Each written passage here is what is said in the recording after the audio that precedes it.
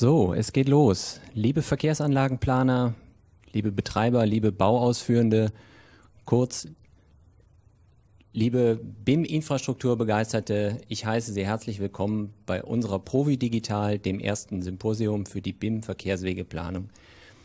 Mein Name ist Christian Frank, ich bin Geschäftsführer der Provi und Folgendes haben wir für Sie im Gepäck heute. Digital, interaktiv, informativ. Wir kommen mit einem völlig neuen Format, diesmal für unsere jährliche Anwenderkonferenz. Und zwar haben wir diesmal nicht nur die Anwender, sondern auch interessierte Neukunden in der Leitung. Neues Format bedeutet auch, dass wir das bestehende Streaming weiter ausgebaut haben, und zwar, dass es informativer und interaktiver wird. Wir haben das Format die letzten 2 Jahre entwickelt. Vor 2 Jahren hatten wir ca. 400 Teilnehmer im Call. Im letzten Jahr hatten wir 600 Teilnehmer und diesmal haben wir über 800, die sich angemeldet haben und aktuell zuschauen. Das macht uns unglaublich stolz. Wir haben ein bisschen gelernt in der etwas schwierigen Corona-Phase und uns für dieses neuartige digitale Format entschieden.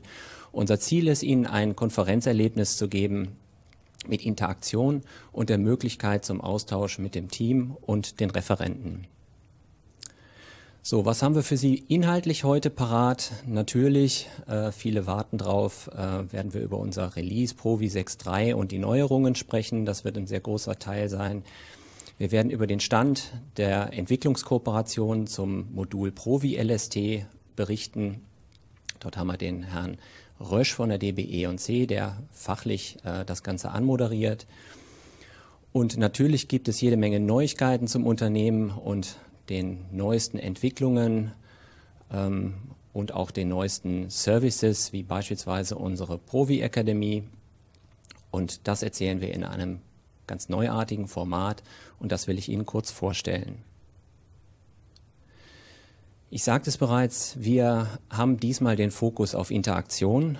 Das erste Tool, was ich in dem Zusammenhang vorstellen möchte, finden Sie in der Sparte Provi Digital direkt auf der Landingpage. Wenn Sie in den Bereich nach unten scrollen, haben Sie Möglichkeiten, Ihren Wunschpartner für ein Einzelgespräch zu wählen und dann wahlweise mit Bild, Ton oder Chat sich in Kontakt zu setzen. Wir freuen uns zu Fragen zu Vorträgen, zu persönlichen Themen vielleicht, technische Fragen, gerne auch vertriebliche Fragen. Wir haben also alle Kollegen, die also im vertrieblichen, die im Kundengespräch sind, dort gelistet. Sie können ganz einfach durch die Liste scrollen, sich einen Kollegen raussuchen. Das werden wir in der Pause für Sie bereithalten und würden uns freuen, wenn Sie dort Gebrauch machen von dem Tool. Das Ganze wird, ich muss das Tool nennen, damit Sie nicht erstaunt sind, von Okomo gestellt. Die Technologie bietet auch die Möglichkeit, falls Sie uns nicht live erwischen, einen Termin in unseren Kalendern zu buchen für ein eingehendes Gespräch. Wie gesagt, gucken Sie sich das an, scrollen Sie auf den Bereich Provi direkt und gehen Sie in der Pause auf uns zu und stellen Sie gerne Ihre Fragen. Das zweite Tool, was wir am Schluss dieses Vortrages bereithalten, ist ein Tool zum Netzwerken. Das ist ein sehr pfiffiges Tool, nennt sich WonderMe. Der ein oder andere hat das vielleicht schon mal gesehen. Es ist momentan in aller Munde, weil viele Konferenzen dieses Tool als Chat-Tool bereithalten. Das gibt Ihnen die Möglichkeit, ab 17 Uhr in Kontakt nicht nur mit uns direkt 1:1 zu kommen, sondern auch mit den anderen Teilnehmern.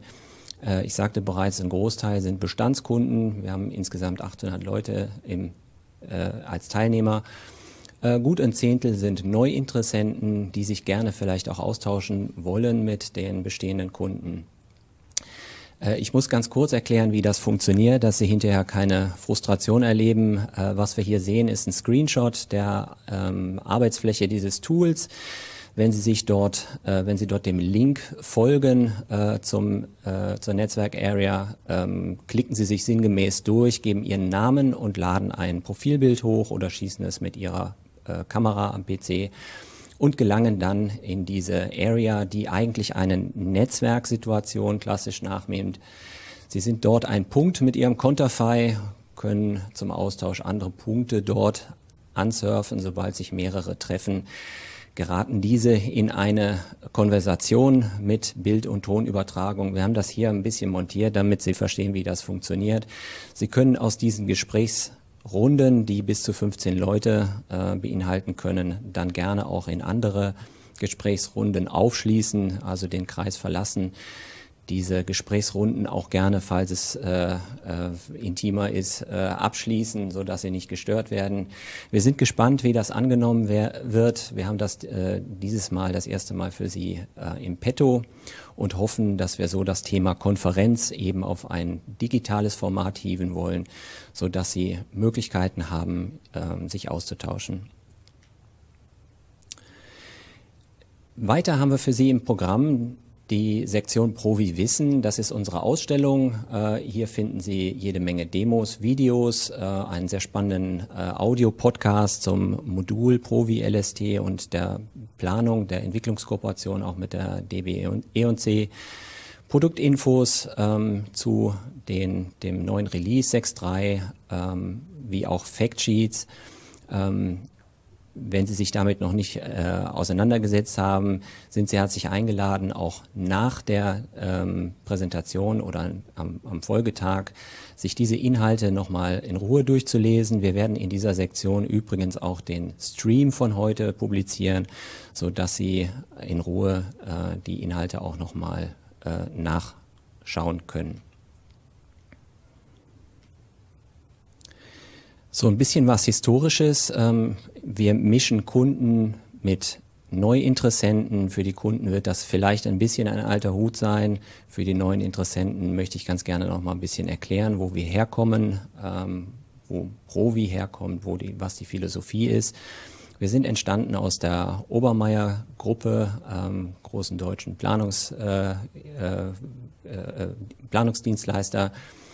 Und in der Obermeier hat man Ende der 80er angefangen mit der Programmentwicklung zu unserer Verkehrswegelösung. Eigentlich mit beschränkten kommerziellen Absichten. Man wollte zunächst mal nur die eigene Wettbewerbsfähigkeit stärken, hat aber recht schnell gemerkt, dass man in den 2000er Jahren durch Nachfrage aus gemeinsamen Projekten eben von Partnern Nachfrage bekam nach dem Tool und hat sich entschieden, die Lösung tatsächlich auf den Markt zu bringen. Das Ganze ist dann kontinuierlich gewachsen über die Jahre, fast 20 Jahre lang war ein Umsatzplus über jedes Jahr da, bis man dann im Jahre 2019 einen Entschluss fasste, das Ganze auszugründen als unabhängiges Softwareunternehmen in der Gruppe. Warum haben wir das ausgegründet? Wir wollten die Zeichen setzen oder die Möglichkeit setzen, besser wachsen zu können, unseren Markt und vor allem unsere Kundenbedürfnisse besser wahrnehmen zu können. Und so erfolgte die Ausgründung. Und wo sind wir heute? Vielleicht ein paar Key Facts zu Provi. Wir sind rund 20 Mitarbeiter stark. Wir haben das Team seit der Ausgründung fast verdoppelt. Wir haben über 300 Kunden, über 1500 Installationen im Markt und in Bereichen Support, Training, Vertrieb und Entwicklung erreichen wir momentan Bestnoten im Feedback der Kunden. Uns ist sehr daran gelegen, wie gesagt, ihre Probleme zu lösen und das bestmögliche Planungstool bereitzustellen. So, was machen wir anders? Was zeichnet uns vielleicht ein bisschen aus? Historisch gesehen, unsere Stärke und unser Erfolgsfaktor war immer das Produkt vom Problem des Planers zurück zur Anwendung zu denken. Zeugnis davon sind natürlich über die Jahre die gemeinsame Entwicklung aus der Obermeier-Gruppe, wo man sehr direkt von den Problemstellungen gehört hat. Aber auch Entwicklungskooperationen. Eine dieser Entwicklungskooperationen werden wir später heute noch vorstellen. Das ist das Modul Leit- und Sicherungstechnik. Auch ein Highlight war die sehr erfolgreich abgeschlossene Entwicklungskooperation mit der Strabag zum Flächeneditor. Und wir empfangen natürlich auch über den Support regelmäßig Kundenfeedbacks, die dann den Weg in die Programmierung finden. Unser Entwicklerteam ist fachlich sehr nah bei Ihnen. Bei uns programmieren Bauingenieure, Bauinformatiker, Geoinformatiker, Mathematiker, insgesamt 10 sehr vielfältige Talente im Team mit sehr unterschiedlichen Talenten, die wir sehr gut zusammensetzen können. Wir haben eine sehr homogene Altersstruktur von Anfang 20 bis über 60 haben wir also jede Altersklasse vertreten. Das macht es sehr reizvoll im Zusammenarbeiten zwischen den jungen Wilden, wie ich immer sage, und den reifen Alten, von denen wir profitieren, deren langjährige Erfahrung wir mitnehmen bei der Weiterentwicklung unserer Produkte. Und viele der Kunden- und Projektanforderungen, die uns zugetragen werden und eben dem Entwicklerteam bekannt sind, finden den Weg dann direkt in die Entwicklung, und so sind auch die Neuerungen entstanden, die wir Ihnen jetzt in Folge kurz vorstellen wollen. Das erste Highlight, was ich ganz kurz anteasen will, ist unser Platzeditor. Wir wissen aus den Anforderungen aus dem Construction-Markt, der Bauausführenden, dass häufig ein sehr großer Prozentsatz an Projekten gar nicht die ganz großen Verkehrsanlagen sind, sondern eher kleinere bis mittlere Projekte, wie beispielsweise Parkplätze, Tank- und Rastplätze, Bahnhofsvorplätze, Baugruben, Dimensionierungen und so weiter. Wir haben uns das zu Herzen genommen und das in die Entwicklung gebracht und verlassen hier ein bisschen unseren linienförmige Philosophie, eine Verkehrsanlage zu planen, können tatsächlich relativ frei in jede Achse diesen Platz erstellen, vollständig parametrisiert, inklusive Abhängigkeiten. Das Ganze füttert natürlich einen BIM-Prozess. Cloud ist in aller Munde. Wir haben in der aktuellen Version, in der 6.3, eine Möglichkeit entwickelt, wie wir unsere Datenbank, die wir ja schon seit vielen Jahren mitdenken, also das Thema BIM ist seit sehr, sehr vielen Jahren eigentlich zentraler Bestandteil der Entwicklung, wie wir diese Datenbank auch über die Unternehmensgrenzen hinweg in die Cloud ablagern können. Das spart Aufwand, spart Kosten, ermöglicht eine höhere Skalierung in den Projekten und mehr Sicherheit. Das ist ein relativ junges und auch sehr lebendiges Feld, was wir uns da genommen haben. Kam eben auch aus einer Projektanforderung, haben wir in dem Fall umgesetzt. Unser Kollege, der Bernd Heusing, wird in seinem Vortrag etwas detaillierter auf die Technologie und die Möglichkeiten eingehen. Ein kleines Sneak Peek, das, was wir jetzt sehen, ist noch nicht fertig. Auch hier vielfach der Kundenwunsch. Wir haben nun endlich gehört und das in die Entwicklung gebracht. Der BIM-Knoten ist in der Mache. Der Herr Heusing ist hier der Lead-Entwickler und wird ebenfalls in seinem Vortrag ein paar Key-Facts dazu vorstellen, wie das Thema 3D-BIM-Planung im Knoten zukünftig funktionieren wird. Da sind wir sehr gespannt drauf. Das Thema Bahnsteigplanung ist so ein bisschen so ein Alleinstellungsmerkmal, was wir haben. Sie alle wissen, dass wir recht gut natürlich die Bahnsteige auch per Revit exportieren können. Wir haben das Ganze noch weiter aufgebohrt. Nun lassen sich auch Blindenleitsysteme damit planen.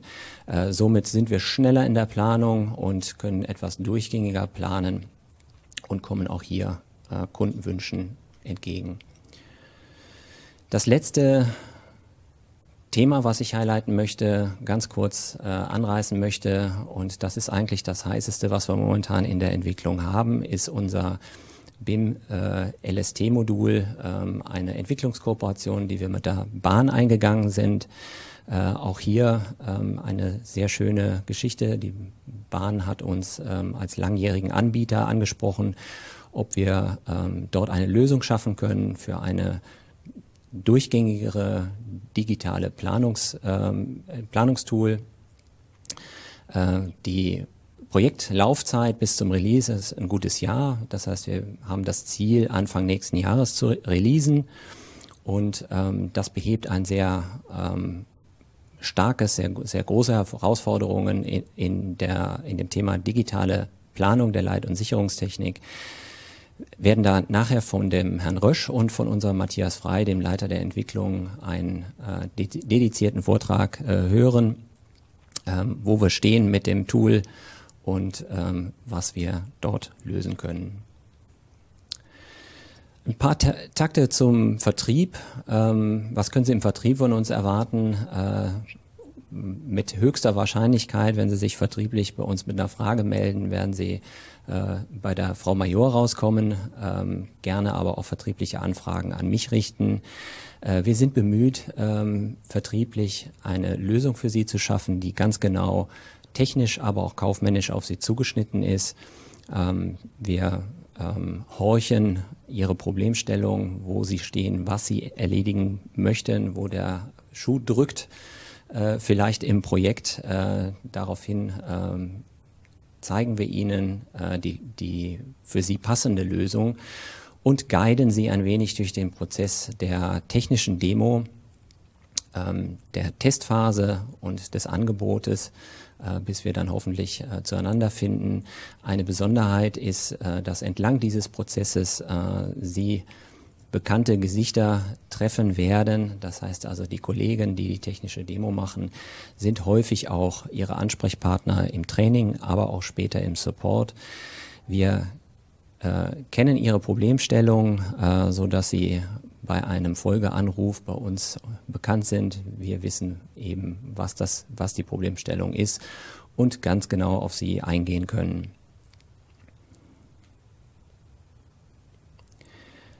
Die Provi Academy, wir haben seit Mai diesen Jahres eine eigene Academy ausgegründet. Aufgrund des der sehr hohen Nachfrage an Trainings und speziell auch an BIM-Trainings, die noch ein bisschen über Provi hinausgehen, haben wir eine eigenständige Academy ausgegründet. Wir sind inzwischen 6 Trainer, die dort aktiv sind. Im Mai hatten wir die Situation, dass wir schon doppelt so viele Trainings gelistet hatten wie im ganzen Vorjahr. Das hat uns denken gemacht, dass wir eine eigenständige Academy ausgründen. Das Ganze ist sichtbar und auch die Termine sind nachlesbar auf der Website. Und das Novum ist, dass Sie sich auch selbstständig dort für die Termine anmelden können. Das spart eine Menge Zeit, eine Menge Aufregung, bevor man also 5-mal hin und her telefoniert. Haben Sie hier die Möglichkeit, Ihr Training zu finden. Natürlich sind wir darüber hinaus auch gerne persönlich bereit, Sie zu beraten, welches Training für Sie passt. Im vertrieblichen Ablauf ergibt sich das von alleine. Für die Bestandskunden müssen wir da ab und zu nochmal nachhorchen. Wir sind sehr stolz, dass wir die Academy nun ins Leben gerufen haben. Stand heute haben wir mehr als 150 Trainings in diesem Jahr absolviert und werden, gutes Quartal ist noch zu gehen, wahrscheinlich über 200 Trainings in diesem Jahr landen.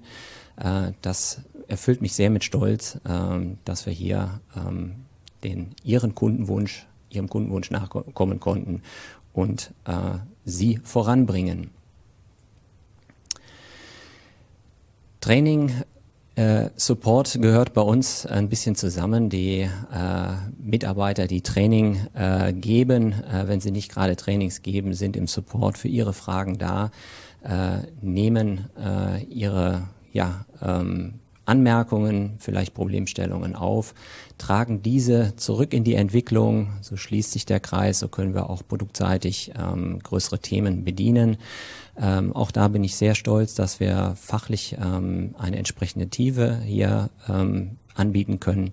Die Kollegen haben fast ausnahmslos Projekterfahrung von mindestens 5 bis 6 Jahren und kennen natürlich aus Anwendersicht die Problemstellungen in der Planung und können hier recht gut für Lösungen sorgen. Tatsächlich ist es so, dass wir rund 80% der Supportanfragen noch am selben Tag lösen, vielleicht auch am Folgetag. Es erfüllt mich mit Stolz, dass ich häufig von Kunden hier Lob empfange, in schriftlicher, aber auch in mündlicher Form. Vielen Dank dafür, das möchte ich ganz gerne an das Team weitergeben. Uns ist sehr, sehr wichtig, dass wir ein gutes Kundenverhältnis haben mit Ihnen und Zeugnis sind diese Lobbekundungen. Nochmal ein Blick auf das Team. Wir haben ein sehr engagiertes Team mit einer sehr, sehr hohen Leidenschaft, sind persönlich gut erreichbar für Sie. Ich bin froh und stolz, dass wir diese ganzen Talente zusammensammeln konnten. Wir tun jeden Tag das Beste, damit Sie jeden Tag das Beste tun können. Damit möchte ich ganz gerne überleiten auf den Tag, was Sie heute erwartet. Hier ein Blick auf die Agenda. Gleich im Anschluss ist mein Kollege, der Herr Drabiniok, dran als Kopf des Support- und Trainingsteams mit dem What's New Teil 1, gefolgt von Bernd Heusing mit What's New Teil 2. Ab 15 Uhr haben wir eine Pause, die Sie gerne nutzen können, um in die Ausstellung zu gehen, sich weiterführende Informationen dort anzuschauen, aber gerne auch über das Provi Digital direkt Kontakt mit uns aufzunehmen. Wie ich sagte, Sie können dort, sobald der Punkt grün leuchtet, den dahinter sitzenden Kollegen per Kamera- und Videochat erreichen, aber auch gerne Termine in den Kalender setzen, gerne auch Termine, wenn Sie mich sprechen möchten. Ich freue mich, mit Ihnen in Kontakt zu gehen. Ab 15:20 Uhr haben wir einen Hidden Champion, der vorgestellt wird vom Kollegen Daniel Suluk. Das ist unser Provi-Vermessungsmodul. Das fällt häufig, wie wir gemerkt haben, immer ein bisschen hinten runter im Vertriebsprozess. Wir kriegen viele Nachfragen danach, was es leistet, was der Mehrwert ist in der Verwendung mit Provi. Darum haben wir gedacht, wir werden das jetzt nochmal in einem schönen Vortrag nochmal sichtbar machen, wo der Mehrwert ist und wie es Ihnen helfen kann. Ab 15:50 Uhr haben wir einen Doppelvortrag zum gleichen Projekt. Das ist die Ortsumfahrung Kauerndorf B289.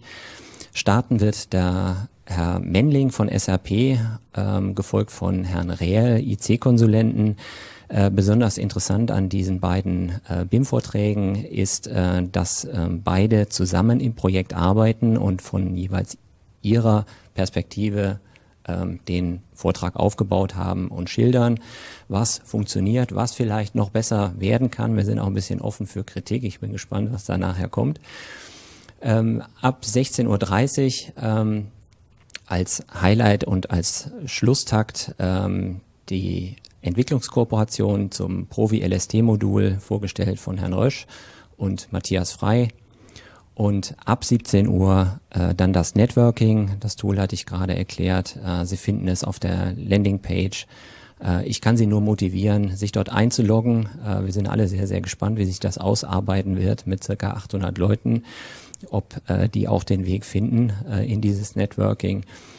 Tun Sie uns den Gefallen, machen Sie den Spaß mit und wählen sich dort ein. Wir sind alle gespannt, freuen uns natürlich auf Ihr persönliches Feedback und die hoffentlich interessanten Diskussionen, die sich dort ergeben. So, dann bin ich am Ende meines Vortrages angekommen. Ich übergebe nun an den Jonas Drabiniok für What's New und die Neuerungen in Version 6.3.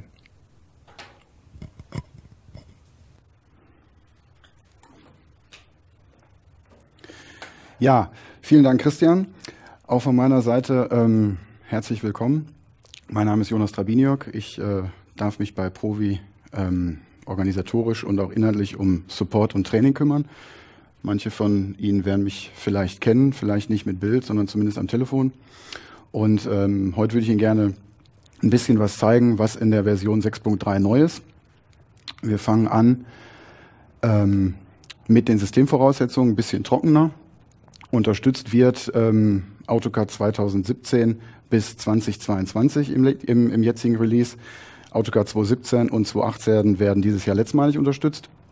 Bei BricsCAD ist es so, das sind Sie mittlerweile gewohnt, wir unterstützen da aktuell nach wie vor nur die aktuelle Version, in dem Fall die 21.105 oder höhere 21er Version. Liegt einfach daran, dass sich bei der BricsCAD-Entwicklung von Version zu Version immer noch ein bisschen mehr tut. Und einfach der Kundenstamm bei BricsCAD noch nicht ganz so groß ist wie bei AutoCAD. Vielleicht ändert sich das in nächster Zeit noch ein bisschen. Und ja, BricsCAD einfach, man muss es so sagen, ein bisschen in der Anschaffung doch einiges günstiger ist, sodass wir sagen, okay, im Moment reicht es da, wenn wir die Entwicklungsleistung woanders hinstecken und nicht für mehrere BricsCAD-Versionen entwickeln. SQL-Server hat sich in der jetzt releaseden Version einiges getan. Vielleicht haben Sie es beim Umstieg erfahren müssen, dass wir da ein bisschen was umbauen mussten. Es ist so, der SQL-Server 2012 wird nicht mehr unterstützt, sondern ab jetzt nur noch SQL-Server 2014 SP2 bis 2019. Liegt daran, dass einmal der Support für den 2012er ausgelaufen ist und wir über die Cloud-Funktionalitäten, über die ja der Bernd Heusing nachher noch sprechen wird, einfach eine neuere, frischere Version brauchten, um eben diese Funktionalitäten zu implementieren. Was kommt nach der Installation von Provi? Nach der Installation kommt die Lizenzierung. Da hat sich auch einiges getan, was für Sie das Arbeiten mit dem Programm definitiv einfacher macht und wir denken auch günstiger macht. Es ist so, das hat sich in der Version 6.2 schon angekündigt. Da haben wir es über ein Service Pack implementiert, dass wir jetzt nicht mehr nur mit den Hardlock-Dongles arbeiten können, also mit den kleinen USB-Sticks, sondern auch mit Soft-Lizenzen, die als Alternative zu den Dongles zur Verfügung stehen. Ist insbesondere natürlich interessant für Netzwerklizenzen. Ist interessant, wenn Sie Netzwerklizenzen ausleihen wollen, wenn Sie vielleicht mal auf die Baustelle gehen mit dem Provi, wo es vielleicht kein Internet gibt, wenn Sie vielleicht im Homeoffice sind, wo vielleicht Sie möglicherweise nicht dauerhaft Zugang zum VPN haben oder zu den entsprechenden Firmenrechnern, dann können Sie sich, wenn Sie über Netzwerklizenzen verfügen, ganz einfach selber, ohne Zutun der IT, ohne großen Aufwand über das Lizenzierungstool, was sich jetzt direkt in Provi findet, das starten Sie direkt aus Provi raus, können Sie sich eine Lizenz ausleihen, für einen bestimmten Zeitraum können die dann danach zurückspielen. Auch interessant für Firmen oder für Kunden, die unterschiedliche Lizenzen fahren, also vielleicht eine Eisenbahnlizenz, 2 Straßenlizenzen und noch eine Straße-LT-Version. Das war vorher immer sehr aufwendig, wenn man auf eine bestimmte Lizenz zugreifen musste oder wollte. Das können Sie jetzt hier auch machen. Sie starten Provi, gehen in den Lizenzmanager und suchen sich einfach die Version aus, die Sie starten möchten. Vielleicht planen Sie montags eine Autobahn, dann nehmen Sie die Straßenbau-Vollversion. Wenn Sie dienstags nur eine Erschließung machen für ein Wohngebiet, dann nehmen Sie vielleicht die Straße LT und die Vollversion wird frei für den Kollegen. Also das ist, denke ich, ein nettes, schönes Feature, was das Arbeiten definitiv einfacher macht. Was vielleicht für die Neukunden interessant auch über die oder über die Lizenzverwaltung funktioniert, ist das Anstoßen der 30-Tage-Testlizenz. Das heißt, wenn Sie das Ganze ausprobieren wollen, war es bisher immer so, dass Sie von uns Testdongles zugeschickt bekommen haben. Die konnten Sie dann nutzen, die waren für 30 Tage gültig. Das können wir jetzt auch komplett über die Softlizenz machen. Ist, denke ich, auch definitiv eine wesentlich niedrigere Hürde, das Ganze einfach mal auszuprobieren. Gut, jetzt kommen wir zum Inhaltlichen. Der Christian Frank hat es angedeutet. Eine der sicherlich größten und schönsten Neuerungen neben dem Umbau oder neben dem Aufstieg in die Cloud ist, würde ich sagen, das Blindenleitsystem für Bahnsteige. Gibt Ihnen die Möglichkeit, nicht mehr nur wie bisher im Revit-Export den Leitstreifen mit Abschlussstreifen am Bahnsteiganfang und am Bahnsteigende und möglicherweise dem Anpassen des ersten Streifens zwischen Bahnsteigkante und Leitstreifen zu planen bzw. in Revit auszugeben. Das ging ja bisher nur in Revit. Das heißt, wenn Sie eine IFC-Datei ausgegeben haben von Ihrem Bahnsteig, dann hatten Sie das Blindenleitsystem eben nicht. Das haben wir jetzt geändert. Wir können jetzt in Provi direkt den Leitstreifen erzeugen. Wir können Aufmerksamkeitsfelder, Richtungsfelder, Abzweigfelder, virtuelle Felder, Auffindestreifen etc., also im Prinzip alles, was dazugehört, erzeugen. Da haben wir uns orientiert an den entsprechenden Richtlinien der Deutschen Bahn für das taktile Leitsystem. Und das Ganze findet statt, wenig verwunderlich, im Querprofil-Editor. Und im Querprofil-Editor eben direkt beim Anlegen des Bahnsteigs. Das heißt, sobald Sie Ihren Bahnsteig anlegen, haben Sie jetzt eben die Möglichkeit, ein Blindenleitsystem zu aktivieren. Dann wird automatisch der Leitstreifen angelegt und sobald Sie auf dem Bahnsteigstreifen, hier mal ein bisschen vergrößert, auf dem Bahnsteigstreifen in einen weiteren Dialog reingehen, dann haben Sie eben hier die Möglichkeit, ich kann das hier einmal zeigen, sich den ersten Streifen anzugucken. Wie soll der aussehen? Was haben wir für einen Leitstreifen? 30 Zentimeter breit in dem Fall. Habe ich einen Begleitstreifen? Habe ich den nur innen? Habe ich den außen? Wie sieht mein Bahnsteigabschluss aus? Dieser obere Teil, das ist im Prinzip das, was Sie bisher bei der Revit-Ausgabe gemacht haben. Neu ist jetzt hier der untere Teil. Hier sieht man, hier werden die Aufmerksamkeitsfelder zum Beispiel definiert. Hier sind die Abzweigfelder drin. Hier ist ein virtuelles Feld drin, andere Abzweigfelder. Da könnten jetzt auch noch Auffindestreifen zum Beispiel sein. Und der Clou hier dran ist eben, das positionieren Sie nicht einfach absolut auf Ihrem Bahnsteig, sondern Sie positionieren es natürlich schon auf bestimmten Stationen, aber die Elemente, das sieht man hier in der letzten Spalte, die Elemente stehen in Bezug zueinander. Das heißt, die verknüpfen unterschiedliche Elemente des taktilen Leitsystems miteinander und können diese dann eben so, da die logisch verknüpft sind, wenn Sie ein Abzweigfeld ändern oder Sie ändern die Position des Aufzugs, dann wird eben das Blindenleitsystem entsprechend mitgezogen. Das Ganze wird natürlich auch ausgegeben. Einmal klassisch ins Querprofil sieht man hier, das mal von der Darstellung ein bisschen reduziert. Hier ist jetzt ein Leitstreifen und hier ein Auffindestreifen an dem Wetterschutzhaus. Wird dargestellt klassisch in der Querprofilausgabe eben über Linien und Schraffuren. Im Lageplan stellen wir das Ganze auch dar. Da sieht man jetzt eben hier das Blindenleitsystem mit den verschiedenen Elementen. Und da gibt es die Möglichkeit, das einmal über AutoCAD-Schraffuren zu regeln, wenn Sie das machen möchten. Das heißt, Sie holen sich einfach aus Ihrer AutoCAD-Zeichnung, aus Ihrer BricsCAD die entsprechenden Schraffuren. Oder was auch geht, wir können ja auch mit eigenen Schraffurtypen arbeiten, die wir eben hier definieren. Das heißt, Sie können hier ganz genau einstellen, okay, was habe ich für einen Radius auf meiner Noppenplatte, wie groß ist der Abstand, wie sieht's aus, wie ist der hohe Bereich meines Leitstreifens, wie ist der niedrige Bereich meines Leitstreifens und so weiter. Das ist die klassische Planableitung. Das Ganze geht natürlich auch jetzt in die Bauteilausgabe über, und zwar nicht über den Umweg Revit, dass ich es im RVT-Projekt habe. Das funktioniert natürlich auch nach wie vor, aber ich kann es jetzt eben auch direkt in die IFC-Datei ausgeben. Sieht man hier ganz schön. Ich habe das mal ein bisschen extrudiert. Zeigt einfach, dass wir eben auch in der Lage sind, jetzt hier um eine komplette Volumen oder eine korrektere Volumendarstellung oder Flächendarstellung zu bekommen, können wir, wenn Sie möchten oder wenn wir möchten, eben auch die Bahnsteigfläche an der Stelle, wo wir Blindenleitsystem-Elemente haben, aussparen, ähnlich wie Sie es im Oberbau fürs Gleis machen können, wenn Sie das Schotterbett aussparen, da wo Sie Schwellen haben. Gut. Bauteilausgabe ist natürlich nicht komplett ohne die entsprechende Attribuierung. Das war einer zu schnell, Entschuldigung. Ohne die entsprechende Attribuierung sieht man hier nochmal, sind Sie von Provi auch gewohnt, dass eben in der IFC-Datei die entsprechenden festen Attribute auf jeden Fall mit rauskommen. Was habe ich für ein Element? Wie groß ist es? Zu welcher Achse gehört es? Zu welcher Trasse gehört es? Und so weiter. Das ist der Bahnsteigexport nach Revit. Der hat sich minimal geändert, dadurch, dass Sie jetzt im Prinzip hier nicht mehr einstellen müssen, was Sie genau ausgeben wollen, da Sie das ja jetzt im Trassenprojekt machen, im Querprofil-Editor. Hier stellen Sie jetzt im Prinzip nur noch ein, bitte Blindenleitsystem berücksichtigen oder Blindenleitsystem an der Stelle nicht berücksichtigen. Gut, damit das nicht ganz so theoretisch ist, würde ich Ihnen das gerne einmal zeigen. Da muss ich hier kurz etwas aufräumen. Am Beispiel, ich gehe einmal ins AutoCAD. Ich weiß nicht, ob es schon gestartet ist. Es ist noch nicht gestartet. Wo bin ich?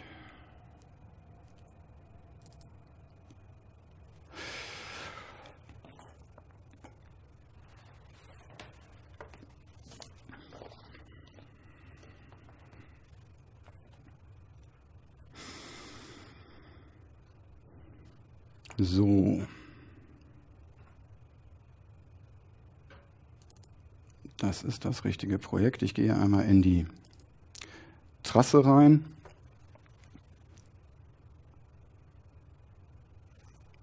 Genau, das passt.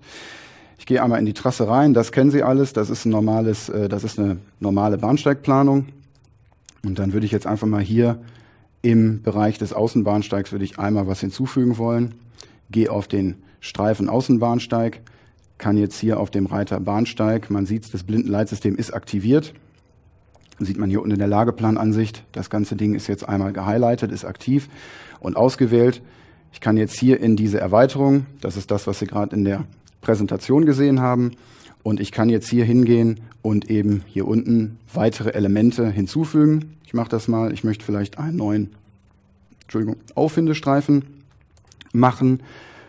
Beschreiben tun wir das Ganze mal mit Demo. Der ist 2 Meter breit und 3 Meter lang. Befindet sich an Station 42188 in dem Fall.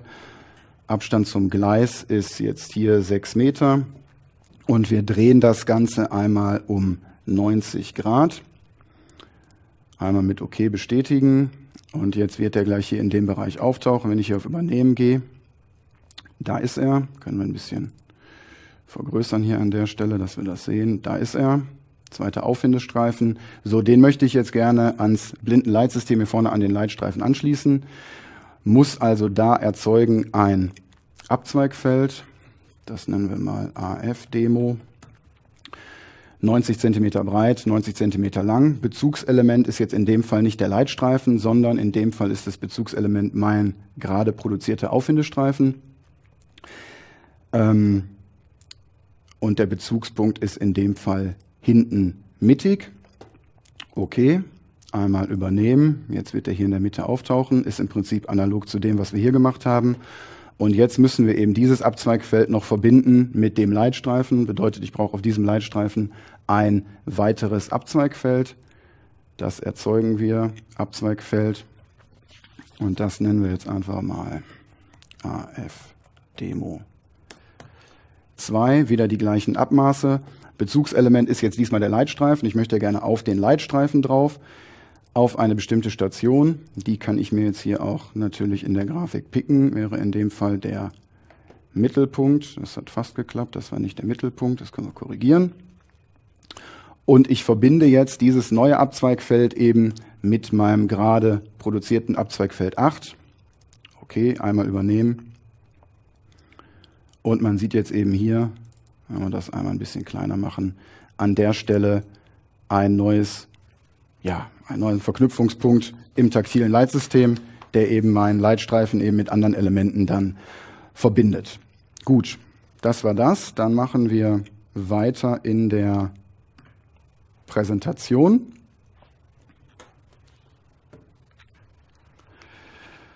Mit der nächsten Neuerung, jetzt muss ich einmal hier noch den, Explorer ausschalten, mit dem nächsten Feature, das ist der Platzeditor, zweite große Neuerung, inhaltlich planerischer Natur. Was können wir mit dem Platzeditor machen oder mit dem Platzeditor und den zugehörigen Tools? Bisher waren sie ja im Querprofil-Editor immer beschränkt in eine gewisse Parallelität zu ihrer Trassenachse. Das heißt, wenn Sie zum Beispiel Parkstreifen gemacht haben oder einen Parkplatz modelliert haben mit dem Trasseneditor, dann gibt es immer das Problem, sobald Sie mit Streifen rechtwinklig zur Trassenachse laufen wollen, bekommen Sie einfach ein Problem, weil diese Streifen eben nicht mehr über die Station entwickelt werden, sondern eben rechtwinklig zur Trassenachse laufen. Da ist der Querprofil-Editor an seine Grenzen gekommen. Das Problem haben wir gelöst auf vielfachen Wunsch, hat der Christian Frank gerade angesprochen, unter anderem über eine Entwicklungskooperation mit der Strabag. Mit dem Platzeditor, der befreit uns jetzt im Prinzip von der Bindung an die Trasse. Ich kann jetzt eben in der Fläche frei Elemente anlegen und eben aus diesen Elementen ein platzartiges Objekt erstellen, eine platzartige Planung. Das kann ein Parkplatz sein, das können Tank- und Rastanlagen sein, Bahnhofsvorplätze, das ist vielleicht das, wo man klassisch bei Plätzen dran denkt. Das können aber zum Beispiel auch sein Baugruben, Regenrückhaltebecken, Lärmschutzwälle,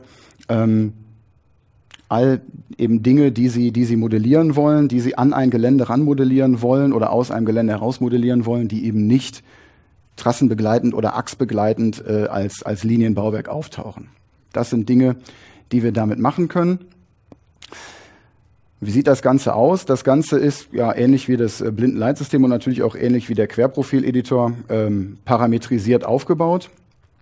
Das heißt, ich habe eben in dem Platzeditor nicht mehr nur die Möglichkeit, einfach Linien und Objekte anzulegen und von einem bestimmten Punkt aus zu planen, Das mache ich natürlich, aber der Clou ist, dass die Objekte miteinander verknüpft sind. Da ist eine Intelligenz hinter. Ich habe eine flexible Konstruktionsmöglichkeit mit Abhängigkeiten.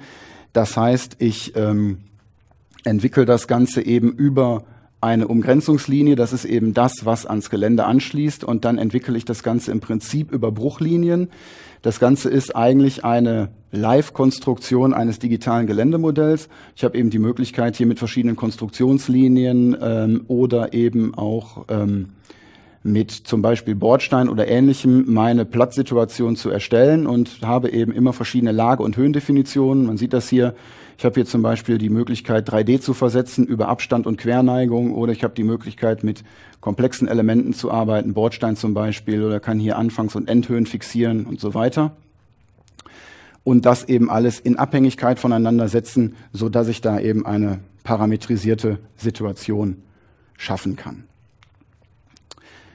Das Ganze sieht man hier nochmal. Ich kann eben, wie ich gerade gesagt habe, nicht nur einzelne Streifen erzeugen, sondern ich habe eben hier die Möglichkeit, auch genauso wie im Querprofil-Editor zum Beispiel an der Stelle Rinnen oder auch Bordsteine zu entwickeln.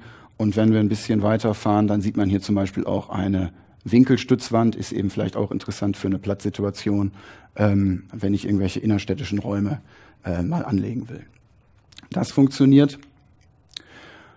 Genauso wie im Querprofil-Editor endet das Ganze nicht an der Oberfläche mit den Streifen, sondern genauso wie im Querprofil-Editor können wir auch im Platzeditor Schichten anlegen. Hier jetzt natürlich nicht streifengebunden, sondern hier gebunden über verschiedene Flächenbereiche, die wir definieren können, die von verschiedenen Linien oder ähnlichen Objekten eben begrenzt sind. Und ich habe dann eben die Möglichkeit, hier jetzt am Beispiel des Regenrückhaltebeckens mir zum Beispiel hier in dem umlaufenden Wall eben einen anderen Schichtaufbau zu erzeugen, als vielleicht hier in der Sohle oder als auch in den Böschungsbereichen. Auch hier wenig überraschend die Planableitung in den Lageplan in freie Längsschnitte, wenn Sie möchten. Das heißt, Sie können über den Platz auch eine Achse legen und dann eben da einen Längsschnitt erzeugen, wenn Sie möchten. Das gucken wir uns gleich nochmal an anderer Stelle an. Das Ganze lässt sich querprofilartig darstellen. Sie können den Platz oder die Plätze, die Sie erschaffen haben, erzeugt haben, können Sie über die bekannten Fachobjekte oder über die Funktion der Fachobjekte in den Querprofil-Editor einlesen.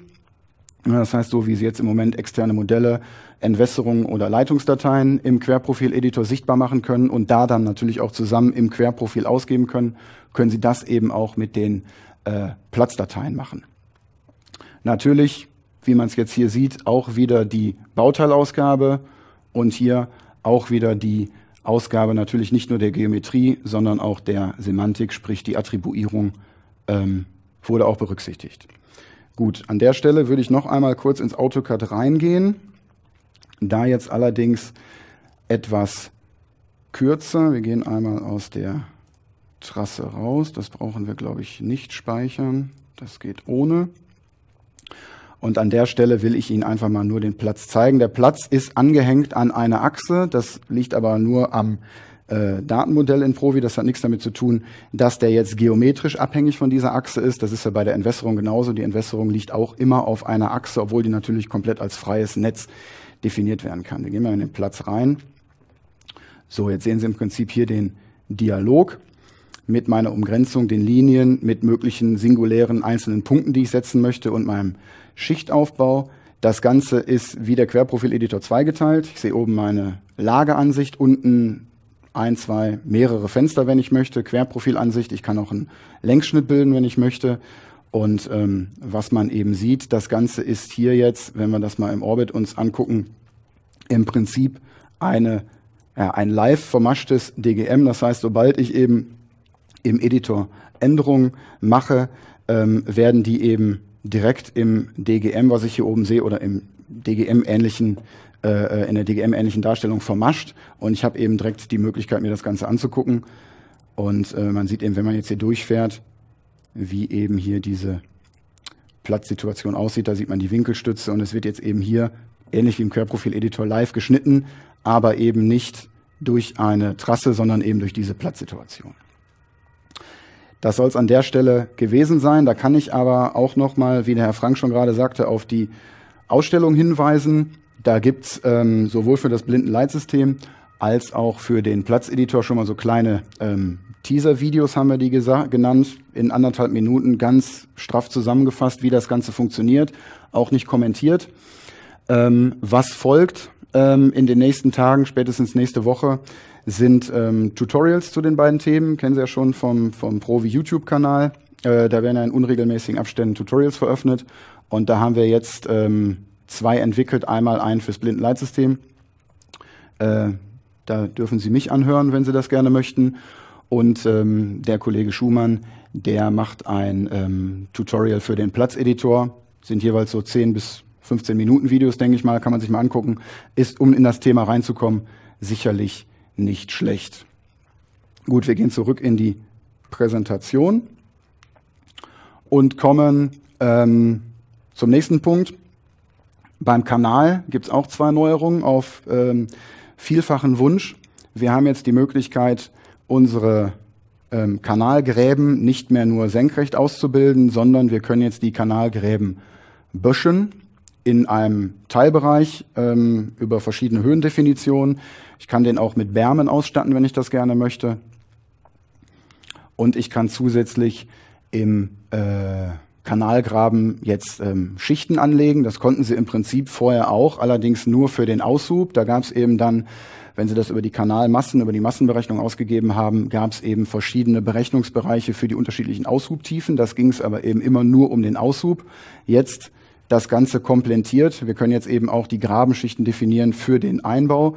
Bedeutet, ich kann eine Gründungszone definieren, untere Bettungszone, obere Bettungszone, die Seitenverfüllung, die Abdeckung und die Hauptverfüllung in Anlehnung an die ATV DVWK A139. Das sind die Schichten, die in der Kanalverfüllung oder in der Kanalgrabenverfüllung vorgesehen sind. An die haben wir uns gehalten. Genau die sind drin. Wie sieht das Ganze aus, wenn wir uns das angucken? Das ist in der Haltungstabelle verortet. Da gibt es 2 neue Spalten, weil die Tabelle ja bisher doch relativ klein ist. Haben wir gedacht, da können wir noch 2 neue Spalten einbauen. Da gibt es jetzt einmal die Grabenböschung und die Grabenschichten. Da verbirgen sich, Sie kennen es, 3 Punkte. Dialoge hinter, das haben wir einmal für die Böschung. Da habe ich verschiedene Einstellmöglichkeiten. Ich kann für die Böschung eine Bezugshöhe wählen und dabei eben entweder vorgeben den geböschten Bereich. Heißt, wenn ich jetzt das so reingehen würde, dann hätte ich eine Böschung, die wäre 1 Meter hoch. Oder ich gehe über den ungeböschten Bereich, dann hätte ich eben dann eine Böschung vorgegeben, einen nicht geböschten Bereich vorgegeben. Ich kann auch die Böschung über die komplette Tiefe ziehen. Ich kann die Böschung beidseitig getrennt mit der Neigung beaufschlagen. Ich kann also links andere Neigung einstellen als rechts. Ich kann Berm eingeben, wenn ich das gerne möchte. Und habe dann eben für jede Haltung getrennt die Möglichkeit, die Böschung einzugeben, über die bekannten Filterfunktionen im Kanal, das natürlich auch auf diverse Haltungen zu übertragen. Ähnlich bei den Schichten. Da habe ich eben die Möglichkeit, hier die gerade angesprochenen Schichten zu definieren. Die obere Bettungszone ist gemäß Richtlinie eben auch möglich mit einer Neigung zu definieren, dass ich eben dann die Neigung in Richtung meines vielleicht Drainagerohres legen kann und bekomme dann eben die entsprechende Ausgabe, die über die Kanalmassenberechnung läuft. Das kennen Sie ja auch schon, wenn Sie eben die Kanalgräben und die Haltungsgräben, wenn Sie die in die IFC-Datei schreiben wollen, dann gehen wir über die Kanalmassenberechnung, die ist entsprechend erweitert worden, dass Sie da jetzt eben auch diese Kanalschichten ausgeben können. Gut, das waren die 3 größeren Neuerungen, die ich so ein bisschen getrennt vorstellen wollte. Jetzt kommen wir zum Thema BIM. Da gibt es auch in diesem Jahr mehrere Änderungen, mehrere vielleicht etwas kleinere Änderungen. Einmal auf sehr, sehr vielfachen Wunsch, kann ich auch sehr gut verstehen, dass das gefordert wurde. Die freien Attribute, die wir in Provi anlegen können, die können wir jetzt gruppieren. Wir haben also die Möglichkeit, gerade wenn Sie eben für größere Projekte arbeiten, Sie haben einen Auftraggeber, der Ihnen einen sehr ausführlichen oder detaillierten AIA zur Verfügung gestellt hat und da sind eben Attribuierungen vorgegeben und diese Attribuierungen sind normalerweise auch strukturiert. Die sind in verschiedenen Gruppen, in verschiedenen Hierarchien aufgebaut. Die Möglichkeit haben Sie jetzt in Provi eben auch, nicht mehr nur eigene Attribute über den Namen anzulegen, sondern Sie können jetzt die freien Attribute eben auch in Attributgruppen gliedern und haben dann eben die Möglichkeit, da wesentlich näher an die Anforderungen des Auftraggebers ranzukommen und die besser umzusetzen als vielleicht bisher. Zweite Verbesserung in der BIM-Welt, wenn wir in Provi die erstellte Modellkollektion zeichnen, sehen wir die Inhalte, die Sie aus Provi in die Modellkollektion schreiben, haben Sie im Prinzip immer die Möglichkeit, das Ganze nach IFC zu exportieren oder auch das Ganze in AutoCAD oder BricsCAD zu zeichnen. Das ging bisher nur als Volumenkörper. Das wird dem einen oder anderen aufgefallen sein. Das bringt AutoCAD schon mal an seine Grenzen. Das kann schon mal relativ lange dauern, wenn Sie größere Modellkollektionen als Volumenkörper zeichnen wollen oder aufbauen wollen in AutoCAD. Das funktioniert jetzt auch als Oberflächennetz. Sieht im Prinzip genauso aus in AutoCAD. Ist für die Visualisierung oder für die schnelle Kontrolle von so einem Modell in AutoCAD vollkommen ausreichend. Ist um den Faktor 10 bis 100 schneller in der Erstellung tatsächlich. Bietet also wirklich unglaublichen Vorteil, wenn man einfach mal schnell so eine Modellkollektion bewerten möchte in AutoCAD. Habe ich alles richtig gemacht? Laufen die Schichten richtig? Wie sieht das aus? Wie spielen die einzelnen Trassen und vielleicht auch anderen Inhalte aus Provi zusammen?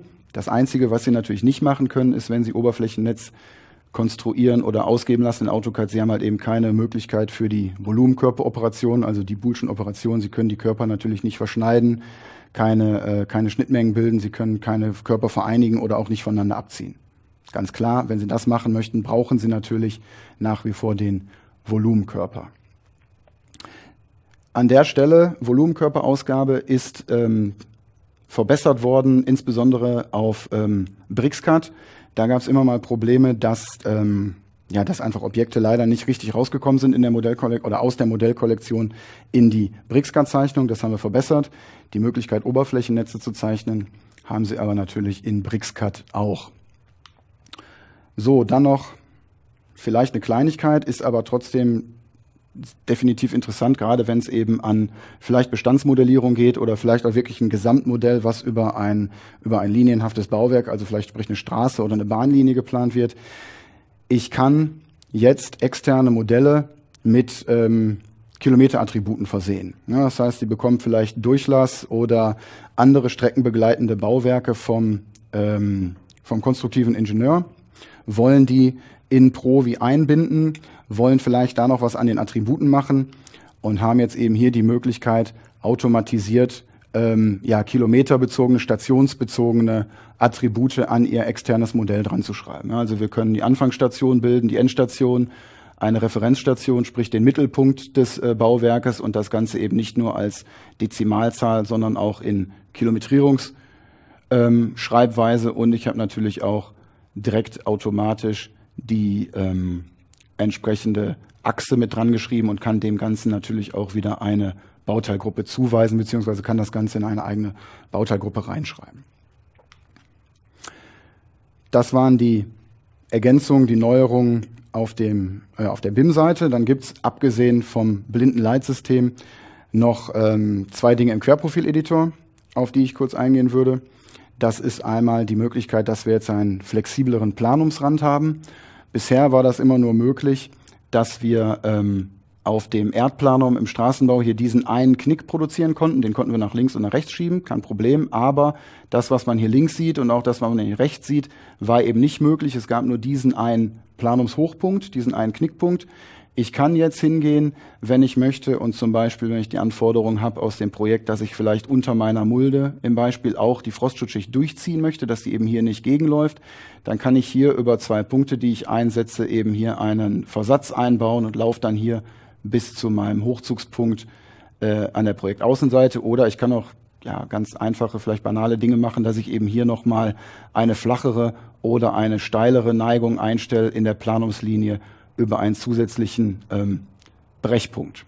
Das Ganze funktioniert in den Schichten im Randbereich. Jetzt hier mal als Beispiel, da ist eine neue Registerkarte dazugekommen, Planungsrand, Schulter, kennt man, Knickpunkte sind neu. Ich kann hier sagen, okay, ich möchte gerne 2 Knickpunkte definieren. Wie werden die berechnet? Über Abstand oder über andere Relationen und dann eben hier über meine Parameter, über meine Werte einstellen, wo diese Knickpunkte entsprechend liegen und wie sich die Planungslinie verhält. Ist, denke ich, eine schöne Erleichterung oder Erweiterung für den Straßenbau. Zweite Geschichte im Querprofil-Editor sind die Füllschichten. Wenn man das umdreht, das Bild, dann sieht das genauso aus wie ein Damm. Und das können wir ja bisher auch. Bisher haben wir die Möglichkeit, einen Damm im Prinzip qualifiziert aufzubauen über die Dammschichten. Das heißt, ich kann mir verschiedene Boden oder auch verschiedene Herkunft meiner Materialien aussuchen und kann dann daraus eben meinen Damm errechnen. Das ging im Einschnitt bisher nicht. Klar, den Einschnitt, da hole ich den Boden normalerweise raus. Habe da natürlich den Erdabtrag als Position und ich kann aber jetzt hingehen und eben in einem Einschnitt, wenn ich den Einschnitt wieder verfüllen möchte, Beispiel erdverlegte Kabel, sicherlich nicht ganz unaktuell das Thema. Wenn ich eben so einen Einschnitt habe, dann habe ich jetzt eben auch die Möglichkeit, hier meinen Einschnitt über eine weitere benutzerdefinierte Schicht, nämlich hier nicht mehr nur über die Dammschicht, sondern eben auch über die Füllschicht, kann ich jetzt eben das, was ich bisher nur für den Damm machen konnte, auch für den Einschnitt machen. Das heißt, ich kann jetzt hier eben mehrere Füllschichten definieren, wie eben so ein Einschnitt aufgefüllt wird und das Ganze eben genauso weiter gedacht wie alles andere im Querprofil-Editor, bedeutet Massenberechnung, Modellkollektion, Bauteilausgabe und. Das ist dazu gekommen als zweiter Punkt im Querprofil-Editor. Dann gibt's noch was mich persönlich auch freut. Das fand ich immer nicht so schön. Die QP-Objektbibliothek ist aufgeräumt worden und an der einen oder anderen Stelle auch etwas modernisiert worden. Also der Audi 80 ist verschwunden. Ich denke, das war überfällig. Und wir haben das Ganze ein bisschen strukturiert.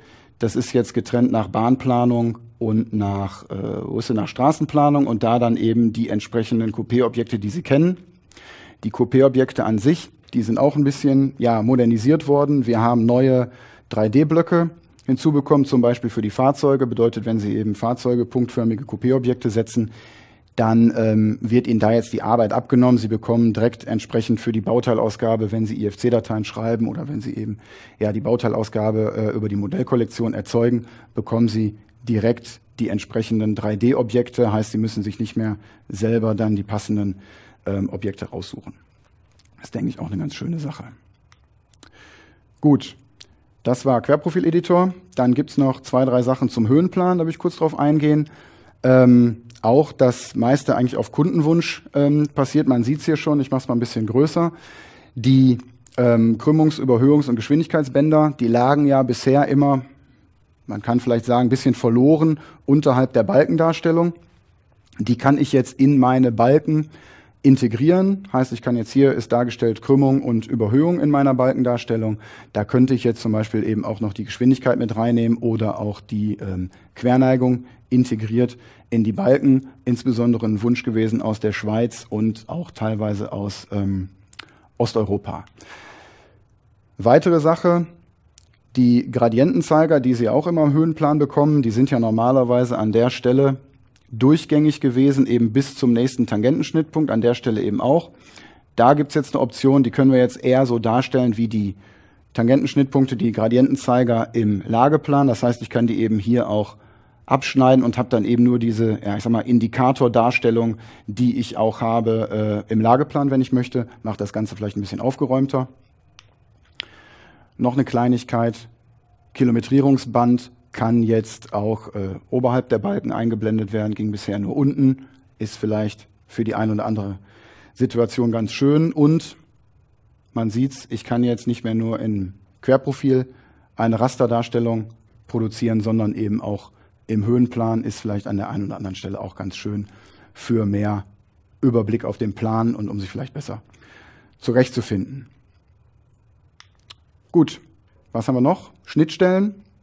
Gibt's auch immer was Neues. Ist jetzt nicht so spektakulär, dass man da Bilder zeigen müsste. Ich erzähle einfach ein bisschen was. Die Deutsche Bahn hat ihr Gleisnetzdatenformat umgestellt. Aus DB-GIS wurde Avani Argon. Das ist berücksichtigt im DB-GIS-Import, der jetzt nicht mehr DB-GIS-Import heißt, sondern DB-Gleisnetzdatenimport. Der importiert jetzt sowohl DB-GIS als auch die Avani Argon-Daten. Im Umkehrschluss, wenn Sie exportieren, Achsen und Gradienten für die Gleisnetzdaten der Bahn, haben Sie die Möglichkeit, jetzt auszusuchen, machen Sie den Export für das alte DB-GIS-System oder machen Sie es schon für das neue System Avani Argon. Zusätzlich dazu die Möglichkeit auch zu sagen, ich möchte es gerne für ProSig noch weiter aufbereiten, das geht auch. Für die Österreicher ÖBB E-Gleis Version 1.1.1 ist angepasst worden an verschiedenen Stellen. Da gab es immer mal verschiedene hin und her, dass das Ganze nicht genau der ÖBB E-Gleis Version oder des Exportformats entsprochen hat. Das war auch sinnvoll, weil es die ÖBB, glaube ich, teilweise selber nicht haben wollte. Das ist angepasst worden. Wir sind jetzt exakt in dem ÖBB E-Gleis Format drin. Da kommt jetzt genau das raus, was in der Formatbeschreibung drin steht. Oxtra Version 2.0.20 ist, denke ich, selbsterklärend, da muss man nicht viel zu sagen. Für die Kollegen, die Daten von oder nach Card spielen wollen, da ist jetzt auch unterstützt die ASCII-Bahn Version 4, sowohl beim Import als auch beim Export. Ja, und das, was eigentlich jedes Jahr dazu kommt, weitere Geometrieklassen beim IFC-Export. Ich denke, das wird da auch noch, nicht Export, beim IFC-Import. Das wird da, denke ich, die nächsten Jahre auch weiterhin stehen, weil es da einfach so viel gibt und sich das so schnell und stark weiterentwickelt, dass man im Prinzip immer wieder einfach in jedem Release da versuchen kann, möglichst viel Neues mit einzubauen. Das zu den Schnittstellen. Und dann haben wir noch ein bisschen was zusammengefasst zu Sonstigem. Da gibt es einmal was Neues zu den Schleppkurven. Da sind jetzt implementiert die Schleppkurven gemäß RBSV 2020. Hat der ein oder andere Kunde auf Nachfrage schon vorab gekriegt. Da haben wir die entsprechenden CFG-Dateien schon vorab ausgeliefert. Hier sieht man es jetzt, da sind die Fahrzeuge RBSV 2020 drin. Dann noch eine Sache im Oberleitungseditor. Da konnte das X-Maß, also der Abstand Fundament-Oberkante zur Geländelinie, bisher nicht manuell eingestellt werden. Das funktioniert jetzt. Auch da muss ich hin. Hier lässt sich jetzt das X-Maß eben einstellen, 20 Zentimeter zum Beispiel. Macht natürlich bei so einem Rammrohr keinen Sinn. Das ist normalerweise vielleicht nötig, wenn Sie ein Blockfundament haben, was eben in einem definierten Höhenmaß aus dem Gelände oder aus der Umgebung rausstehen soll. Das funktioniert jetzt. Dann habe ich gerade schon mal kurz angedeutet, Längsprofilinterpolation, als wir beim Platzeditor waren. Bisher war es immer so, Sie konnten ein Längsprofil erzeugen zu einer Achse immer nur über eine Geländedatei. Das geht natürlich auch weiterhin, aber was man jetzt auch machen kann, wir können das jetzt auch über den Platz machen. Das ging vorher nicht, weil es den Platz nicht gab. Das können wir direkt machen. Wir können es jetzt aber auch direkt erzeugen über ein Trassenprojekt. Ging vorher auch. Wenn Sie ein Längsprofil über ein Trassenprojekt machen wollten, mussten Sie eben den Umweg gehen, dass Sie aus dem Trasseneditor, aus dem Querprofileditor den Netzexport gemacht haben, hatten dann ein Geländemodell, konnten dann die Längsprofilinterpolation übers Gelände machen. Spart jetzt Zeit, spart jetzt Mühe, können Sie jetzt direkt übers Trassenprojekt machen, also über die Projektlinie des Trassenprojektes. Und Sie können es jetzt auch direkt machen über den Knoten. Ging vorher auch im Knoten, Geländemodell exportieren und dann übers Geländemodell. Spart wieder Zeit, spart wieder mehrere Klicks. Sie machen es einfach direkt hier über den Knoten, natürlich wie gewohnt mit den entsprechenden Abhängigkeiten und Aktualisierungen. Sie ändern das Trassenprojekt, den Knoten, den Platz. Das Längsprofil ändert sich mit, wenn Sie es denn möchten. Gut, was haben wir noch? Zeichenfunktion für Punktwolken-Geländemodelle. Das war bisher bei den Punktwolken so, je nachdem, wie Sie die eingelesen haben in Provi, konnten Sie die gar nicht visualisieren. Was Sie bisher visualisieren konnten in AutoCAD, also in der normalen Lageansicht, war immer das Punktwolken oder die Punktwolke vom Typ RCP, also diese Autodesk Recap-Dateien, die konnten Sie in AutoCAD visualisieren, einfach darüber, dass Sie die als externe oder als Punktwolke referenziert haben. Das ging in BricsCAD nicht, weil es eben Autodesk Recap ist oder war. Und das zweite Punktwolkenformat, was wir in Provi nutzen können, die LAS-Daten, also die Rohrendaten, die konnten Sie in AutoCAD auch gar nicht visualisieren, in BricsCAD auch nicht, außer eben in der Querprofildarstellung. So, was wir jetzt gemacht haben, ist, wir können jetzt im Prinzip auch ein Punktwolkengeländemodell zeichnen. Das ist natürlich gefährlich. Da haben wir einen kleinen Schutzmechanismus eingebaut für Sie und auch für uns im Support. Denn wir haben die Punktanzahl auf, das ist kein exakter Wert, aber auf circa 1 Million reduziert. Da kommen Sie schon relativ weit mit, da können Sie schon sehen, was sich tut, ist aber eben da gedeckelt, dass Sie nicht auf die Idee kommen, vielleicht versehentlich da 2 Milliarden Punkte zu zeichnen, was dann durchaus AutoCAD überfordern würde, weil es eben keine Wolke ist, sondern wirklich einzelne Punkte, die Sie einzeln anklicken können. Was Sie aber machen können, ist, wenn Sie eine klassifizierte Punktwolke haben, können Sie hier wählen, dass eben die Klassifizierung in die AutoCAD-Layer reingeschrieben wird oder eben auch in die BricsCAD-Layer natürlich. Und dann haben Sie eben auch da die Möglichkeit, in der Punktwolke vielleicht Vegetation an- und auszustellen oder Gebäude an- und auszuschalten, eben je nachdem, was gescannt worden ist. Gut. Was haben wir noch? Wir haben noch bei der Transformation eine Sache, die läuft jetzt gerade an. Sie können jetzt in der Transformation, sowohl in der Kaplan-Transformation mit Datum als auch in der Transformation über Parametersätze, können wir jetzt im Moment eine Additionskonstante hinzufügen für die Höhe. Also wir können bei der lagemäßigen Transformation Höhe beaufschlagen oder Höhe abziehen. Das ist eine Vorbereitung. In der nächsten Version gibt es hier oben einen weiteren Knopf, der heißt dann 3D-Transformation, sowohl bei der Kaplan-Transformation mit Datum als auch bei der Transformation mit über Parametersatz. Da habe ich dann eben die Möglichkeit, eine wirkliche 3D-Transformation zu machen und kann zusätzlich immer noch, je nachdem wie alt meine Parameter sind oder wo ich mich befinde, vielleicht, wenn ich möchte, zusätzlich noch eine also eine Höhenkonstante addieren oder subtrahieren. Gut. Das ist der letzte Punkt, für die Bahner interessant. Grunderwerbsverzeichnis berücksichtigt jetzt den EBA-Leitfaden 2020 für die summierten Erwerbsflächen und für die spezifischen Erwerbsarten. Das war's von meiner Seite. Vielen Dank. Vielleicht sieht man sich später noch in der Netzwerkgeschichte und ich übergebe an den Kollegen Bernd Heusing, der erzählt Ihnen ein bisschen was zur Datenbank in der Cloud und vielleicht auch was zum neuen Proviknoten. Vielen Dank.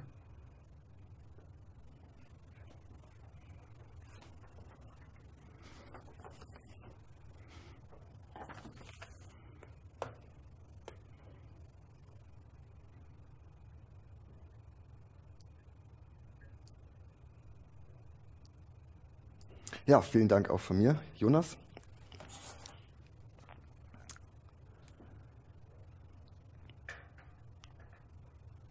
Herzlich willkommen zu meinem Vortrag, liebe Anwender und Anwendern, zu dem Vortrag Flexibel und sicher zusammenarbeiten.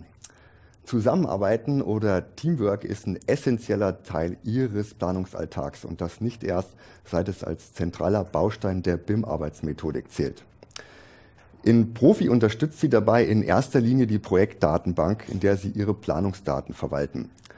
Mein Name ist Bernd Heusing, ich bin seit 2001 Entwickler bei Profi und verantwortlich unter anderem für diesen Datenbankkern.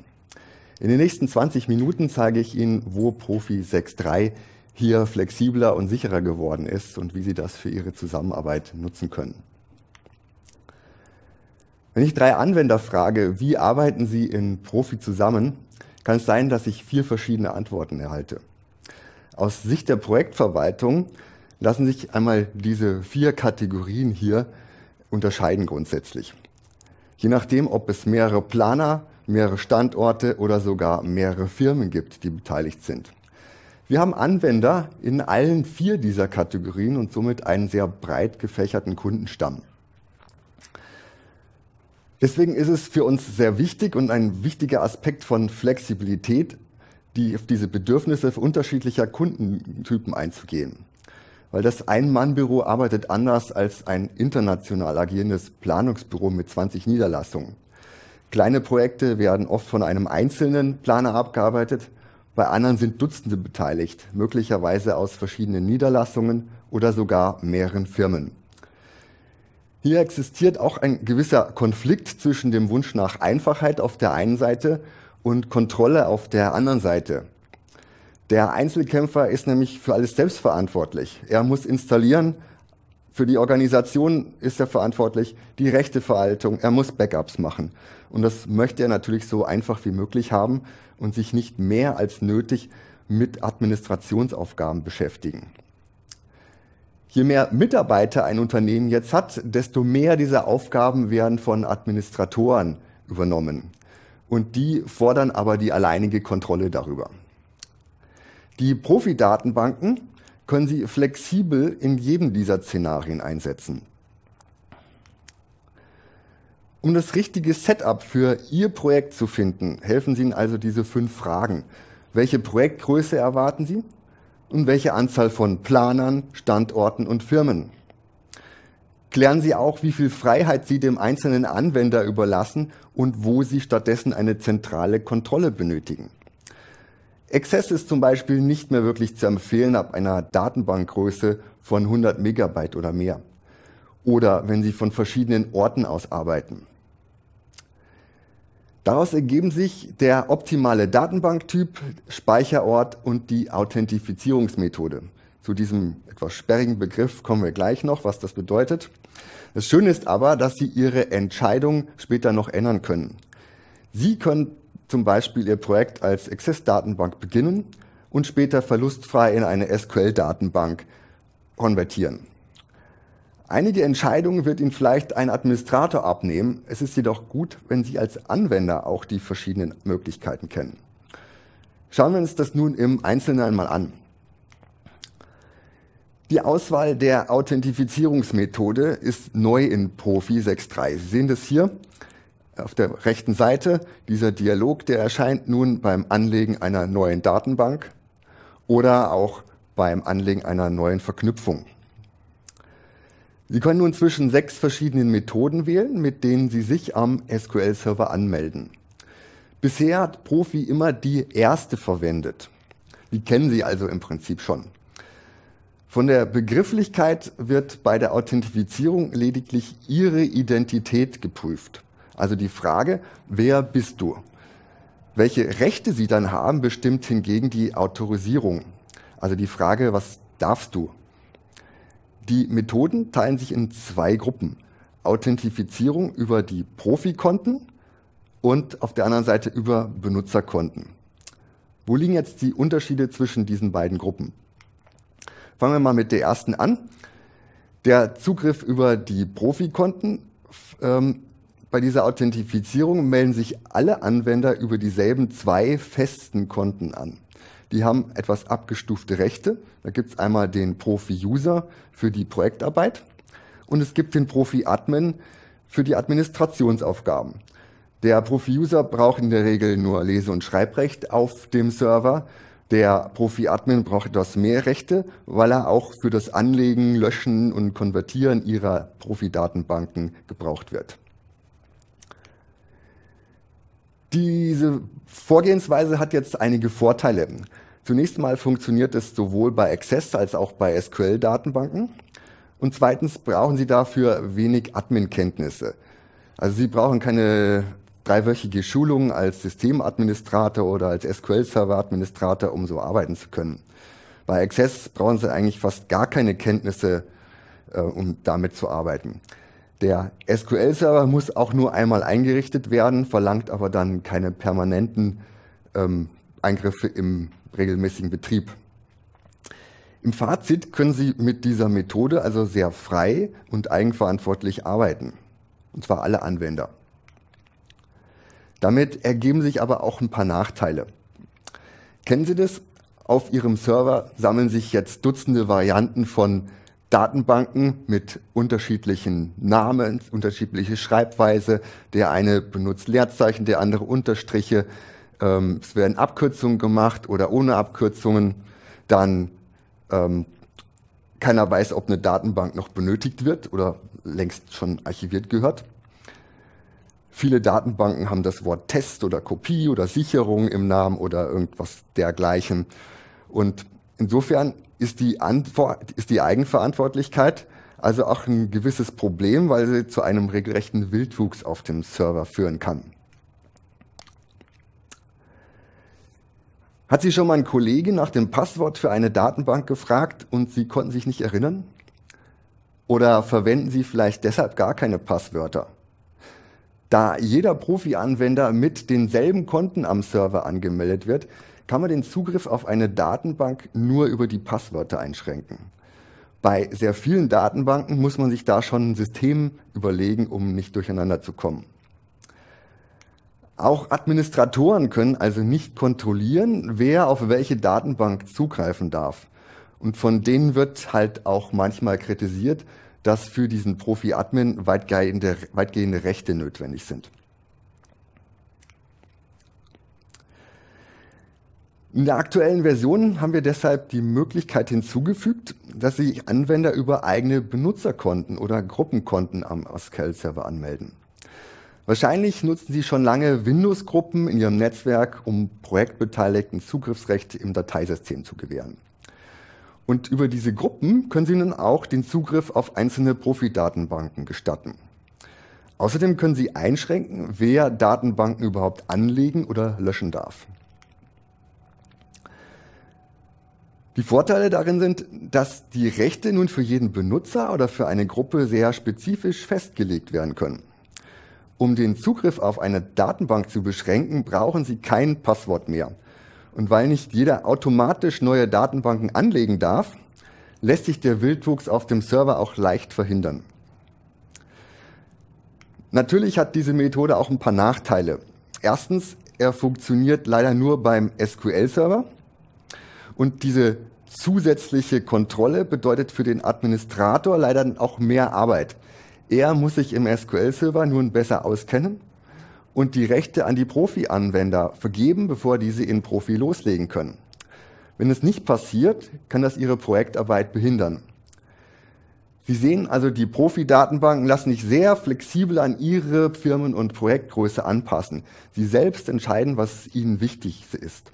Setzen Sie auf Einfachheit oder brauchen Sie Kontrolle?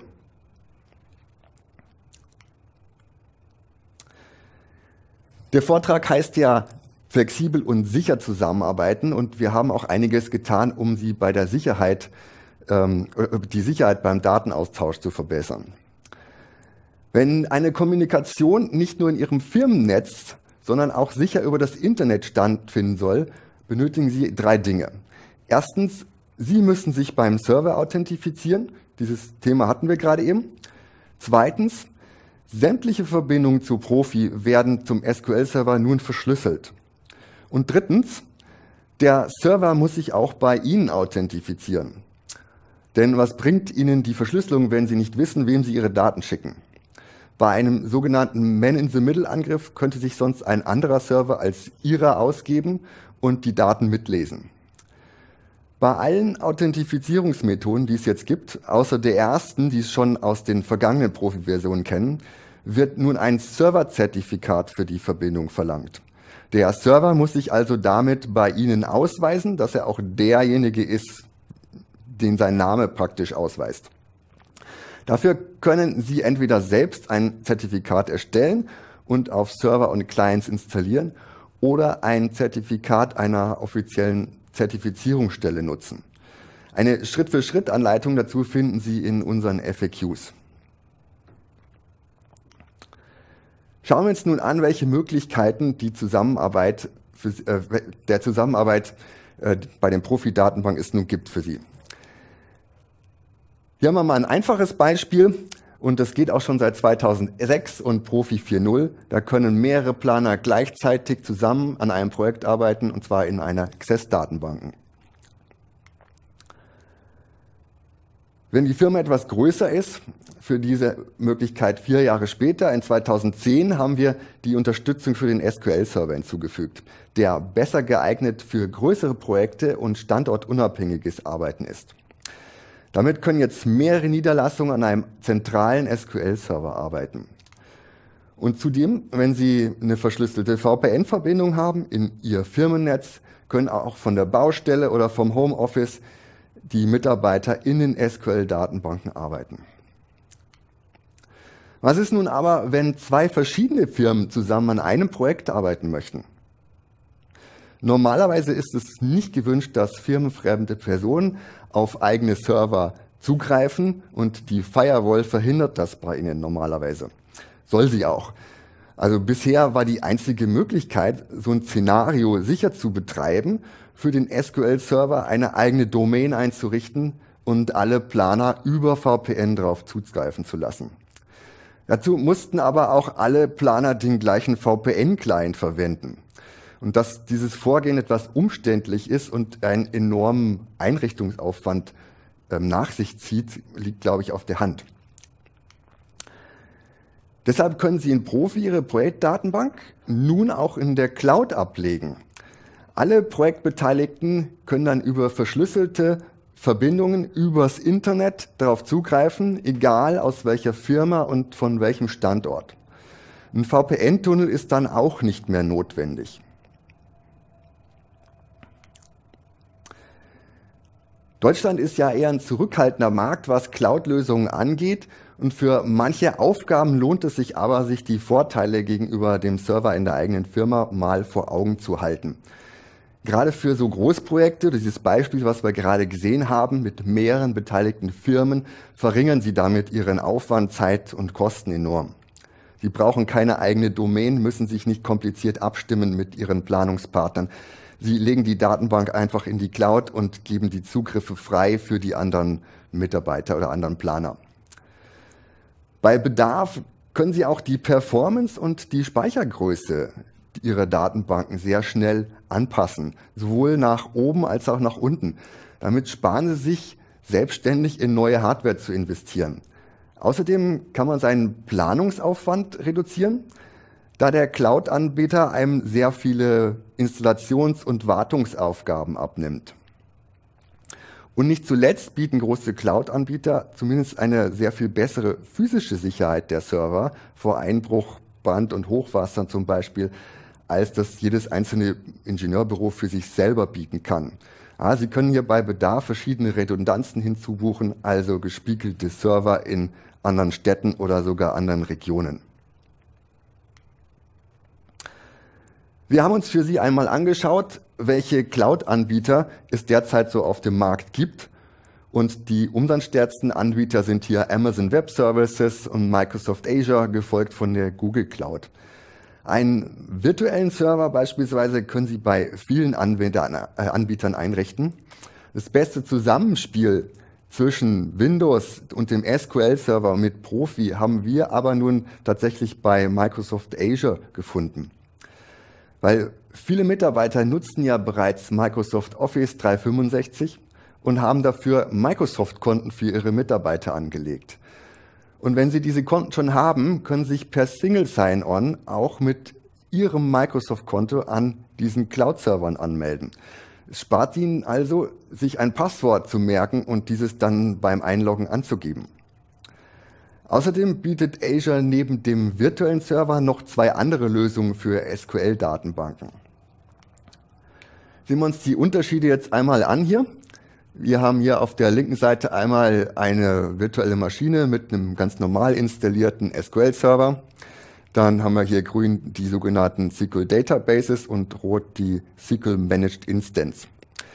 Der normale virtuelle Server, wenn Sie sich dafür entscheiden, mieten Sie praktisch nur die Hardware mit Betriebssystem, sind also für sonstige Software selbst verantwortlich. Diese Serviceart nennt man Infrastructure as a Service.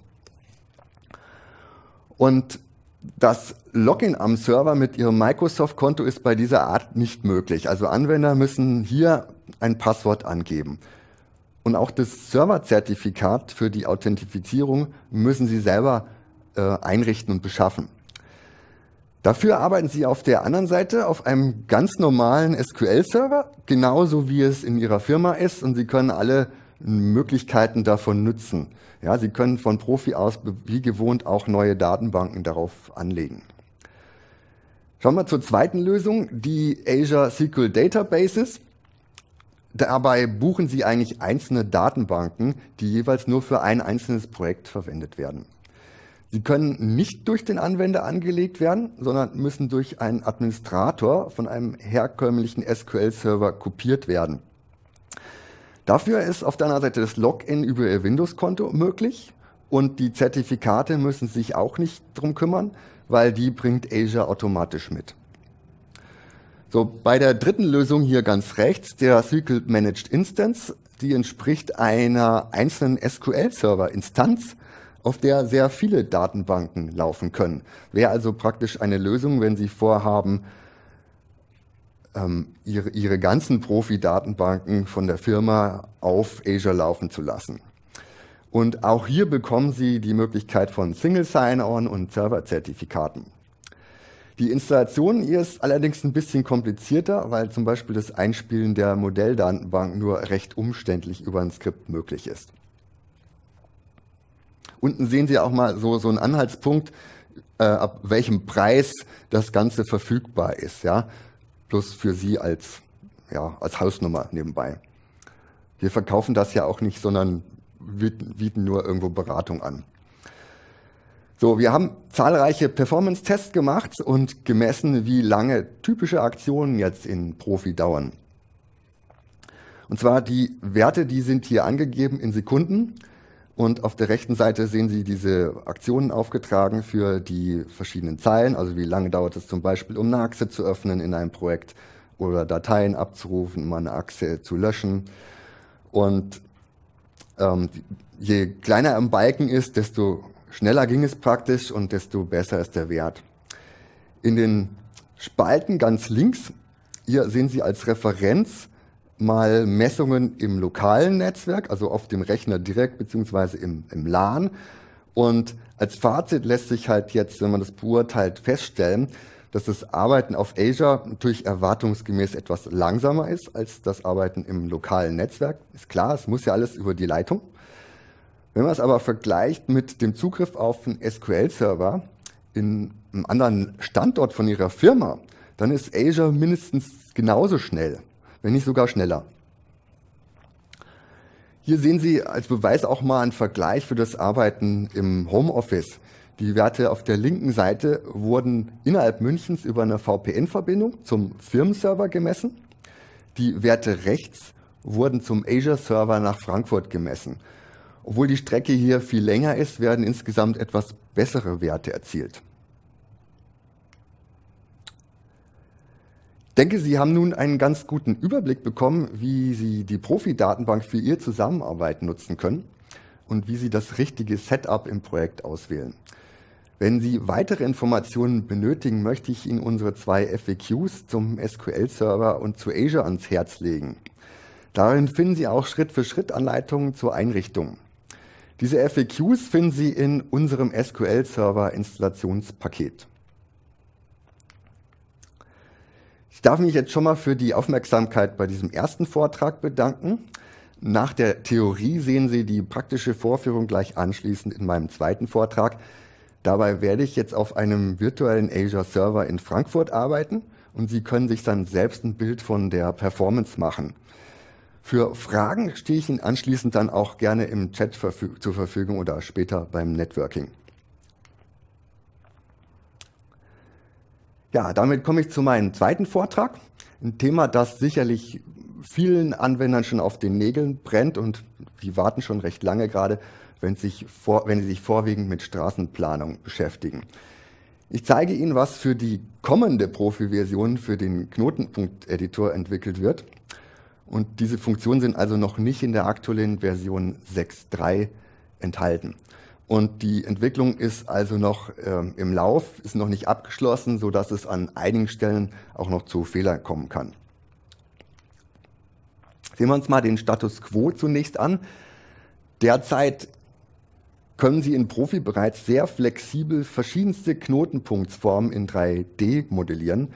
Dabei werden zum einen die Deckenhöhen als dynamisches Oberflächennetz berechnet, also hier gelb im Bild. Zum anderen kann man den Geländeübergang an den Rändern über sogenannte Randtrassen festlegen. Also Sie sehen hier diese Geländeübergangsstreifen mit Bärme, Mulde und Böschung beziehungsweise mit dem Bankett. Die sind praktisch in dieser Randtrasse auf der rechten und auf der linken Seite modelliert. Das Modell endet derzeit aber noch an der Oberfläche und enthält darunter noch keine Schichten. Somit lässt sich zum Beispiel eine Massenberechnung auch nur über Umwege realisieren. Bei der Definition der Schichten ist also unser erster Ansatzpunkt. Für sie möchten wir dann natürlich auch Volumenkörper ausgeben und Schnitte rechnen können. So, sehen wir uns das Ganze mal im Programm jetzt live an.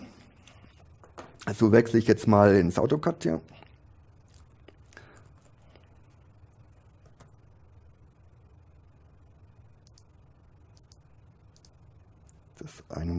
zumachen. Ich brauche jetzt nämlich die Entwicklerversion.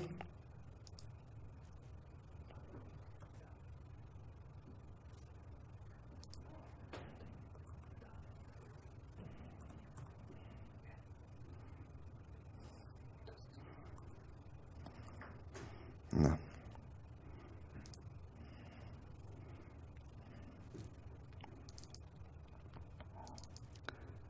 So, das dauert eine Sekunde, bis er die gestartet hat.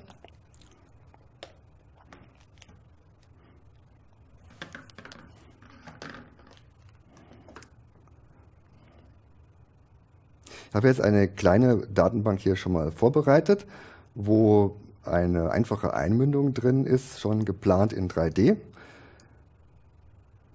Ziehen wir gerade das hier noch zurecht. So, das ist diese Datenbank. Sie sehen jetzt zum Beispiel auch an dem Namen der Datenbank, dass es hier sich nicht um eine Datenbank handelt, die bei Ihnen auf dem Server ist, sondern praktisch um eine, die bei Azure liegt. Wenn Sie jetzt mal in die Verknüpfungen reinschauen, sehen Sie auch, dass hier eine andere Authentifizierungsmethode gewählt ist als üblich, nämlich die Methode SQL-Server-Konto. Ich melde mich also hier mit einem definierten Benutzername und Passwort an diesem Azure Server an. Und ansonsten ist das Bearbeiten eigentlich ganz genauso, wie Sie kennen. Da sind noch irgendwie Sperren drin.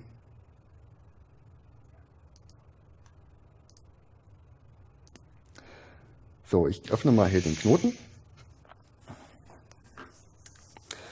Wir haben uns also jetzt einige Gedanken gemacht, wie wir jetzt unterhalb von diesen Deckenhöhen praktisch die Schichten definieren können. Und was klar ist, dass es nicht so gehen kann, wie Sie das von der Trasse her können, weil nämlich bei dem Knoten sich jetzt eigentlich nicht mehr um ein Linienbauwerk handelt. Also im Allgemeinen sind die Flächen gewölbt und haben keine gerade Begrenzung. Man sieht es recht schön, wenn ich jetzt mal hier die Überhöhung ein bisschen hochdrehe, dann sieht das ein bisschen nach Achterbahn aus. Aber man sieht ganz klar, das sind keine ebenen Flächen, sondern wir haben hier tatsächlich ein 3D-Netz, was sich an die untergeordnete und an die übergeordnete Straße anpasst.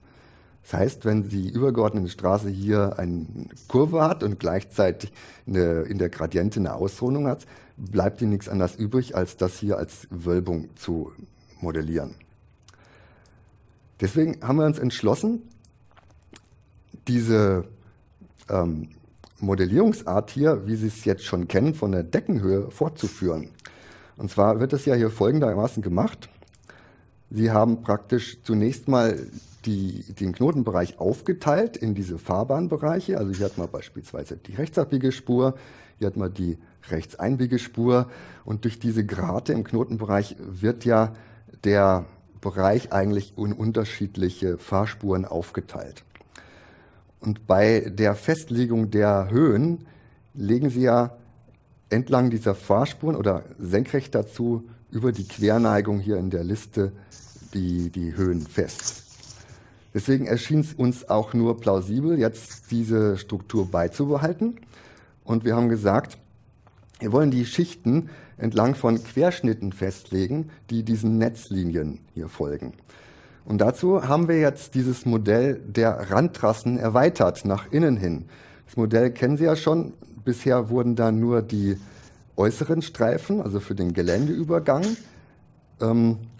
modelliert. Und jetzt haben wir aber das nach innen, wie gesagt, erweitert und haben einen neuen Streifentyp hier entwickelt, den sogenannten Fahrbahnnetzstreifen. Wir kennen das auch hier im Streifendialog. Sieht jetzt aus mit so einem kleinen Knotensymbol markiert. Und dieser Fahrbahnnetzstreifen folgt jetzt von dem Höhenverlauf exakt diesem gelben Dreiecksnetz. Bisher hatten Sie bloß auf der rechten Seite diese Geländeübergangsstreifen, auf der linken Seite sind jetzt diese beiden Streifen hier hinzugefügt worden. Und jetzt fahre ich mal mit der Animation durch, dann sehen Sie das auch mit dieser geknickten Querprofillinie. Also ich bin hier oben im Bereich der Rechtsabbiegespur und ab dem Moment hier, an dieser Stelle, komme ich an den Bereich, wo dann die Dreiecksinsel und der Tropfen eingeblendet wird. Und jetzt fahre ich hier weiter runter und im Lageplan sehen Sie jetzt hier recht schön, dass hier diese Linie einen Knick hat, nämlich an dem Grat. Und der Querschnitt, den Sie oben sehen, folgt genau dieser geknickten Querprofillinie. Aber und entlang dieses Querschnittes legen Sie jetzt praktisch die Schichten unterhalb fest. An dem Streifen selber können Sie nichts ändern, weil der kommt ja aus dem Dreiecksmodell. Was Sie aber einstellen können, sind die ganzen Schichteinstellungen. Das ist ganz wie gewohnt, wie Sie es von der Trasse her kennen, können Sie hier für die beiden Randbereiche links und rechts die Fahrbahn-Deckschicht-Dicken festlegen, die Tragschichten bis zu 4 Stück, die Dicke von der Frostschutzschicht. Sie können in den Rändern angeben, wie diese Neigungen auszusehen haben, wie die Schulter aussieht. Der Vorteil, wie Sie sehen, ist also, Sie bekommen durch diese Vorgehensweise sämtliche Möglichkeiten, die Sie im Querprofil-Editor schon für die Trasse haben, automatisch auch im Knoten mitgeliefert, um Ihre Schichten festzulegen. Und darüber hinausgehend, immer wenn jetzt in der Trasse neue Funktionen hinzukommen, kriegen Sie die auch automatisch im Knoten mit zur Verfügung gestellt. Ja, das ist wie gesagt jetzt erstmal die linke Seite. Dieser Querschnitt endet hier im Querschnitt hier links, das entspricht praktisch dem Mittelgrad, also der Mitte dieser Einmündung. Und daraus folgt natürlich auch, dass wir auf der anderen Seite auch noch eine Randtrasse haben, mit der Sie dann die rechte Seite modellieren. Ja, also folgt ganz automatisch hier analog. Und diese Vorgehensweise hier, den Querprofil-Editor auch weiter zu verwenden, hat auch noch einen weiteren Vorteil. Wir können nämlich automatisch durch das Programm den Schichtenaufbau der untergeordneten Trasse hier übernehmen. Somit werden Sie in vielen Fällen hier gar nichts anpassen müssen, sondern es wird einfach die Deckschicht, der Deckschichtaufbau, der Tragschichtaufbau und Dicken von der Frostschutzschicht und die ganzen Neigungen von der untergeordneten Trasse hier rechts und links eingestellt. Das ist es jetzt eigentlich schon, was wir für die Modellierung schon eingebaut haben, um ein 3D-Knotenmodell mitsamt Schichten in der Knotendatei jetzt speichern zu können. Ich gehe jetzt mal wieder raus hier. Wir haben an einer anderen Stelle auch noch was geändert für die nächste Version.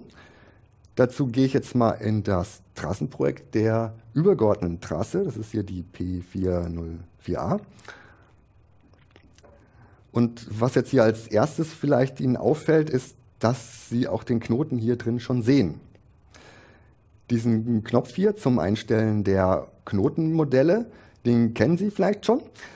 Diese Liste war aber bisher nur dafür da, dass Sie Knoten für die Folgeprogramme festlegen, also zum Beispiel für die Aussparungen der Knoten im Drahtseil. Jetzt haben wir was Neues hinzugebaut. Sie können jetzt direkt im Querprofil-Editor alle Knoten mitladen und auch hier mit anzeigen. Ich nehme es nochmal raus, diesen Haken, dann werden Sie sehen, wie es vorher aussieht. Also das ist das ganz normale Modell der Trasse ohne Knoten. Sie sehen, hier ist eine rechtsabbige Spur, linksabbige Spur schon mal drin. Und auch im Querschnitt an dieser Stelle hier sehen Sie hier die rechtsabbige Spur und den Geländeübergang.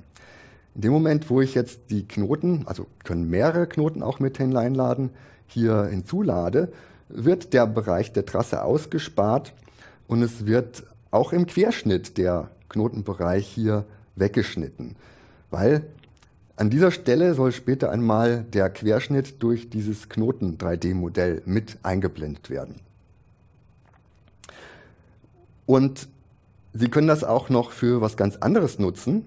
Ich könnte jetzt beispielsweise mal hier die Streifen ein bisschen verändern. Wir haben jetzt hier den Fahrbahnstreifen 2, den mache ich jetzt mal ein bisschen breiter.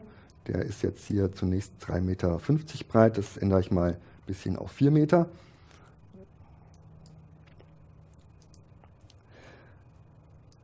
Sie sehen jetzt, dass der Knoten jetzt noch nicht sich automatisch sofort anpasst. Sie können aber hier in diesem Dialog jetzt ein OK und Neuladen drücken und dann wird der Knoten verworfen eben und nochmal neu reingeladen und Sie können sehen, wie ändert sich das Ganze. Es kann natürlich sein, wenn Sie zu viel oder zu starke Änderungen machen, dass der Knoten dann nicht mehr berechnet wird. Ich empfehle es auch sowieso danach, den Knoteneditor selber nochmal zu öffnen und da mir die Änderungen nochmal zu kontrollieren. Sie können aber hier schon mal sehen, wie ändert sich das qualitativ ungefähr, wenn Sie kleinere Anpassungen vornehmen. So, dann gehe ich hier wieder raus. Wir haben jetzt praktisch einmal die Schichten im Knotenmodell hinterlegt und wir haben in dem Trassenprojekt angegeben, dass der Knoten berücksichtigt werden soll. Und das Ganze wird jetzt auch schon bei den Modellkollektionen hier berücksichtigt. Dazu zeichne ich jetzt mal über eine Modellkollektion, wo die übergeordnete und untergeordnete Trasse drin sind, die einzelnen Oberflächennetzstrukturen. Dauert einen kleinen Moment.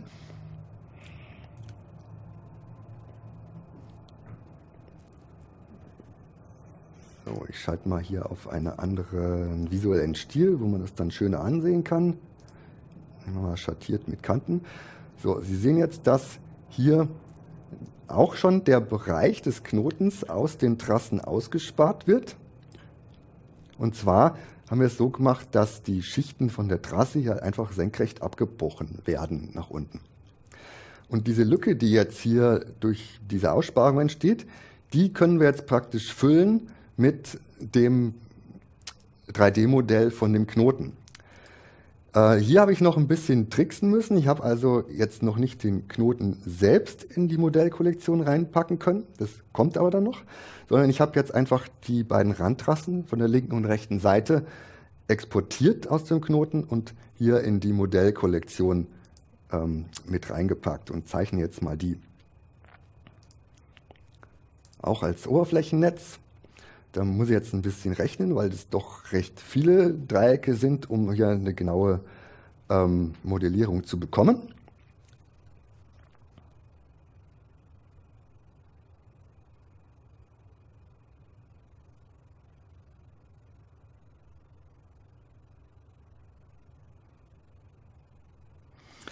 So, und diese Modellkollektion von der Einmündung, die füllt jetzt praktisch exakt die Lücke, die vorher ausgespart worden ist in den anderen beiden Trassen.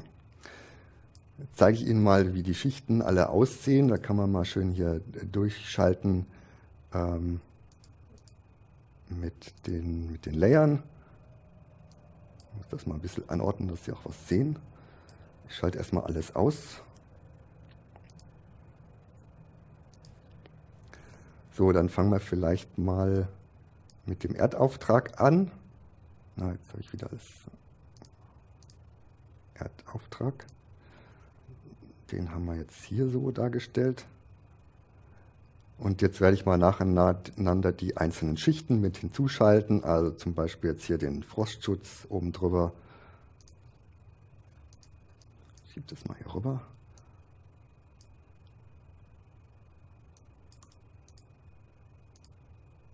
Ich gehe mal mit dem Layer Manager auf meinen anderen Bildschirm.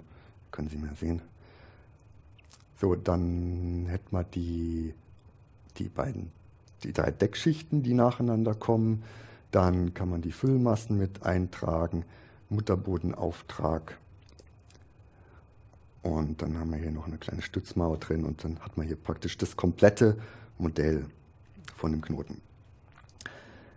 Da das Zeichnen jetzt schon funktioniert, kann man auch schon eine IFC-Ausgabe machen von dem kompletten Modell. Ich habe das jetzt hier über diese Trasse schon mal gemacht. Die geht eigentlich genauso schnell. Das liegt bei mir schon im Ausgabeordner. Ich mache die mal hier kurz auf, um es zu demonstrieren.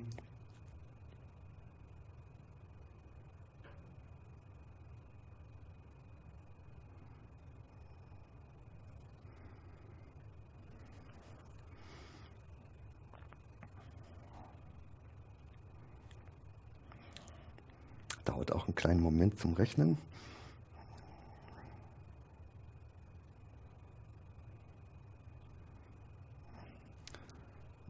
So, auch hier haben Sie die Möglichkeit, die einzelnen Elemente einzeln anzusprechen, zum Beispiel hier den Erdauftrag, dann Frostschutzschicht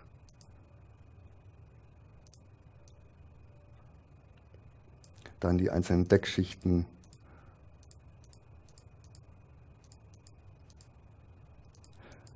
Und wie Sie sehen, kommen hier auch Attribute mit. Also im Moment sind das halt noch die Attribute von der exportierten Trasse. Im fertigen Produkt sollen natürlich hier die Attribute von dem Knoten mit drin stehen. Ja, dann schalte ich mal zurück in meine PowerPoint hier. Da bin ich schon ein bisschen da vorne. Ja.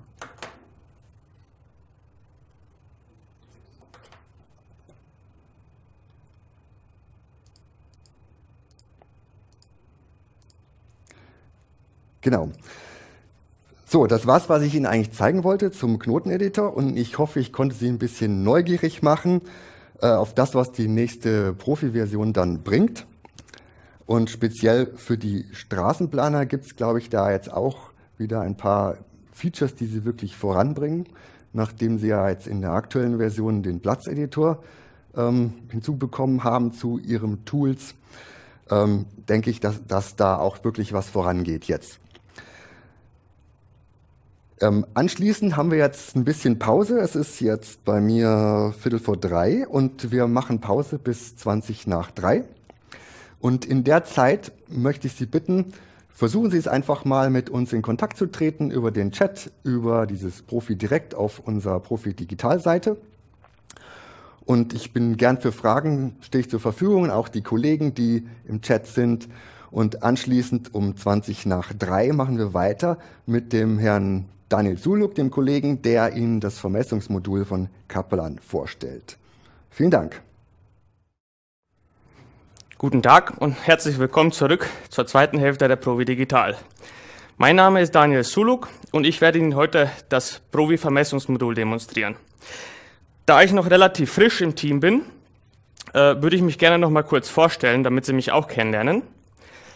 Ich habe Geodäsie und Geoinformation studiert, habe meinen Master und meinen Bachelor an der TU München absolviert, bin danach in die Softwareentwicklung gegangen und seit August letzten Jahres bei Provi im Team angestellt.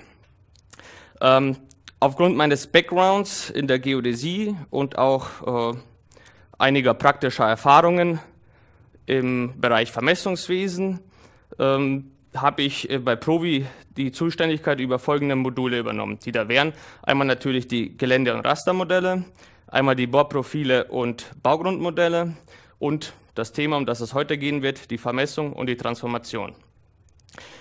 Genau, dann starte ich gleich mal. Es geht um das Provi-Vermessungsmodul. Was genau ist das? Das Vermessungsmodul basiert im Prinzip auf Kaplan. Kaplan ist ein externes Programm, ein externes Geodäsieprogramm, das von unserem Partnerunternehmen Kremer Programmentwicklung entwickelt wurde und ist in die Provi-Oberfläche integriert. Das bietet natürlich folgende Vorteile. Einmal kann man es direkt aus Provi heraus starten. Es herrscht eine Dateninteroperabilität zwischen Provi und Kaplan. Das heißt, Kaplan kennt das Provi-Format, Provi das Kaplan-Format. Somit kann der Datenaustausch ziemlich einfach gehandelt werden. Zudem ist es so, wenn Sie aus Ihrem Provi-Projekt Kaplan aufrufen, wird automatisch in das Provi-Projekt eine Kaplan-Ordner mit den Daten erstellt. Somit müssen Sie gar nicht lang suchen, sondern können einfach die Daten hin und her switchen.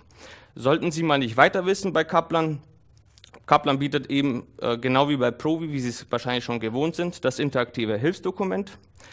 Über dieses können Sie aus jedem Dialog direkt zu der Stelle hinspringen, wo Ihnen weitergeholfen wird. Wie der Herr Frank heute Nachmittag schon mal erwähnt hat, fragen sich viele von Ihnen, warum sollte ich mir Kaplan holen? Was ist der Mehrwert und was habe ich davon? Nun, ich habe Ihnen hier mal die wichtigsten Funktionen zusammengefasst, die Sie als Mehrwert hätten, zusätzlich zu Provi. Einmal natürlich das Auslesen und Bearbeiten von Rohdaten direkt von den Geräten.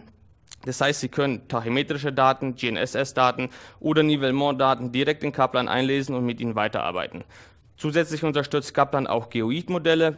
Falls Sie mal extrem genaue Höhen brauchen, können Sie natürlich dann über die Geoid-Modelle eine Höhenreduktion durchführen. Wichtig sind natürlich die geodätischen Berechnungen. Das ist das Herzstück von Kaplan. Neben einfachen Berechnungen wie Polygonzügen oder Einrechnung von Fassadenpunkten bietet Kaplan Ihnen die Möglichkeit, relativ einfach Einzelpunkte auszugleichen bzw. ganze Netzausgleichungen durchzuführen. Hierbei können Sie natürlich Lage- und Raumnetze ausgleichen, und zwar auch kombiniert, sprich tachymetrische Daten kombiniert mit DGNSS-Daten oder was auch immer Sie wollen. Ein weiteres wichtiges Thema, was natürlich seit dem Wechsel auf UTM zutage gekommen ist, sind die Transformationen. Kaplan bietet Ihnen alle möglichen Transformationen, die Sie brauchen in der Geodäsie. Zum Einfachen haben wir hier natürlich die Streifenwechsel. Wollen Sie nur einen Streifenwechsel innerhalb eines Datums, ist es mit ungefähr 3 Mausklicks geklärt. Sie können natürlich das Datum aber auch wechseln, vom Gauss-Krüger-System ins UTM-System, vom UTN ins DBRF und wieder zurück.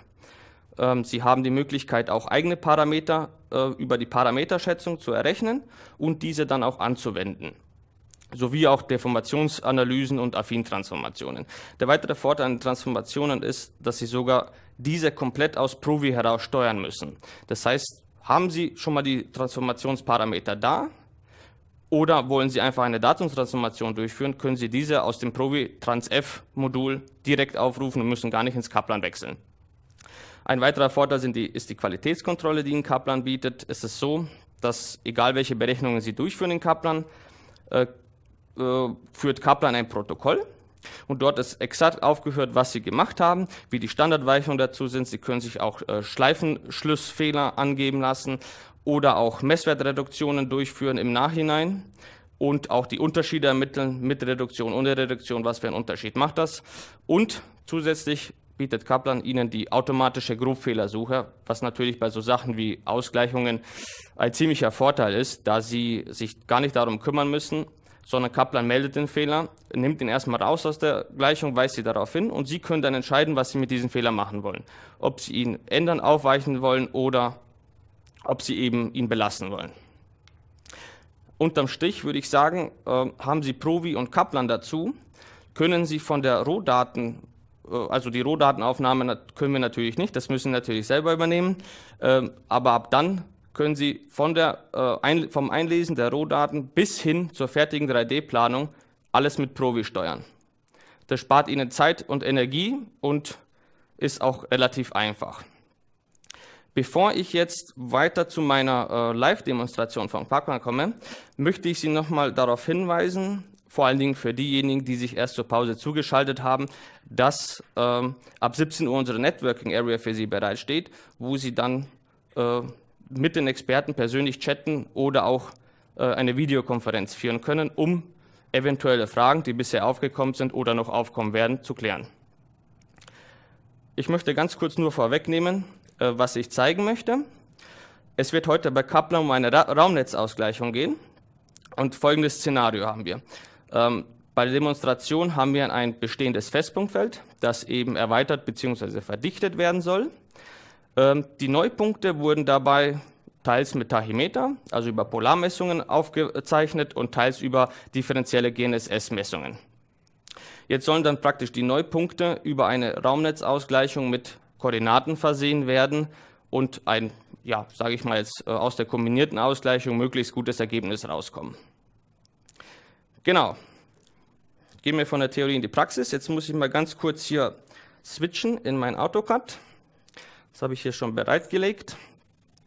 Die Oberfläche ist Ihnen wahrscheinlich bekannt. Das ist die normale Probeoberfläche. Ich habe hier bereits ein Projekt angelegt, das öffne ich. Hier ist noch nichts drinnen. Und jetzt starte ich Kaplan. Es gibt grundsätzlich verschiedene Arten, Kaplan zu starten. Ich persönlich präferiere folgende. Über einen rechten Mausklick auf den Grunddatenordner kann man dann auf den Reiter Vermessung gehen und dann öffnet sich automatisch ein Fenster. Hier fragt Sie Kaplan, ob Sie schon mal einen Dateinamen anlegen wollen. Ich mache das jetzt einfach mal, ich nenne das Raumnetzausgleichung.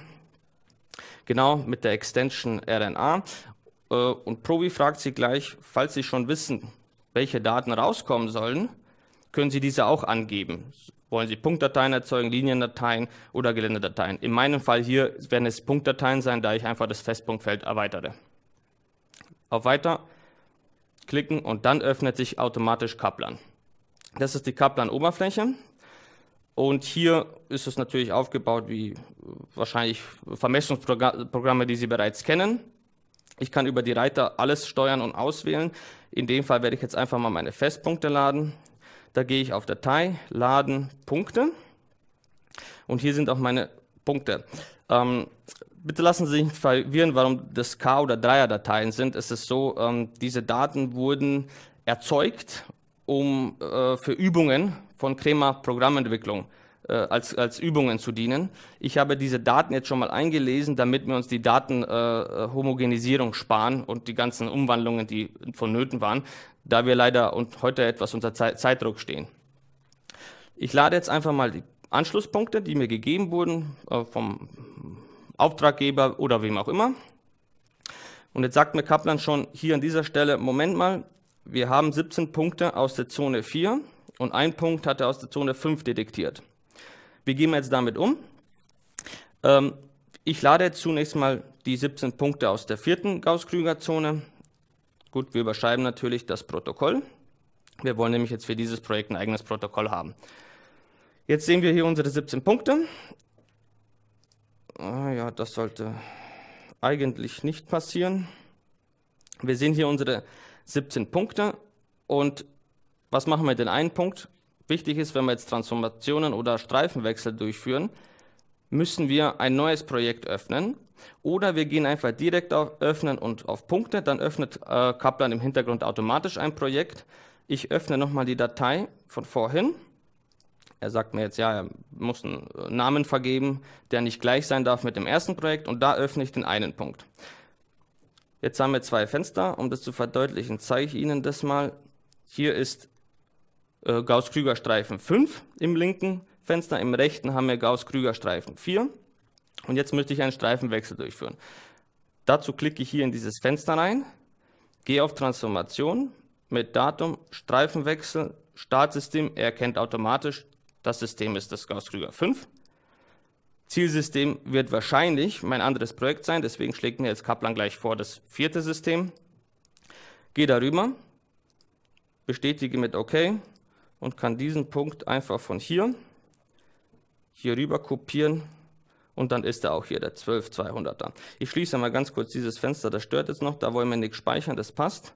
Ich mache das wieder groß, hier ist der Punkt, den wir gerade praktisch mit dem Streifenwechsel rüber transformiert haben und jetzt können wir loslegen. Das ist unser Festpunktfeld.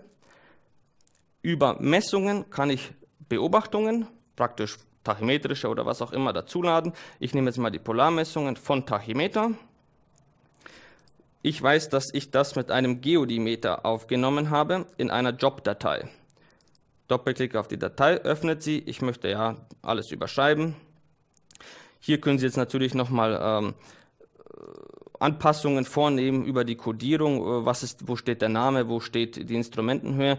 Das ist in Kaplan eigentlich schon voreingestellt. Es würde ich auch an Ihrer Stelle nicht ändern, wenn es keinen tüchtigen Grund gibt. Ich lasse das jetzt mal alles so, klicke auf OK. Hier sagt er mir, welche Punkte er alles erkannt hat.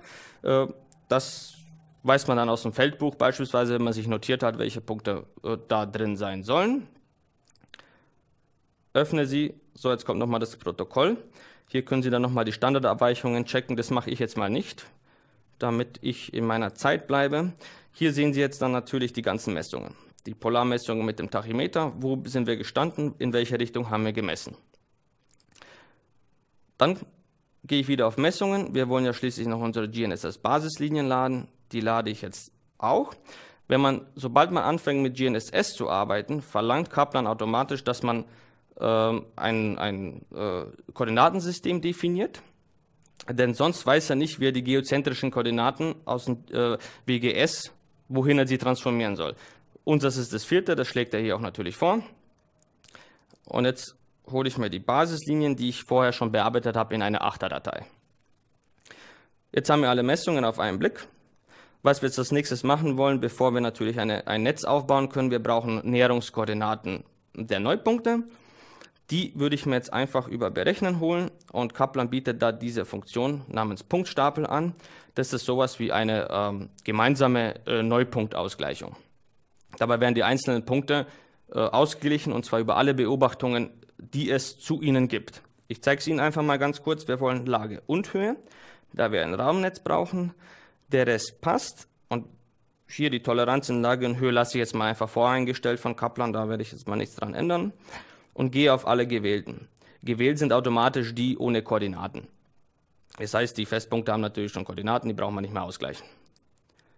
So, jetzt gibt es 3 Methoden. Die ersten beiden sind im Prinzip so ziemlich dasselbe. Beim Polygonzug hangelt er sich durch, als würde er einen Polygonzug machen. Bei mehrfacher Einzelpunkte nimmt er als erstes den Punkt, zu dem es die meisten Messungen gibt, und dann eben zu dem es die wenigsten gibt. Mit lokalen Systemen ist, wenn man ein sehr schlecht, zum Beispiel wenn man über Polarpunkte sich reingehangelt hat ins System, das habe ich ehrlich gesagt noch nie benutzt und ist auch selten der Fall. So, jetzt sagt er uns, beim Berechnen des Punktes 4100 wurden Fehler im Datenmaterial gefunden. Das ist diese Grobfehlersuche, die ich am Anfang erwähnt habe in meinen meinen PowerPoint-Folien. Okay, das nehmen wir mal so hin. Wir merken uns dann 4100. Jetzt kann ich Folgendes machen. Ich gehe auf den 4100er und lasse mir nochmal als Einzelpunkt anzeigen. Und dann suche ich automatisch hier unten, hat Kaplan den Haken rausgenommen. Und das bedeutet, Kaplan möchte diese Messung nicht mit einbeziehen in die Ausgleichung, weil irgendwas nicht stimmt. Und wenn wir uns genauer mal anschauen, ist auch hier hinten 2,5 Meter Querabweichung auf die Distanz bezogen. Ich kann es auch natürlich als in Gon ausgeben.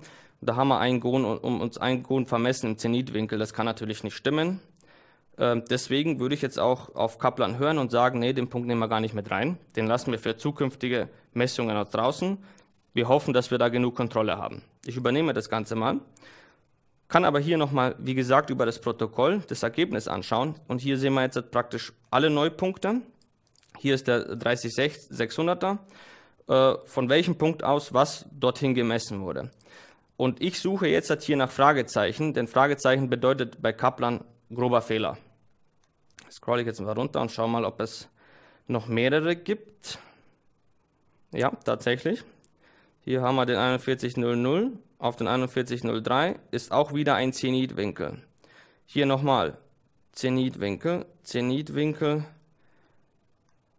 Naja, anscheinend sind die Zenitwinkel fehlerhaft. Das heißt, ich würde jetzt mit der Information von Kaplan diese nicht weiter verwenden. Ich werde die Zenitwinkel später für den Netzaufbau ignorieren. Gut, auf Übernehmen. Jetzt sind die Punkte mit Koordinaten versehen. Die benutze ich als Näherungskoordinaten fürs Netz. Ich gehe mal auf Netz und baue das auf. Raumnetz. So, jetzt wird man in einem Dialog durch Kaplan geleitet. Im Prinzip kann man nicht viel falsch machen. Man muss sich einfach nur Gedanken darüber machen, was will man eigentlich. Ich möchte alle Punkte, auch die Polarpunkte mit einbeziehen. Gehe auf Weiter. Jetzt fragt er mich nach den Lageanschlusspunkten. Und da wähle ich jetzt natürlich unsere Anschlusspunkte, die ich am Anfang eingeladen habe. Die kann ich ganz einfach, man kann sie entweder einzeln auswählen oder über die Funktion rechte Maustaste Auswahl nach Punktart. Und die haben natürlich die Kodierung als Festpunkte. So, jetzt kann man Folgendes machen. Sie sehen, hier ist eine Standardabweichung gegeben für die Lage unserer Anschlusspunkte. Das bedeutet, wir werden jetzt im ersten Durchgang ein dynamisches Netz rechnen und später erst die endgültige Ausgleichung. Ich möchte jetzt nämlich mit dem dynamischen Netz unsere Festpunkte kontrollieren, ob die auch stimmen. Wenn sie sich stark verschieben, dann kann man natürlich nicht sie als fest ansehen und wir werden sie mit ausgleichen. Deswegen lasse ich denen jetzt in der Lage 10 mm Standardabweichung. In der Höhe machen wir mal 30 mm. Die Höhe ist in der Regel immer schlechter. Und die Beobachtungen, die wir mit einbeziehen wollen, sind alle abgesehen von den Zenitwinkeln. So, Sie können hier natürlich auch einzelne Parameter ändern. Kaplan hat hier standardisierte für jedes Gerät automatisch dieses konstante Glied, das streckenabhängige Glied vorgegeben.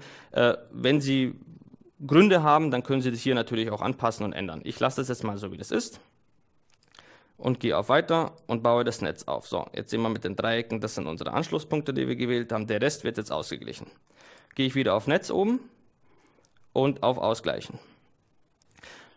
Hier auch wieder, Kaplan hat Standardparameter, die man in der Regel nicht verändern sollte, es sei denn, man kennt sich mit der Ausgleichung sehr gut aus und weiß, was man tut. Ansonsten für den Bader-Test, also für den Test für die Irrtumswahrscheinlichkeit bei groben Fehlern, lasse ich alles, wie es ist und starte einfach mal die Ausgleichung. Das macht er alles automatisch. Hier steht es auch nochmal, die Voreinstellungen für Kaplan automatisch durch. Bitte nicht verändern, außer es gibt einen triftigen Grund. So. Das ist eigentlich im Prinzip egal. Wir gleichen es aus und platzsparend. Wir brauchen jetzt keine aufwendige Pivot-Suche hier durchführen. So, hier haben wir erste Indizien. Wir haben eine Überbestimmung von 181, das ist schon mal ganz gut. Wir haben also bei ungefähr einen halben Zentimeter in Lage und 2 Zentimeter in der Höhe, die durchschnittliche Standardabweichung. Natürlich haben wir auch Maximalwerte hier, die gar nicht so schön sind, aber das nehmen wir jetzt mal so hin. Die Modellüberprüfung ist zu gut. Das bedeutet, wir haben die Standardparameter sehr optimistisch gewählt. Aber das macht nichts. Es soll ja nur eine Vorführung sein. Das übernehme ich. So, jetzt wandte mich, es gibt unkontrollierte Anschlusskoordinaten. Ist klar, da wir die Zenit-Distanzen jetzt rausgenommen haben aus der Ausgleichung, kann es natürlich sein, dass zu bestimmten Polarpunkten keine Kontrollen möglich sind. Aber das nehme ich jetzt auch mal hin. So, jetzt sieht man schon die Ellipsen. Man hat die Faktoren, welche Art von Beobachtung welchen Einfluss hat. Und man hat die Summe. Im Prinzip interessiert mich jetzt hier erstmal das Ergebnis. Man könnte jetzt hier natürlich die komplette Raumnetzausgleichung durchgehen. Möchte ich aber aus Zeitgründen jetzt nicht tun, sondern ich scrolle jetzt mal runter zu den Verschiebungen der Anschlusspunkte. Die geben mir ein Indiz darüber, ob ich ihnen vertrauen kann oder nicht. Ich sehe hier jetzt der Punkt 200, der ist ganz okay in Lage. Die Höhe gefällt mir nicht. Das merken wir uns mal, der 200er, da gleichen wir die Höhe mit aus. Bei 2500er nehmen wir ja die Höhe auch noch mit rein. Ja, hier lassen wir mal, das passt. Und beim 4200er werden wir die Lage und Höhe rausnehmen, weil der scheint gar nicht zu passen. Gut, dann gehen wir weiter. In dem Fall, da wir jetzt nochmal eine endgültige Ausgleichung machen wollen, tue ich jetzt hier nicht die Koordinaten übernehmen, sondern gehe auf Weiter, Schließen.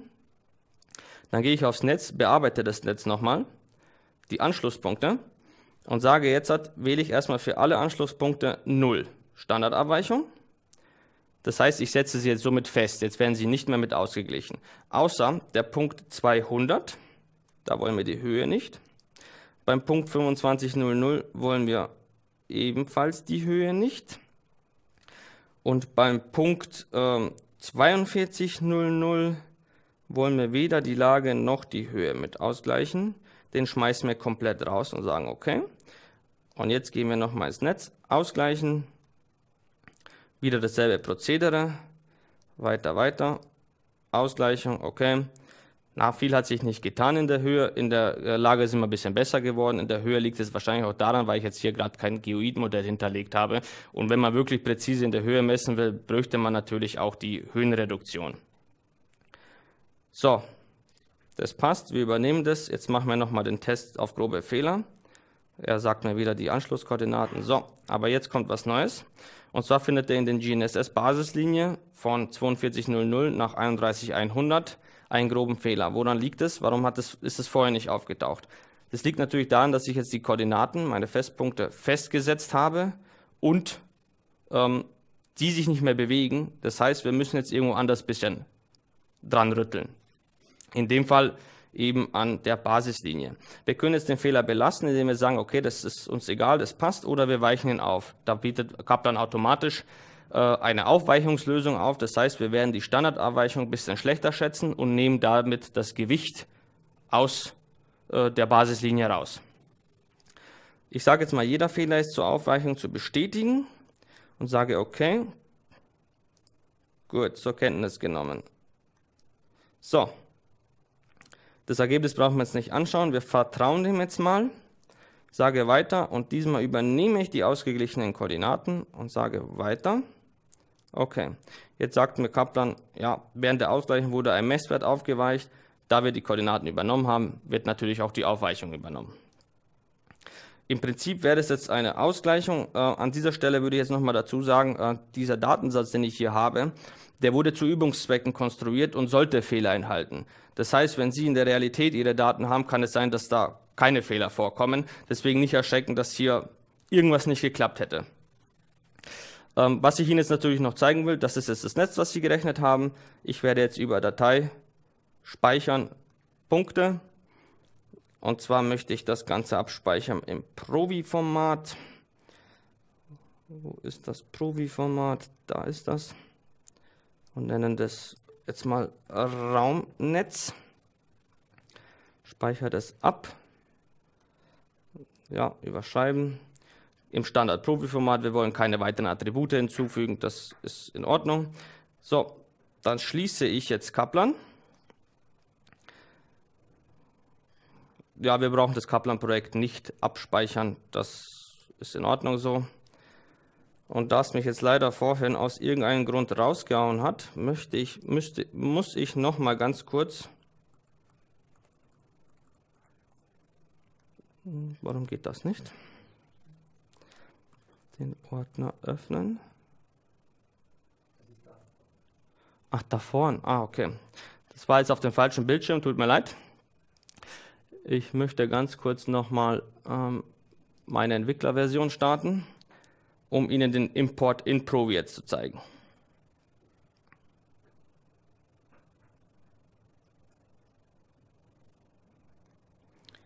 So, da gehen wir nochmal in das Projekt, gehen jetzt auf Grunddaten, importieren Punkte. Die Punkte müssen im Provi-Format sein. Raumnetzausgleichung, Workdir, Kaplan. Und hier habe ich mein Raumnetz, meine Punkte, die sind jetzt hier drinnen. Jetzt würde ich die noch mal ganz kurz zeichnen. Okay.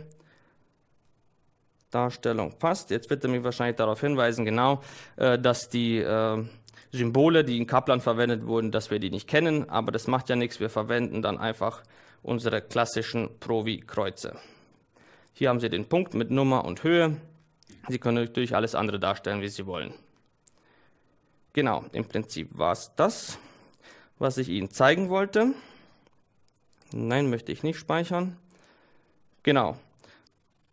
Dann bedanke ich mich recht herzlich für Ihre Aufmerksamkeit und würde gerne unseren heutigen ersten externen Referenten ankündigen, den Herrn Menning.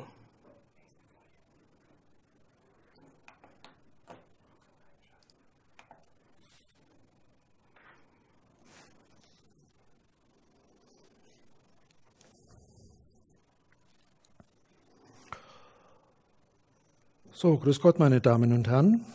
Jetzt kommen wir zu einem ganz anderen Thema. Mein Name ist Robert Mendling und ich werde Ihnen heute die BIM-Straßenplanung mit Provi vorstellen. Wir haben da ein Projekt bei uns im Haus, das ist die B289, die auch zum Georg kauern darf. Und der nachfolgende Vortrag vom Herrn Rehrl, der IC-Konsulenten, wird sich mit dem gleichen Projekt beschäftigen. Mein Vortrag beschäftigt sich mit der Straßenplanung, wohingegen der Vortrag vom Herrn Rehrl sich dem Ingenieurbau und der Ingenieurplanung mehr widmet. Das Ganze ist jetzt nicht als Schulung gedacht, sondern ich möchte Ihnen hier einen Anwenderbericht geben. Das heißt, so verschiedene Aspekte zeigen, wie wir bei der BIM-Planung vorgehen. Ausdrücklich betonen möchte ich, dass wir hier ein Projekt haben, das sich momentan aktuell in der Planung befindet. Wir sind also bei weitem noch nicht fertig und sollten technische Fehler enthalten sein, da bitte ich das zu entschuldigen. Es ist einfach der momentanen Bearbeitung geschuldet.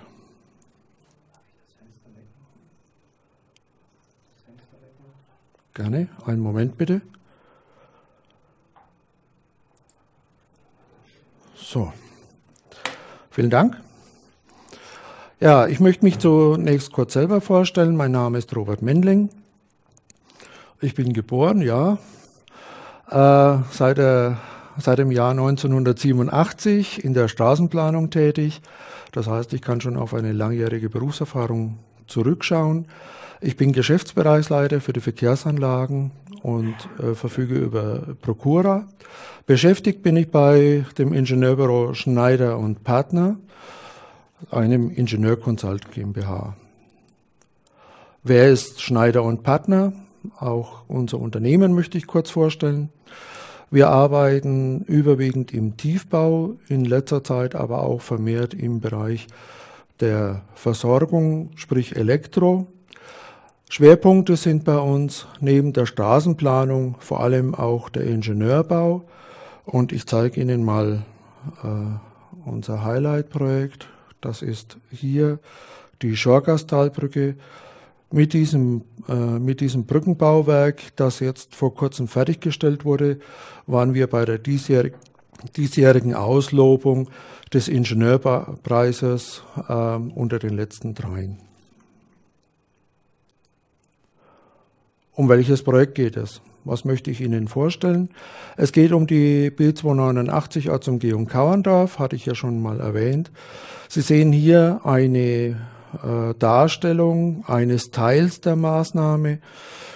Sie sehen über die Schummerierung, dass es sich hier um ein sehr bewegtes Gelände handelt. Dementsprechend sind verschiedene Probleme bei uns zu lösen gewesen, nämlich die, dass wir hier alles in einem sehr gedrängten Korridor unterbringen müssen. Und das geht an vielen Stellen nur über Ingenieurbauwerke, um das überhaupt zu realisieren. Wie bereits erwähnt, der Herr Rehl wird dann den Bereich oder den Themenblock Ingenieurbauwerke anschließend noch weiter beleuchten.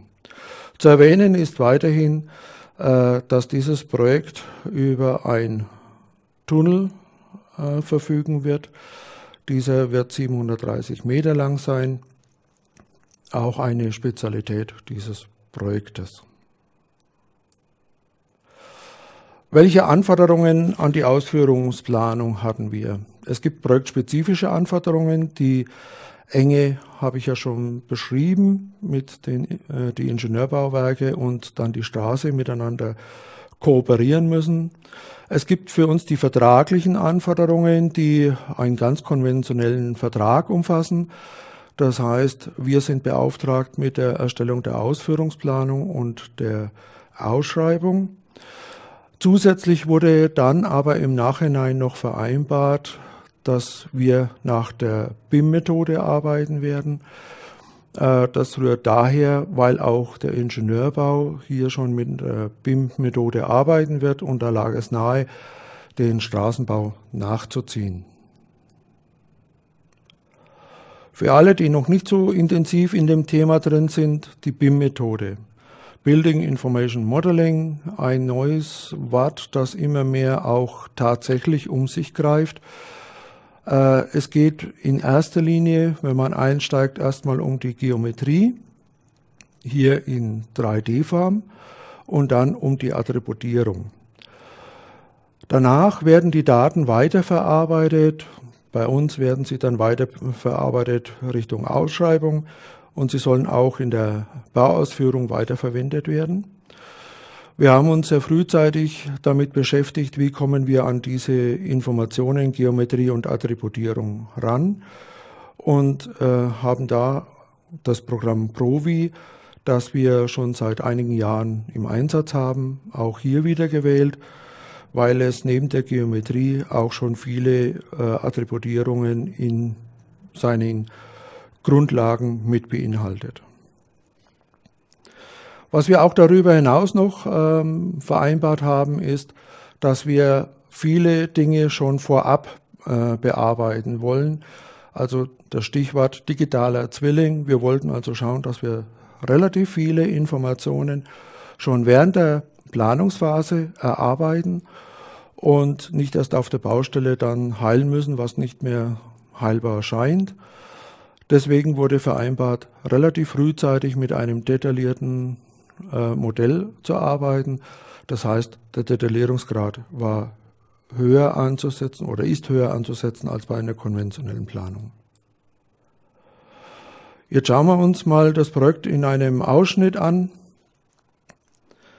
Sie sehen, also da ist mächtig viel, was hier auf ganz engem Raum zusammenhängt und zusammenwirkt.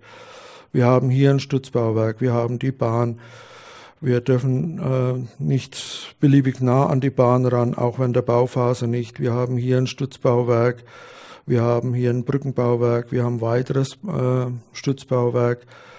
Und wenn man sich diesen Schnitt hier anschaut und dann hier die Liste mal durchgeht, da sind sehr viele Komponenten, die ineinander überfließen und übergehen. Ich habe das Ganze mal als Schnitt aufgetragen und dieser Schnitt, der beginnt hier mit Böschung, öffentlicher Feld- und Waldweg, Berme, B289, hier angedeutet der Tunnel, der sich anschließt.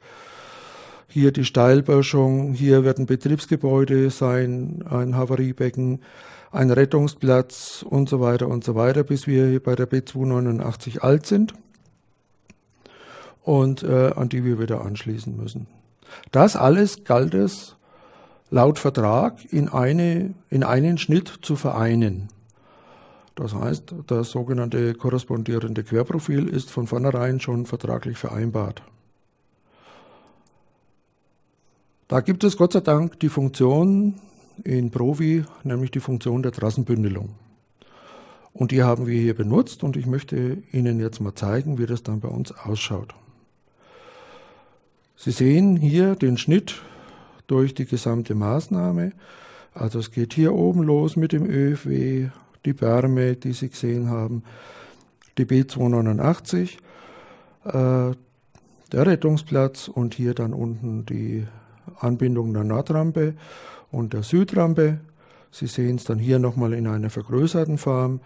Also wir konnten ja alle Komponenten zusammenführen und dann einen gemeinsamen Querschnitt bauen, der dann diesen gesamten Schnitt abbildet. Für die unerfahrenen Kolleginnen und Kollegen unter Ihnen benutzen Sie tatsächlich die Funktion Trassen und dann Bündelung. Sie können hier sehr schön die Abhängigkeiten zueinander sich ermitteln und können sehen, ob Ihre Straße dann auch oder Ihr Straßenkörper dann auch so funktioniert. Was ich Ihnen an der Stelle auch noch zeigen möchte, ist, wir haben hier an dieser Stelle so ein komisches Gebilde. Dieses komische Gebilde ist ein Havariebecken. Das heißt, unser Tunnel braucht eine Entwässerung, die unabhängig ist von der Straßenentwässerung, weil durch Reinigungsarbeiten Schmutzstoffe mit dabei sein können. Dieses Havariebecken wird hier angeordnet. Wir haben hier die Funktion von Provi benutzt, hier externe Modelle reinladen zu können. Und dieses Modell, was wir hier mit eingeladen haben, das zeigt uns hier den Schnitt durch dieses Havariebecken. Wir sollten relativ hohe Detaillierung abarbeiten und berücksichtigen. Und dann trifft man immer wieder auf Dinge, die eigentlich in keiner Software enthalten sind. Wir haben hier den Spezialfall, den ich Ihnen hier zeige, dass wir eine Verfüllung hinter einer Betonschutzwand haben, wo sich anschließend gleich eine Steilböschung anschließt.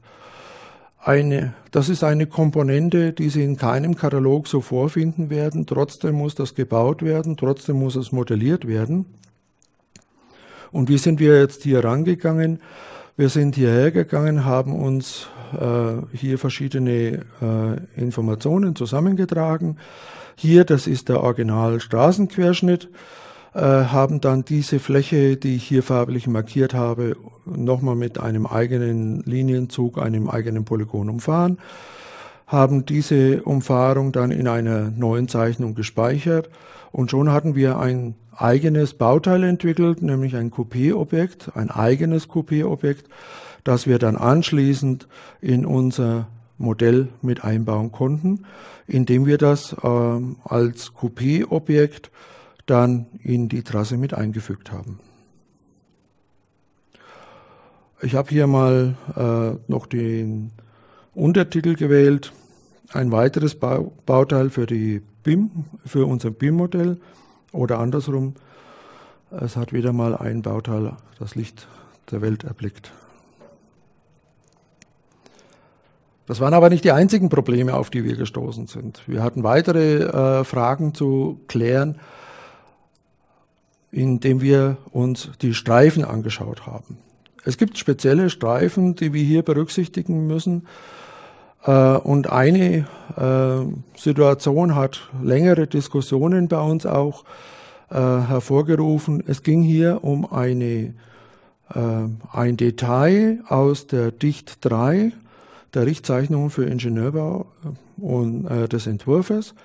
Und hier kommt im Gegensatz zur normalen Fahrbahn eine gegenläufige Neigung in einem Randstreifen zum Einsatz. Jetzt, wenn wir normalerweise Provi benutzt hätten oder andere Software benutzt hätten, dann geht die Software in der Regel immer davon aus, dass man einen Streifen hat, eine Oberfläche hat, darunter der Binder ist die gleiche Neigung, die Tragschicht ist die gleiche Neigung. Erst beim Frostschutz und dem Übergang zum Planum fängt man an, sich neue Gedanken zu machen über die Querneigung. Also hier haben wir dann das Problem gehabt, auf der einen Seite das standardmäßig abbilden zu wollen und zu müssen, aber hier das Spezialproblem, dass wir eben mit 2,5% Gegenneigung zu der sonst üblichen 4,5% der Fahrbahn arbeiten mussten. Es war Aufwand notwendig, aber wir haben es letzten Endes mit Provi lösen können, indem wir hier ein Coupé-Objekt, wie ich es gerade eben beschrieben habe, mit eingeführt haben. Und damit konnten wir dann auch diese Fragestellung lösen. Es gibt weitere Schichten, die hier bei diesem Projekt eine ganz besondere Rolle spielen. Wir sind hier in dem gezeigten Abschnitt innerhalb eines Wasserschutzgebietes und wir müssen dementsprechend nach Ristwerk ausbauen und wir haben umfangreiche Bodenverbesserungsarbeiten durchzuführen. Das möchte ich Ihnen auch mal kurz zeigen, wie wir das angegangen sind. Und zwar, indem wir hier mehrere Schichten benutzt haben. Das ist über die Funktion der Zusatzschichten möglich. Ich habe hier mal Verweise mit den entsprechend farblich gekennzeichneten Pfeilen eingetragen, wie wir das machen konnten. Letzten Endes ist hier dann ein Modell entstanden, was der Realität dann schon sehr nahe kommt und was auf jeden Fall BIM-tauglich ist. Ja, die ganze Arbeit war notwendig, um verschiedene IFC-Dateien zu generieren, das heißt Teilmodelle. Und die haben wir dann zusammengeführt. Und wie das dann ausschaut, das möchte ich Ihnen dann mal kurz zeigen. So, das ist das Urgelände. So haben wir die Vermessung vorgefunden. Sie sehen hier einen Bereich, der relativ unstet ist. Da ist auch ein Steinbruch drin. Ansonsten kann man hier die Straße erkennen, hier kann man die Bahn erkennen und hier verschiedene Wege und Verwerfungen. Das ist unser erstes Modell, was wir haben. Wir haben also mit dem Gelände angefangen, dann unsere ganzen Trassierungen durchgeführt und zum Schluss haben wir dann ein Modell bekommen, aus dem wir jetzt erstmal alles ausgeschnitten haben, was irgendwie straßenplanerisch überdeckt wird. Und dann haben wir angefangen, verschiedene Modelle reinzuladen. Ich schalte jetzt mal die Linien noch aus. Sie sehen also, dass wir hier schon verschiedenste Elemente klar erkennen können. Wir haben hier die Fahrbahn, wir haben hier, wenn man näher ranschaut, die Betonschutzwand. Hier sieht man einen Schachtdeckel Aufgrund der Neigung der Fahrbahn in Längs- und Querrichtung ist er eben nicht komplett zu sehen. Wir haben hier eine Schutzplanke. Es sind dann aber auch solche Sachen möglich, wie dass wir den Blendschutz hier mit darstellen. Woher entsteht dieses Loch? Ja, ganz einfach deswegen, der Kollege Rerl kommt ja noch, der plant nämlich das Stützbauwerk.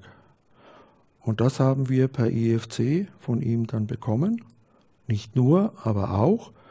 Und so haben wir dann eine gemeinsame Datenbasis, mit der wir dann gemeinsam arbeiten können, überprüfen können und uns auch gegenseitig unterstützen können bei der Fehlersuche und Fehlerbehebung. Getreu dem Motto, erst den digitalen Zwilling zu erstellen, bevor er real erstellt wird. Wir haben von den IC-Konsulenten weitere Modelle bekommen, die rufe ich jetzt hier mal auf. Ich habe Ihnen vorhin gesagt, es geht um einen Tunnel, den haben wir bekommen.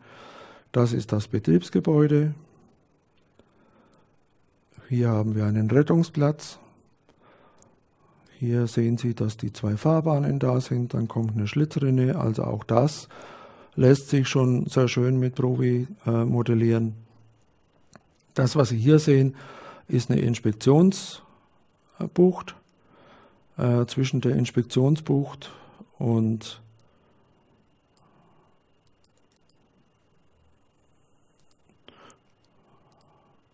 dem Gehweg ist ein Badstein. Ich habe ihn jetzt gerade mal rot markiert. Danach schließt sich ein Grünstreifen an. Da kommt noch eine Schutzplanke rein, die zwar ein bisschen anders ausschauen wird, aber zur Symbolisierung ganz gut. Wir haben dann die Betonschutzwand und hinter der Betonschutzwand geht es dann in das Gelände. Ja, was ist denn jetzt eigentlich unter der Fahrbahn? Das kriegen wir relativ schnell raus, indem wir, bei mir heißt das EO für Erd- und Oberbau, den einfach mal ausschalten. Und da sieht man, dass da schon einiges drunter ist, was kollidieren kann.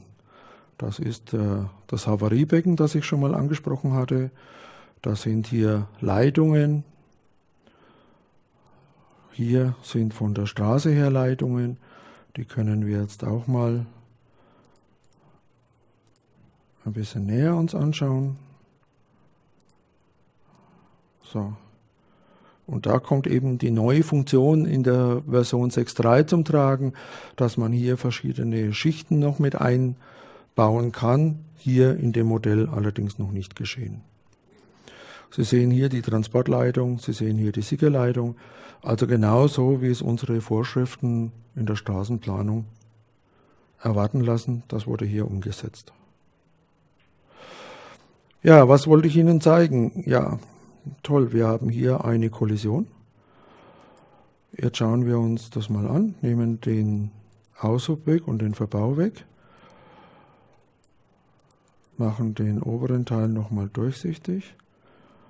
Ach ja, es ist eigentlich nur der Graben, der kollidiert, aber nicht die Leitungen. Insofern ist unsere Planung hier an dieser Stelle in Ordnung.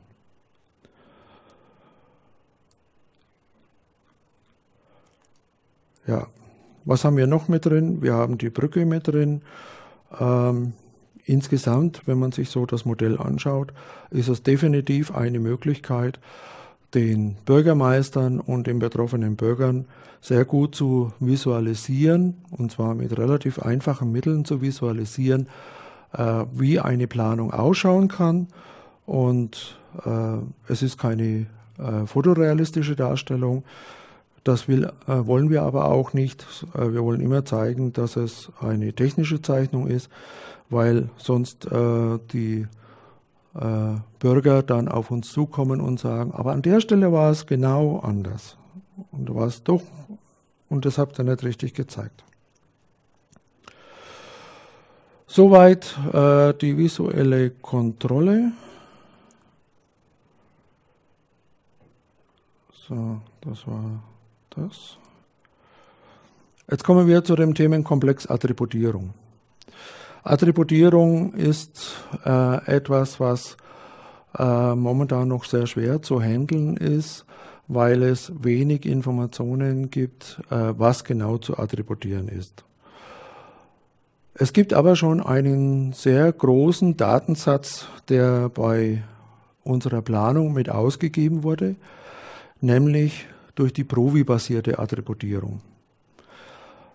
Ich habe das mal hier in einem Schaubild. Sie sehen hier das Property Set Provi.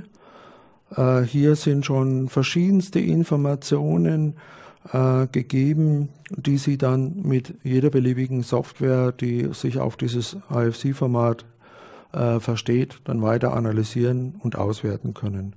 Hier mal das Beispiel, hier die Schlitzrinne, die ist auch hier schon gleich namentlich benannt als Bauteil. Sie sehen, zu welcher Trasse das gehört. Das war uns sehr wichtig, dass wir das alles gut zuordnen können. Sie sehen auch den Stationsbereich, Elementlängen etc. pp. Das ist schon sehr hilfreich, weil es sehr viel von den grundsätzlichen Arbeiten uns wegnimmt. Darüber hinaus gibt es aber auch noch Spezialitäten und das ist ja heute schon mal angesprochen worden, deswegen mache ich das auch sehr kurz. Man kann auch eigene Konfigurationsdateien bearbeiten. Ich habe hier mal ein Beispiel gemacht mit einer Kopie-Objektlinie, habe hier einen Attributnamen vergeben, eine Attributgruppe benannt, habe hier dieses Stück Schutzplanke damit versehen und hier, wenn ich mir in dem Viewer dann dieses Element wähle, bekomme ich die entsprechenden Werte ausgewiesen, wenn ich dann auf dieses Property Set Straßenbau gehe, so wie ich das hier benannt habe. Hier war es jetzt einfach mal ein einfacher Verweis auf die AKVS und die entsprechende Nummer in der AKVS, in der Schutzplanken gelistet sind. Ja, der Herr Frank hat mich gebeten, auch mal 2, 3 Worte zu Provi bzw. zu der Zusammenarbeit mit Provi, der Provi GmbH zu sagen. Dem komme ich gerne nach, denn ich stünde nicht hier, wenn ich nicht von dem Programm überzeugt wäre und würde hier einen Vortrag halten. Aber 2, 3 Punkte möchte ich gerne hervorheben. BIM steckt in den Kinderschuhen. Wir müssen alle noch viel lernen. Und da setze ich ganz stark auf die Provi GmbH, da hier das wichtigste Werkzeug für uns als Straßenplaner entsteht. Hier entsteht wir nutzen die Manpower, um dann hinterher schnell zu unserem Projekterfolg zu kommen. Dass verschiedene Verbesserungen noch notwendig sind, wie zum Beispiel am Knotenpunkt, ist bekannt. Ich möchte aber die Gelegenheit nutzen, Herr Frank, Sie sind mein richtiger Ansprechpartner, dass Sie dafür sorgen, dass das auch mit entsprechendem Nachdruck vorangetrieben wird. Es gibt weitere Punkte, die anzusprechen wären, aber besonders hervorheben möchte ich den Support, an den besonderer Dank geht und Dank gilt. Ich habe immer viele Fragen gestellt und ich habe viele Antworten bekommen und sehr gute Antworten bekommen. Und im Gegensatz zu anderen Hard- und Softwareherstellern hatte ich nie das Gefühl, dass meine Frage nicht wichtig wäre. So, damit der Dank an die Mitarbeiter des Supports. Jetzt kommt noch der sogenannte Abspann, wie bei jedem Film. Ein herzliches Dankeschön geht an das Staatliche Bauamt Bayreuth. Das Staatliche Bauamt Bayreuth hat uns mit der Planung der Maßnahme betreut und wir fühlen uns da sehr wohl und aufgehoben. Die Landesbaudirektion München ist für uns nur indirekter Auftraggeber, da sie den Ingenieurbau beauftragt hat. Trotzdem sitzen wir mindestens einmal in der Woche gemeinsam vor dem Bildschirm, um uns auszutauschen. Auch an die Landesbaudirektion herzlichen Dank, die IC-Konsulenten in Salzburg und Wien. Und alles das hätte ich Ihnen heute nicht zeigen können, ohne meine liebe Kollegin, die Susanna Langer, die mich tatkräftig unterstützt und das Projekt mit vorantreibt. Zum Schluss noch die gezeigte Software, Provi in der Version 6.3, BIM Collab Zoom und ich habe BricsCAD benutzt.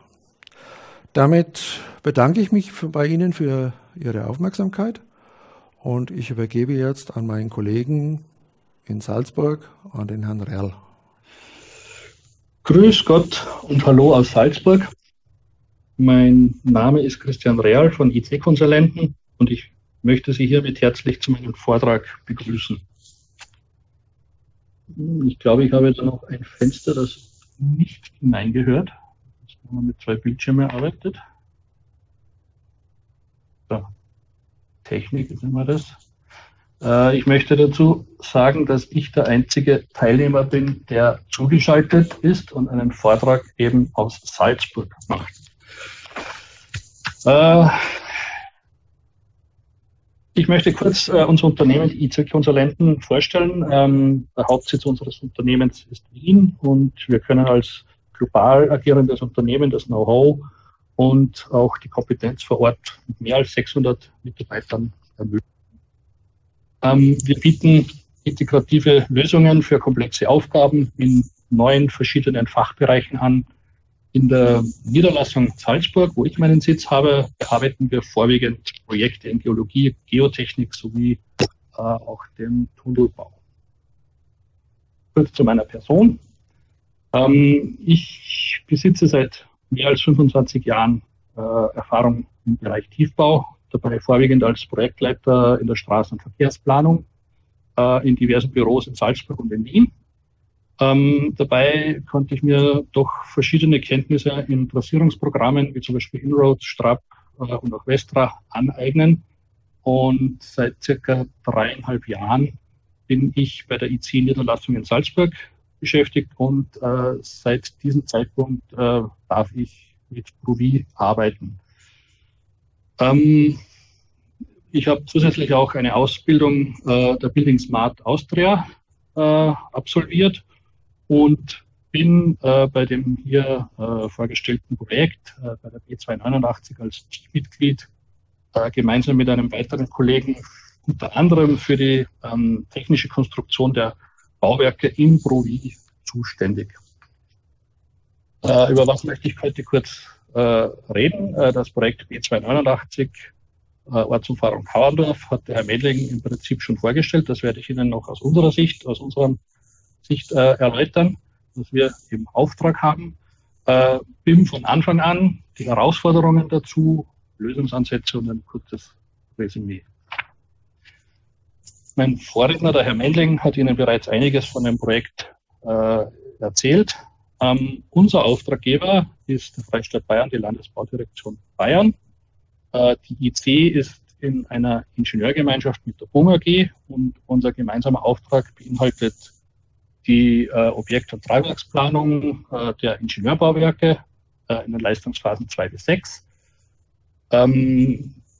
Wesentlich ist, dass die Bearbeitung unter Anwendung der BIM-Methode umzusetzen hat. Wir haben auch die BIM-Gesamt- und Fachkoordination, Erstellung eines BIM-Bodenschichtenmodells, Gesamtkoordination des Projektes und die Fachkoordination sowie den Baugrund im Auftrag.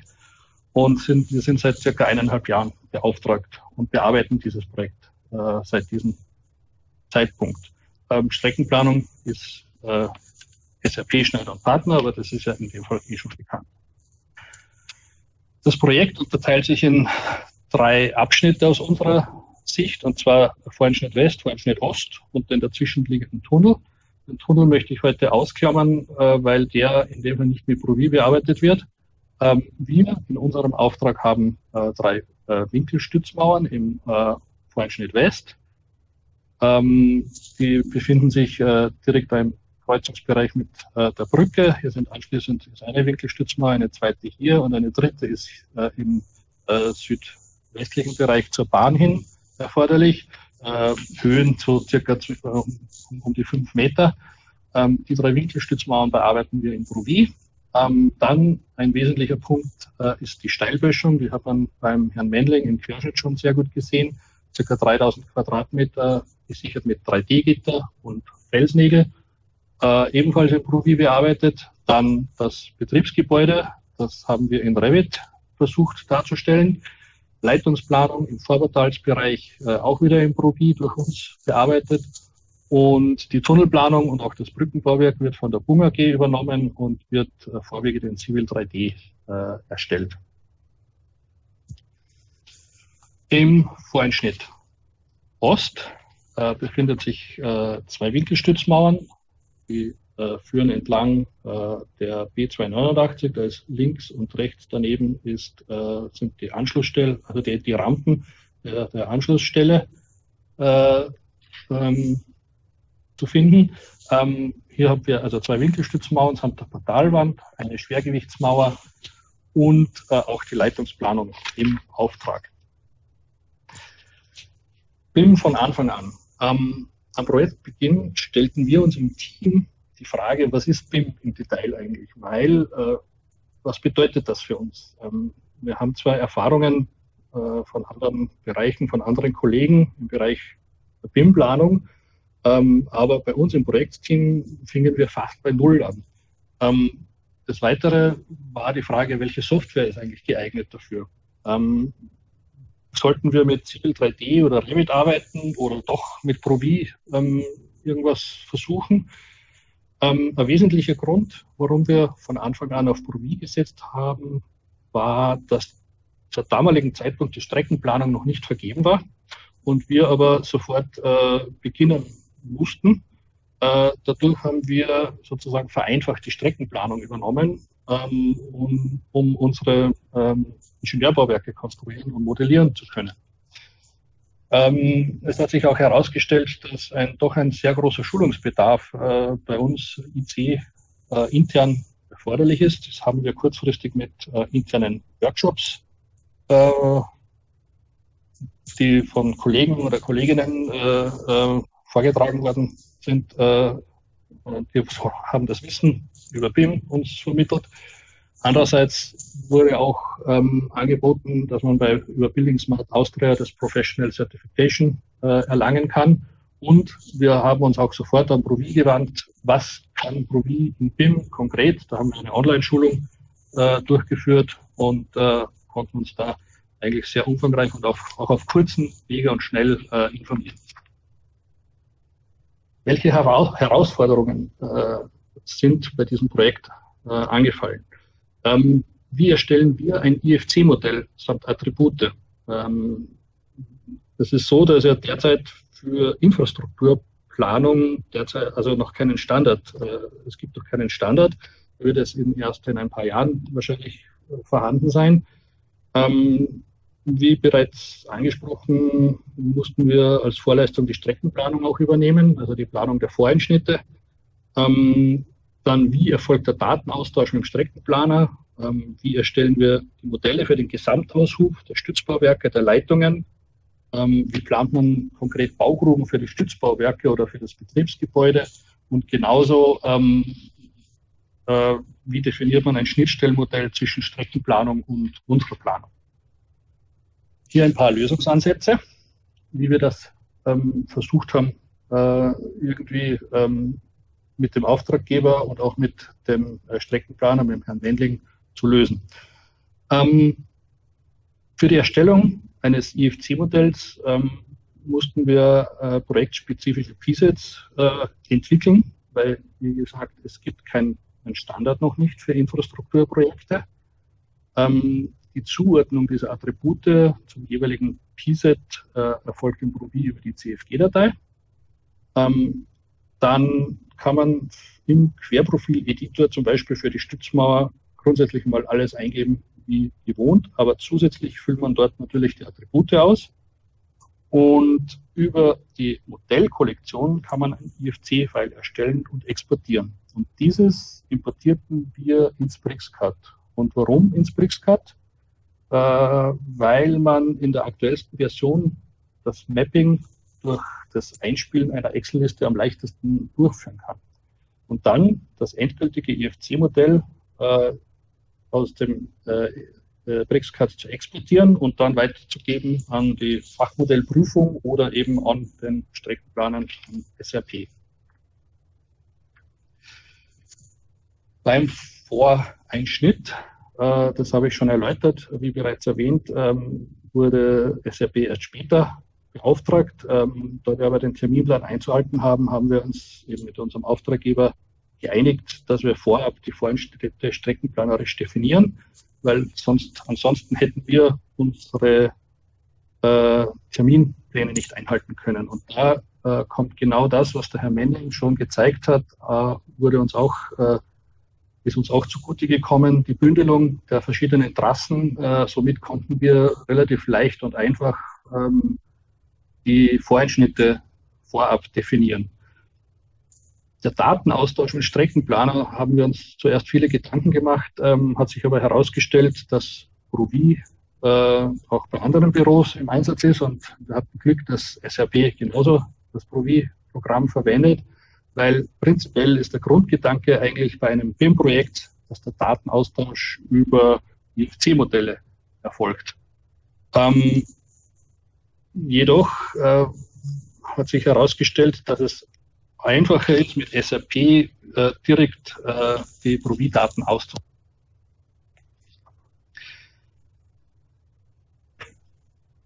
Ein wesentlicher Problempunkt war, wie man das Aushubmodell aus Provi bekommt. Das möchte ich kurz anhand der Steilböschung Ihnen zeigen. Grundsätzlich erfolgt die Definition einmal im Querprofil-Editor. Man kann dort die verschiedenen Schichten, also die Aushubklassen zum Beispiel, definieren in einzelnen Positionen, in der Massenposition. Ja, hier in der Massenposition kann man die einzelnen Schichten definieren. Ebenso die Attribute natürlich kann man im Querprofil-Editor eingeben. Dadurch stellt sich aber die Frage, wir haben eine Böschungssicherung mit zum Beispiel mit Felsnägeln, also Ankern. Wie können wir oder wie bekommen wir die in ein praktikables Modell? Für die Leistungsphase 2 war vereinbart, dass es genügt, einen LOG 200, also Level of Geometry 200 zu verwenden. Das heißt, es müssen nicht alle Nägel im Detail inklusive dem genauen Raster in der Ansicht dargestellt werden, sondern es genügt, dass zum Beispiel die maximale Länge im Querschnitt definiert ist, sowie die Ansichtsfläche der Steilböschung in einem Volumenkörper abgebildet ist. Alles Weitere, wie zum Beispiel eben der Ankerraster, das kann man dann später in Attribute definieren. Wie bekommt man jetzt diesen Volumenskörper? Wir haben das versucht und hat sich auch herausgestellt, dass es funktioniert, mittels QP-Objekte. Man definiert ein QP-Objekt, ähnlich einer Raute, die entlang der Steilböschung liegt und die maximale Länge der Felsnägel, also der Länge der Tiefe hinein darstellt. Die Gesamthöhe der Steilböschung muss die Oberkante der Böschung, die hier liegt, überragen, sprich die Raute ist höher als wie die Gesamthöhe. Einsetzpunkt für dieses QP-Objekt ist einfach am unteren Definitionspunkt. Nachdem die Böschungshöhe variabel ist und dies zu berücksichtigen war, setzt man ein zweites QP-Objekt am oberen Böschungspunkt ein und zieht sozusagen dann das obere QP-Objekt vom unteren QP-Objekt ab und bekommt eben im Querschnitt gesehen diese Fläche, beziehungsweise in weiterer Folge dann auch ein Volumen im 3D-Modell. Das Gleiche kann man natürlich auch für andere Volumensberechnungen machen. Das haben wir auch dann auch so angewendet. Wie gehe ich bei Stützbauwerken konkret um? Also wie Sie gehört haben, haben wir die Stützmauern im Auftrag, sprich man muss genau detailliert ein Modell erstellen. Im Provi geht es prinzipiell einmal relativ einfach, eine Stützmauer zu konstruieren. Jedoch, wie kann man denn Kopfbalken darstellen? Kopfbalken kann man ebenfalls mit einem Coupé-Objekt definieren. Das heißt, man zeichnet sich den Kopfbalken mal in einem DWG, ladet das als Coupé-Objekt hinein.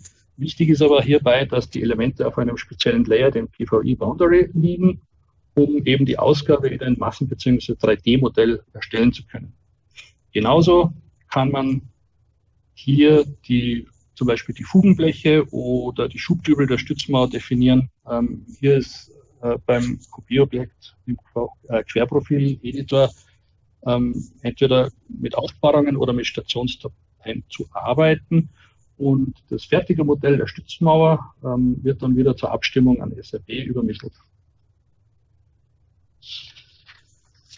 Die Planung von Baugruppen, auch ein wesentlicher Punkt. Da Provi ja linienbezogen entlang einer Achse einen Querschnitt rechnet, kann man die Baugrube am Anfang und am Ende bis jetzt nicht korrekt modellieren. Das heißt, bei der letzten Station der Stützmauer ist noch eine Baugrube definiert, aber kurz danach, sozusagen der Stirnseite der Stützmauer, fehlt diese Baugrube für die Volumensberechnung. Das Problem haben wir dahingehend gelöst, dass man die gesamte Baugrube sozusagen mit einer eigenen Achse samt Gradient und Trasse definiert, und das kann man dann wieder als Aushubsmodell rausspielen und dann mit anderen Modellen verknüpfen oder verbinden. In der neuen Version 6.3 über das Tool Plätze, das haben wir uns leider noch nicht angeschaut. Wir hoffen, dass das für uns sinnvoll ist. Ich gehe auch davon aus, weil was ich heute gehört habe, klingt das eigentlich sehr vernünftig, und das werden wir uns in Zukunft natürlich auch anschauen. Ein Schnittstellenmodell, es stellte sich heraus, dass wir, um die Massen abgrenzen zu können, ein Schnittstellenmodell zu erstellen haben, und zwar nämlich zwischen Streckenplanung und uns. Das ist im Prinzip in dem Querschnitt dargestellt die grüne Linie. Das bedeutet, dass alles, was über der grünen Linie ist Aushub der Streckenplanung, und alles darunter, die rote Linie bezogen auf die Stützmauer, das ist unser Aushub, sozusagen für die Stützbauwerke. Das Schnittstellenmodell erstellt SAP über das gesamte Projektgebiet, also ist sehr aufwendig, ist aber unbedingt erforderlich, um eine konkrete Abgrenzung machen zu können, und ist unsere Grundlage dann, um unseren Aushub korrekt berechnen zu können. Zum Schluss meines Vortrags möchte ich ein kurzes Resümee in Bezug BIM-Planung im Provi abgeben. Ich nehme an, dass der Großteil der Softwareprogramme beim Thema BIM für Infrastruktur eben erst am Anfang steht. Das hat der Herr Mehllang im Prinzip auch schon gesagt, im Vergleich zum Hochbau. Im Hochbau gibt es zum Beispiel Archicad, da ist man schon sehr, sehr viel weiter. Die BIM-Planung ist eindeutig zeit- und kostenintensiver, aber man hat eben die bessere Kontrollmöglichkeit und man kann Konflikte frühzeitig erkennen. Zu Provi kann ich sagen, das Programm ist im Vergleich zu anderen Trassierungsprogrammen, die ich schon kennengelernt habe, intuitiv und relativ einfach zu bedienen. Was für mich persönlich wichtig ist, ist zum Beispiel die visuelle Überprüfung im gleichzeitigen Lageplan, Längenschnitt oder im Querschnitt. Und das fehlt mir bei anderen Programmen teilweise. Dann, was auch wichtig war oder ist das rasche Auftragen relativ einfach von 3D-Netzen, zum Beispiel aus der Projektoberfläche oder der Leitungsplanung ins AutoCAD oder ins BricsCAD. Dadurch bekommt man schnell eine gute Kontrolle, eben um Konflikte zu vermeiden. Grundsätzlich ist die Modellierung von Bauwerken, insbesondere von Stützmauern im Provi, möglich. Ich dachte nicht, dass wir überhaupt so weit kommen, aber die Detailausarbeitung ist natürlich nicht möglich. Da werden wir auf eine andere Software oder sind auf eine andere Software umgestiegen, aber dafür ist prinzipiell Provi eigentlich ursprünglich auch nicht ausgelegt. Zum Schluss noch, die BIM-Planung in Provi, wie man sieht, ist praktikabel, aber natürlich noch sehr ausbaufähig. Mit viel Kreativität und mit dem Ausprobieren kommt man aber ans Ziel. Und da möchte ich auch zum Schluss noch dem Herrn Frank einen Dank aussprechen, weil Provi doch ein sehr guter Partner geworden ist und uns versucht, größtmöglich zu unterstützen. Ich weiß, wir haben ein etwas spezielles Projekt hier am Tisch liegen, aber ich glaube, wir kommen mit dieser Software bis jetzt ganz gut voran und werden das Ziel erreichen. Vielen Dank für Ihre Aufmerksamkeit und ich darf jetzt wieder zurück nach München geben. Nicht erschrecken, ich bin's nur, Matthias Frey, Entwicklungsleiter von Profi. Die meisten kennen mich. Wer vielleicht neu ist, also ich bin seit 1993 hier mit im Boot, wo das Ganze noch nicht Profi hieß. Und ich freue mich, jetzt am Ende auch noch einen kleinen Beitrag zu unserer Veranstaltung leisten zu dürfen. Zuerst möchte ich mich aber nochmal ganz herzlich bedanken beim Herrn Mendling und beim Herrn Real für den wirklich spannenden und interessanten Vortrag. Als Entwickler ist es natürlich immer wieder mal schön zu sehen, dass man nicht nur irgendwie im stillen Kämmerchen was macht, sondern dass das, was wir produzieren oder uns kreativ versuchen auszudenken, dann von noch kreativeren Köpfen in eine wirklich ein echtes Projekt umgesetzt wird und am Ende auch wirklich was, sagen wir mal, Zählbares dabei rauskommt. Bedanken möchte ich mich gleichzeitig auch noch bei den guten Geistern im Hintergrund. Sie haben ja gerade ab und zu mal den Tudor Unguriano vorbeihuschen sehen. Dann haben wir noch den Manfred Fuchs, der sitzt hinterm Bildschirm. Der Thilo Schotter hat noch mitgewirkt und natürlich auch unsere guten Geister in der Organisation, die Laura Rothe und die Major Solweg, die alle dazu beigetragen haben, dass die Referenten hier sehr entspannt sich darauf verlassen konnten, dass das mit der Technik und mit der Organisation alles super geklappt hat. Gut, dann kommen wir jetzt zum letzten Tagesordnungspunkt. Wie schon angekündigt, eins der beiden großen Projekte, die wir aktuell entwickeln. Das eine hat der Herr Heusing vorgestellt, unser BIM-Knoten haben wir es genannt, und das andere ist die Leit- und Sicherungstechnik, wo wir eine Entwicklungskooperation mit der Deutschen Bahn, DB/E&C, geschlossen haben und ich jetzt zusammen mit dem Matthias Rösch, Referent Digitale Schiene bei der DB/E&C, den aktuellen Stand dieses Projektes darstellen wollen. Der Herr Rösch beginnt, stellt das Ganze mal aus Sicht der DB/E&C dar und anschließend werde ich da noch mal eine kurze Programmdemo machen, um zu zeigen, was da bisher in dem letzten Dreivierteljahr an Software bereits rausgekommen ist. Herr Rösch, bitte, Sie dürfen übernehmen. Ja, danke schön, Matthias Frey, für die nette Ankündigung. Ich stelle mich auch mal kurz vor. Mein Name ist Matthias Rösch. Ich bin Referent für die digitale Schiene bei der DB/E&C. Und ich kümmere mich um Grundsatzthemen rund um die digitale Leit- und Sicherungstechnik, aber auch die digitale Planung von Leit- und Sicherungstechnik und BIM in der Leit- und Sicherungstechnik. Und zudem bin ich seit knapp einem Jahr Product Owner auf Seiten der DB/E&C für die Entwicklung von Provi LST. Ich freue mich jetzt auch, endlich mal live darüber zu berichten, wie unsere Kooperation mit der Provi GmbH im letzten Jahr gelaufen ist. Was sind die Beweggründe für die DB/E&C, hier so einen großen Schritt zu gehen, eine Partnerschaft in der Softwareentwicklung einzugehen. Ein großer Grund für eine leistungsfähige Planungssoftware für die Leit- und Sicherungstechnik ist die digitale Schiene Deutschland.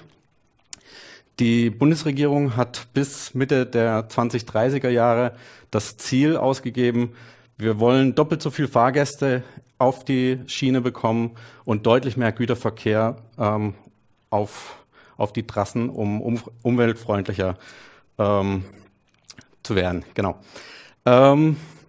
Hierzu ist das heutige Infrastrukturnetz, was auch die Ausrüstungstechnik angeht, nicht ausgelegt. Man möchte den Bahnbetrieb digitalisieren, aber eben auch die Stellwerke, die heute noch in verschiedenster Technik gehalten werden, von mechanischen Stellwerk über elektromechanische Stellwerke, Spurplanstellwerke bis hin zum elektronischen und dann eben digitalen Stellwerk, möchte man vereinheitlichen und bundesweit digitale Stellwerke und ETCS ausrollen. Was bringt das Ganze? Wir bekommen dadurch mehr Zuverlässigkeit in den Bahnbetrieb.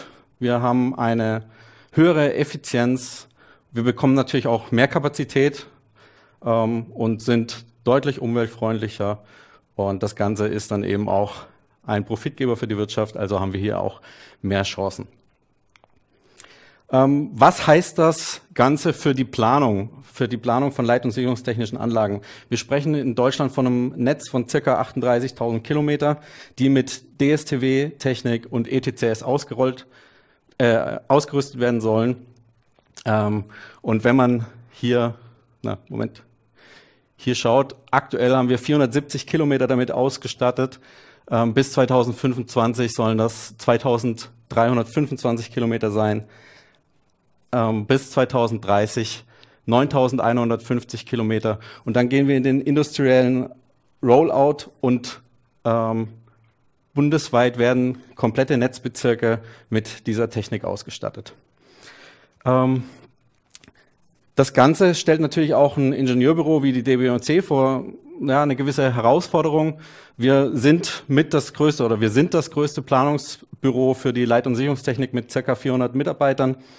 Wir brauchen hier eine Effizienzsteigerung in der Planung, um dieses enorme Planungsvolumen stemmen zu können. Aktuell sind wir teilweise noch in frühen Leistungsphasen mit Papier und Bleistift unterwegs, zeichnen das dann später ab, digitalisieren das, erstellen daraus DWGs.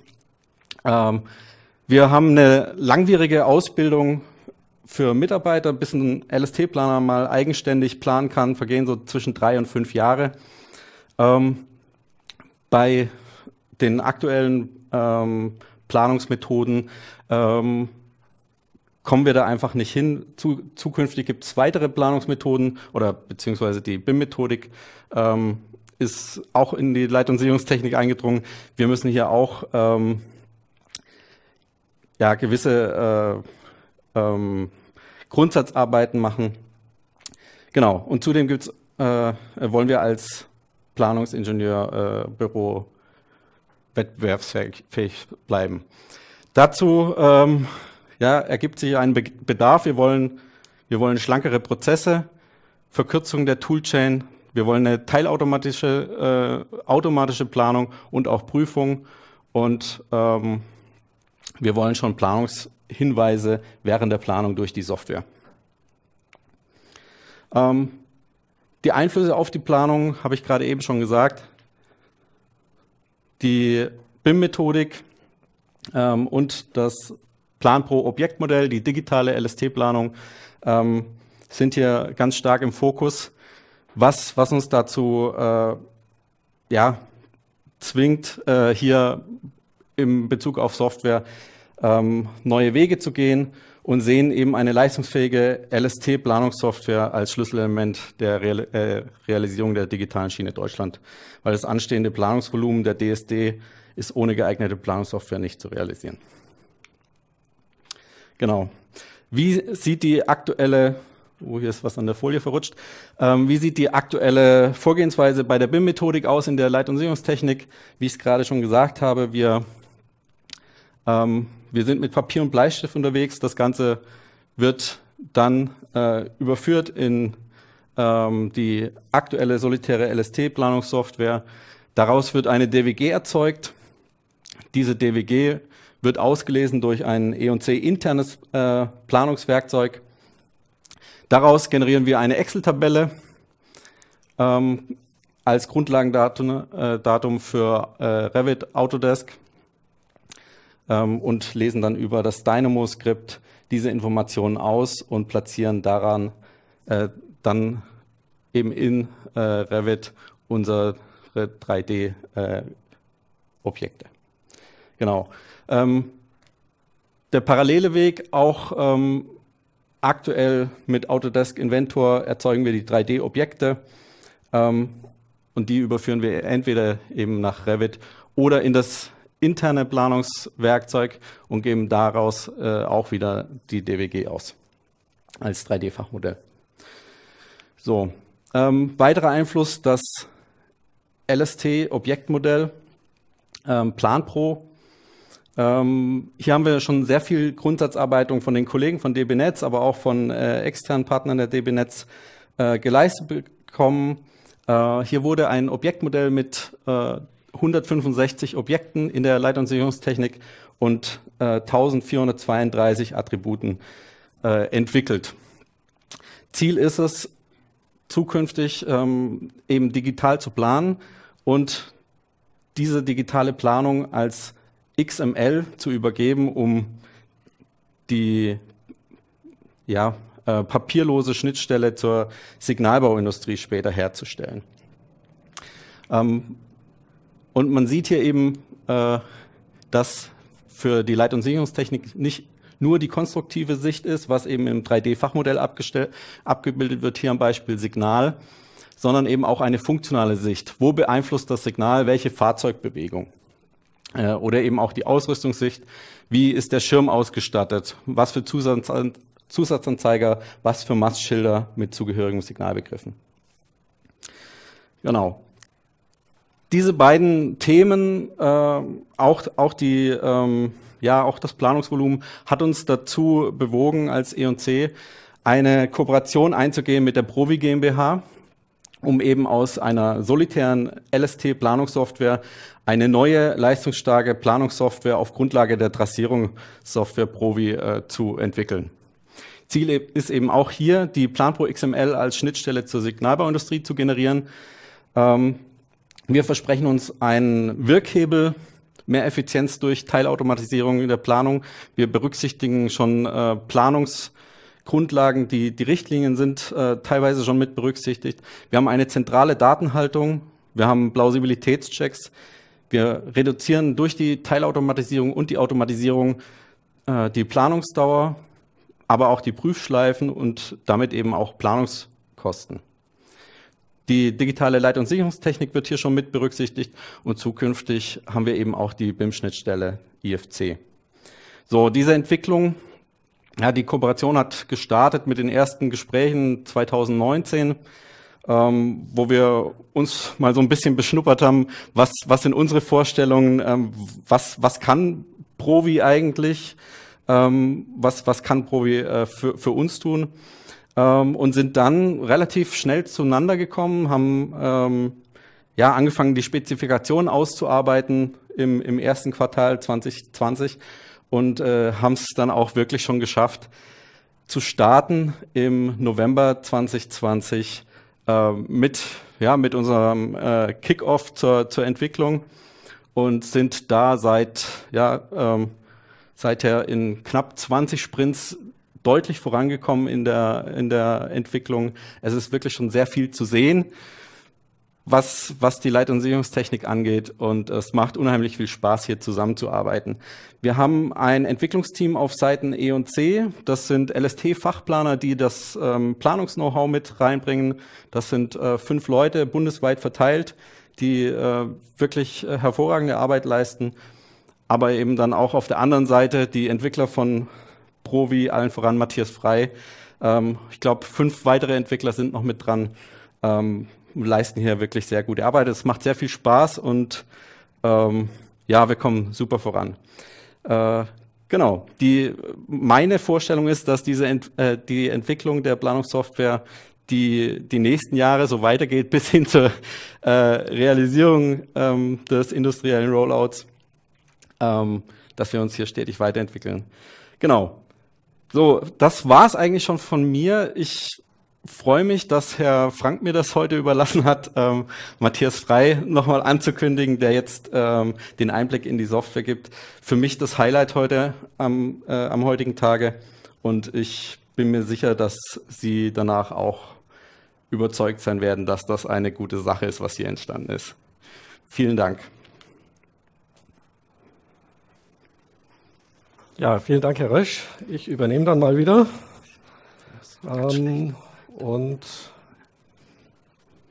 kurz den Rechner noch einrichten.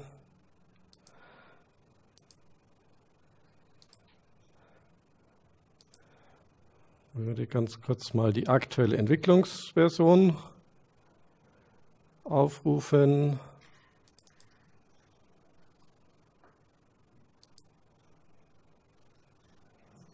So, müsste jetzt zu sehen sein, dass AutoCAD startet. Ja, also das, was der Herr Rösch bezüglich Zusammenarbeit gesagt hat, kann ich also nur bestätigen. Also auch auf unserer Seite macht es wirklich Spaß, zu sehen, wie hier was Neues entsteht. Und wir bekommen auch immer sehr schnell und sehr konstruktiv Antworten. Wir sind ja jetzt alles keine LST-Experten, auch wenn wir schon das eine oder andere sicherlich mit der Zeit jetzt mitgekriegt haben. Aber da wird auch sehr verständnisvoll und sehr geduldig uns die Sachen erklärt. Und ich möchte jetzt mal zeigen, was bisher dabei rausgekommen ist. Ich habe hier schon mal eine kleine Datenbank vorbereitet. Das Thema LST, also Leit- und Sicherungstechnik, ist, wie man es erwarten könnte, denke ich, in das Profi integriert, indem wir eben in unserer Projektdatenbank neue Datentypen, neue Objekttypen eingefügt haben. Das ist einmal die LST-Datei, die eben letztendlich dann alle LST-Objekte am Ende enthalten wird. Und zusätzlich gibt es noch eine sogenannte Bauzustände-Datei, weil gerade bei der LST eben das Planen in Bauzuständen eine sehr, sehr große Rolle spielt. Das haben wir ein bisschen ausgelagert, weil man das vielleicht dann in zukünftigen Versionen auch in anderen Teilen von Profi für die normale Trassierung auch dann mal nutzbar machen können wird. Ansonsten ist klar, wir können, ist Bestandteil der Datenbank, wir können es über das Kontextmenü bearbeiten, Auswertungen treffen und ich starte jetzt mal das Bearbeiten.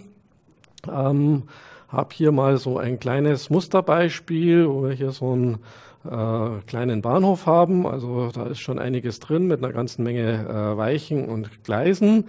Ich fange jetzt eben nicht bei Null an, weil sonst wird man morgen morgen vielleicht nicht, aber wird es dann doch eine Stunde länger dauern.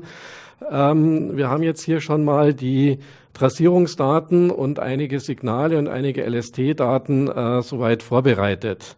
Hier wird auch gleich denke ich mal, der große Vorteil deutlich, wenn die LST im Profi ist. Das heißt, wir müssen nicht über irgendwelche Schnittstellen an Trassierungsdaten ran, sondern wir können direkt hier die Achsen, Gradienten, Weichen, die es ja in Profi schon gibt, dort integrieren. Das finden wir dann hier unter Gleisdaten. Und hier ist sozusagen jetzt eine Liste mit Strecken und Gleisachsen mit eventuell dann Gradienten versehen.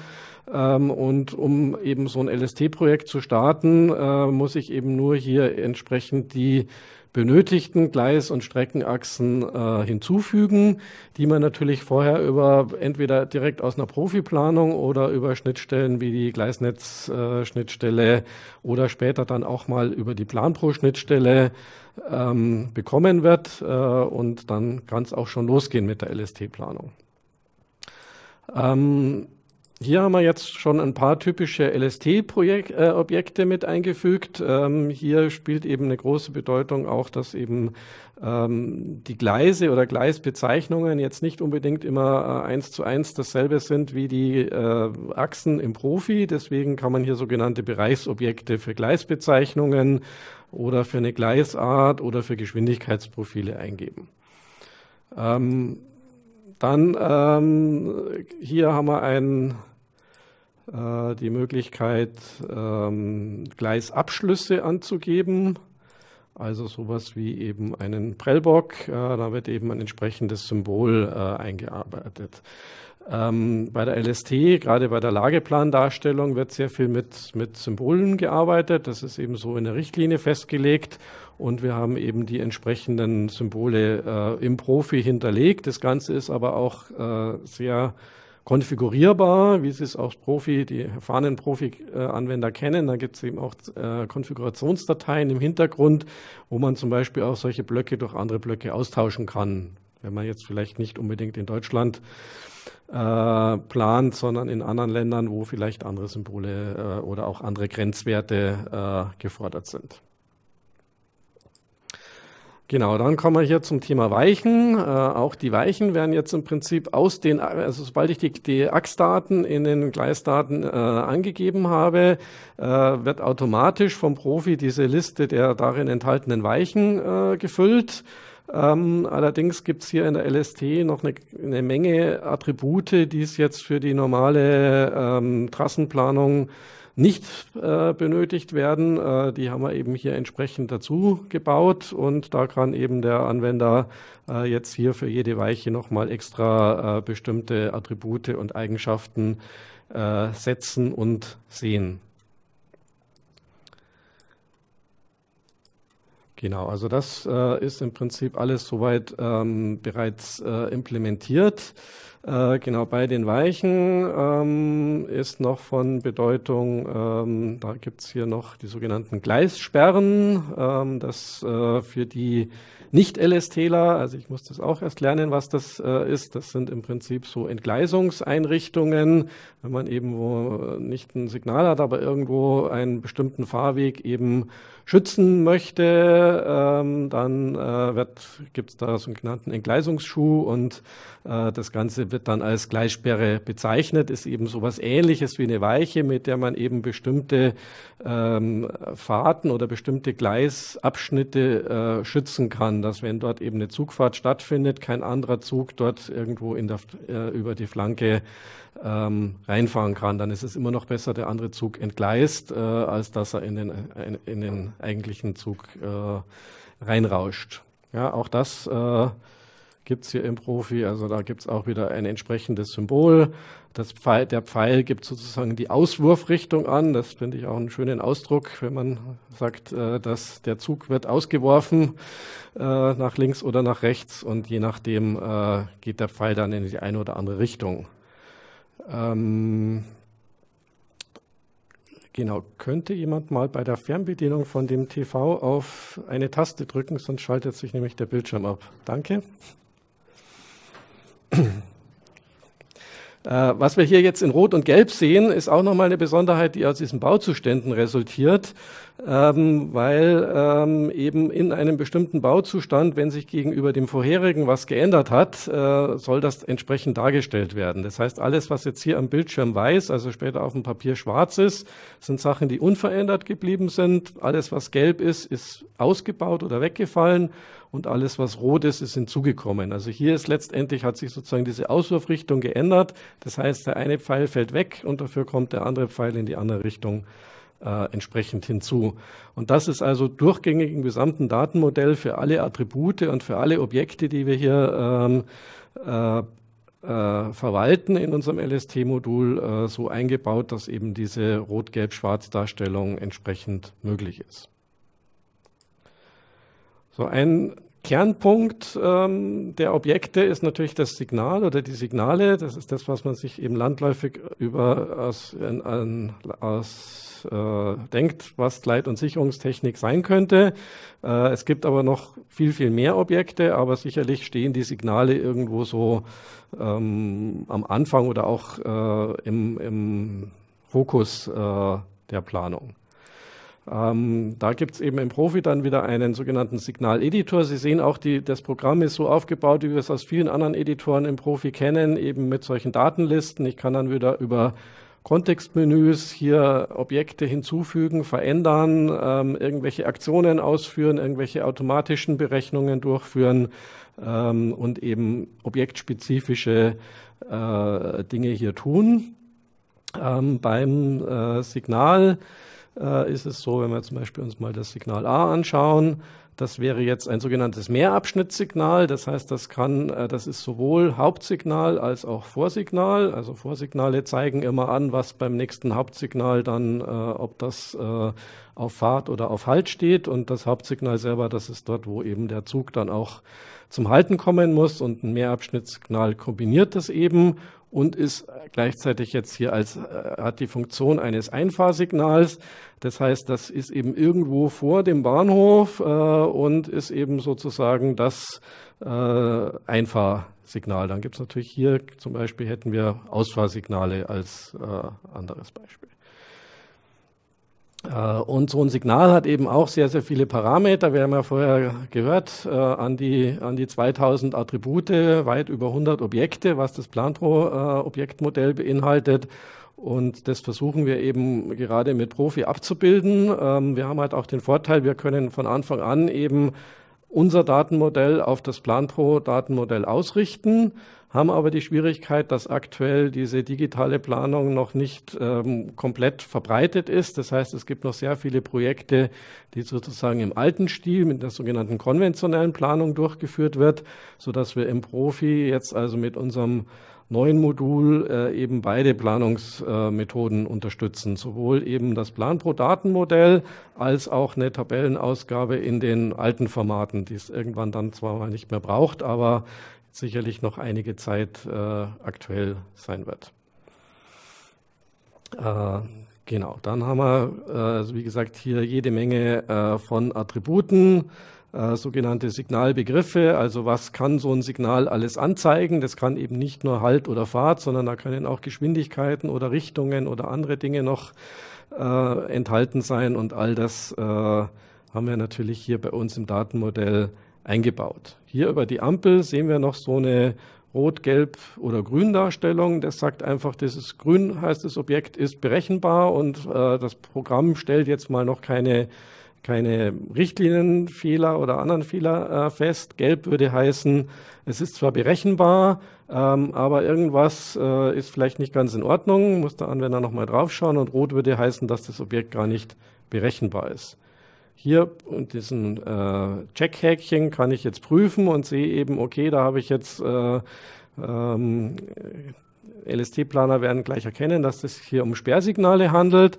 Und die haben ein Mastschild, das eigentlich in dem angegebenen Geltungsbereich normalerweise nicht zulässig ist. Sowas, das Profi erlaubt das alles erstmal und warnt dann sozusagen, wenn solche Dinge hier entsprechend nicht eingehalten werden, solche Bedingungen. Genau, kommen wir nochmal zu den Bauzuständen zurück. Die kann ich also hier in dieser Liste eingeben. Jeder Bauzustand hat eine numerische Zahl, also eine Gleitkommazahl.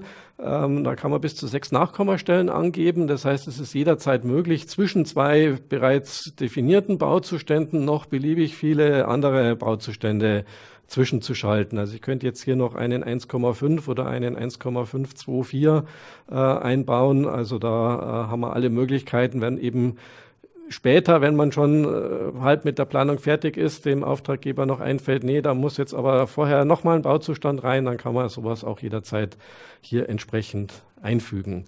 Und alle Objekte und Daten der Objekte sind eben bauzustandsabhängig eingegeben. Das sieht man, wenn man zum Beispiel in den Signalen mal auf so ein Signal drauf geht. Nehmen wir mal wieder das A-Signal.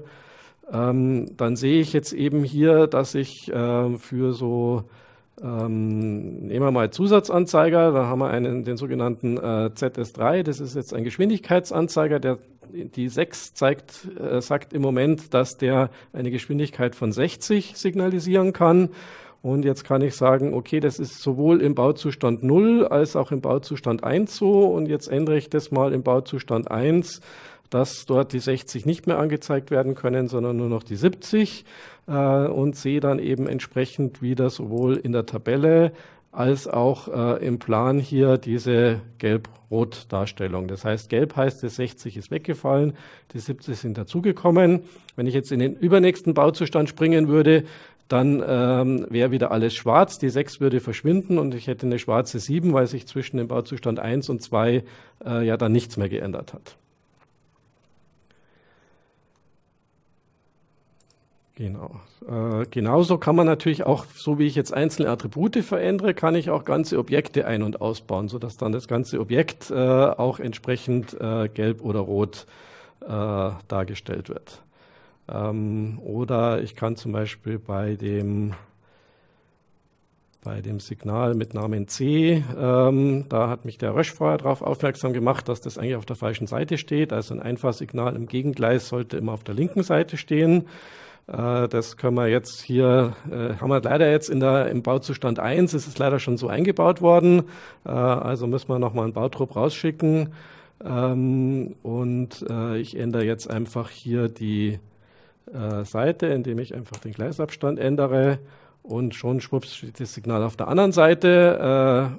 Der alte Zustand ist, wie gesagt, dann hier in Gelb dargestellt, der neue entsprechend in Rot. Und das, wie gesagt, zieht sich durchs gesamte Programmsystem. Also ich könnte jetzt noch stundenlang über die Signale weiterreden, aber die Zeit wird schon etwas knapp und ich wollte einfach noch ein paar andere Dinge zeigen, die wir schon gemacht haben, die nochmal zeigen, was für ein Automatisierungspotenzial auch in der LST steckt. Hier gibt es sehr viele Regeln.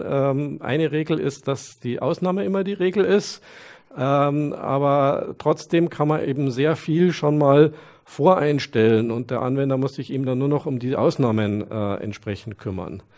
Und das haben wir jetzt mal versucht umzusetzen bei der sogenannten Gleisfreimeldung. Das heißt, dass bestimmte Gleisabschnitte müssen eben frei von Objekten, Zügen sein, bevor dort eine Zugfahrt stattfinden kann. Und dazu werden eben solche Freimeldeabschnitte gebildet und die werden durch sogenannte Achszählpunkte begrenzt. Und für wo solche Achszählpunkte hinkommen, da gibt es eben bestimmte Regeln oder Vorgaben. Und das haben wir halt umgesetzt in einer Funktion Achszählpunkte automatisch hinzufügen. Kann ich noch ein paar Parameter einstellen und habe jetzt in einem Schlag 140 Achszählpunkte hier zugeordnet bekommen. Das heißt, die sind in der Regel immer an Haupt- oder Mehrabschnittssignalen. Die sind immer vor einer Weiche, nach dem Grenzzeichen von Weichen oder auch noch an anderen charakteristischen Punkten. Der Automatismus fügt jetzt in der Regel immer ein paar Punkte zu viel dazu. Deswegen haben wir hier noch eine Funktion eingebaut, Achszählpunkte löschen mit Picken. Da kann ich auch auf sehr komfortable Weise jetzt die ich eigentlich nicht haben möchte, hier entsprechend wieder rauswerfen. Machen wir das vielleicht so. Das müsste ich jetzt natürlich für den gesamten Bahnhof machen. Das ist mir jetzt aber zu viel Aufwand. Lassen wir es mal bei dem einen Beispiel. Oder ich kann natürlich auch, da sich diese Objekte, nehmen wir vielleicht mal das hier, diesen Achszählpunkt, die merken sich auch ihren Bezug. Also der weiß immer noch, dass er zu dem Grenzzeichen der Weiche der Weiche 105 gehört. Und wenn ich jetzt hier, und dass er eben 6 Meter im 6 Meter Abstand zum Grenzzeichen ist, wenn ich den mal auf 7 Meter erhöhe, plus 7 Meter, dann sehe ich, dass sich das eben dann automatisch auch in die andere auf den neuen Standort hinbewegt. Die Freimeldeabschnitte, habe ich schon gesagt, werden durch die Achszählpunkte und durch Gleisenden begrenzt. Das heißt, das ist natürlich das Nächste, was nahe liegt. Ich kann natürlich jetzt auch dem Programm sagen, er soll mir mal einfach alle zusammenhängenden oder durch Achszählpunkte begrenzte Abschnitte einfügen. Das heißt, hier gibt es die Funktion Freimeldeabschnitte automatisch hinzufügen. Das sind jetzt 111 Stück gewesen und in unserem Beispiel hier können wir uns noch den markieren lassen, hier in unserem Weichenbereich, hat er eben erkannt, was jetzt sozusagen alles ein entsprechender Abschnitt ist. Ja, also hier habe ich eben eine Grenze durch den Achszählpunkt und alle Äste, die ich sozusagen verfolge, gehe ich immer bis zu dem Achszählpunkt oder dem Gleisende, das diesen Abschnitt dann entsprechend begrenzt. Dann gibt es noch Regeln für die Benennung dieser Abschnitte. Da sage ich einfach Bezeichnungen vergeben und schwupps, habe dann auch schon fast alle Freimeldeabschnitte auch schon mit dem richtigen Namen versehen. Bei ein paar das jetzt nicht gemacht. Das lag aber daran, dass ich da bei der Planung habe ich nicht allen Gleisen eine Gleisbezeichnung gegeben und diese Gleisbezeichnung fließt eben in den Freimeldeabschnittnamen mit rein. Wenn das Programm über sowas stolpert, kriege ich aber natürlich auch eine Hinweismeldung, Achtung, da passt noch nicht was und der Anwender muss eben hier noch nachjustieren. Desgleichen ergeben sich dann die Bezeichnungen der Achszählpunkte aus den Bezeichnungen der angrenzenden Freimeldeabschnitte und auch dafür gibt es natürlich wieder eine entsprechende automatische Funktion und wir sehen jetzt also hier sehr viele Texte, also das sind jetzt eben für die Achszählpunkte oder hier haben wir eine Bezeichnung eines Freimeldeabschnittes. Gut, da gibt es noch Zugeinwirkungsobjekte, da gehe ich jetzt nicht näher drauf ein, das sind sowas wie Radsensoren, auch das haben wir im Prinzip jetzt schon hier als Objekttyp mit eingebaut. Ein weiterer wichtiger Teil ist dann das Thema Fahrstraßenlogik, also ich möchte irgendwelche Zugfahrten erlauben, dazu müssen halt bestimmte Gleisabschnitte dann entsprechend gesichert sein. Das versteht man hier eben unter den Fahrstraßen. Da gibt es dann auch nochmal sogenannte fiktive Signale, sonstige Punkte, gehe ich jetzt auch nicht weiter drauf ein, sondern gehe noch hier auf den Punkt Flankenschutz. Da ist es eben wichtig, dass praktisch bei jeder Weiche für die jeweilige Fahrt über den linken oder den rechten Strang muss eben ein Flankenschutz für den jeweils anderen Strang gewährleistet sein. Das kann entweder erfolgen durch einen direkten Flankenschutz oder über eine Weitergabe. Auch hier gibt es eine Möglichkeit zu sagen, das Programm kann schon mal einen Vorschlag machen, alle Elemente initialisieren und wenn wir jetzt hier mal uns auf diese Weiche stürzen, also hier haben wir das nochmal visualisiert. Das heißt, hier in grün ist die Flankenschutz anfordernde Weiche. Bei der Fahrt über den linken Strang muss ich eben das, was jetzt hier blau markiert ist, verhindern, dass dort ein Zug reinfährt und das kann ich, indem ich diese orange Weiche eben auf rechts stelle. Ja, dann kann eben kein Zug hier links in diesen Abschnitt reinfahren und mir dann die andere Zugfahrt entsprechend stören. Ein anderer Fall ist eben hier eine Weitergabe von Flankenschutz. Das wäre dann hier zum Beispiel auch wieder die grüne Weiche soll über den rechten Strang befahren werden. Das heißt, ich muss dafür sorgen, dass hier nichts in den linken Strang reinfahren kann. Die nächste Weiche ist jetzt aber über die Spitze hier befahren. Das heißt, die kann ich ja gar nicht so stellen, dass da keiner, also egal von welcher Seite da ein Zug kommt, der fährt natürlich immer über die Spitze raus. Das heißt, hier muss ich den Flankenschutz weitergeben über beide Äste und bei dieser Weiche nochmal, sodass eben das dazu führt, dass alles, was hier blau ist, sozusagen geschützt werden muss, wenn ich eine Zugfahrt über das andere Objekt habe. Ja, auch hier kann ich natürlich jetzt wieder manuell eingreifen und sagen, ja, das ist aber nicht so, was ich gewollt habe, oder es ist jetzt ich möchte es über ein anderes Objekt schützen lassen, dann kann ich das hier natürlich auch alles wieder manuell umstellen. Und dann gibt es noch so eine Besonderheit, die sogenannten Zwieschutzweichen. Das sind also Weichen, die je nach Fahrstraße mal in der einen, mal in der anderen Weichenlage angefordert werden können. Die stellen eben was Besonderes dar. Da muss man eben sagen, welche der beiden Lagen bevorzugt wird. Die andere Lage muss dann wieder auch über einen Flankenschutz abgesichert werden. Auch die kann ich wieder initialisieren. Und hier ist es so, dass praktisch durch den Schutz der Zwieschutzweichen wieder neue Zwieschutzweichen entstehen können. Deswegen haben wir also hier so eine Iteration intern eingebaut, so dass dann durchaus hier weitere Zwieschutzweichen durch diesen Automatismus entstehen können. Genau, und auch die können dann wieder entsprechend hier visualisiert werden.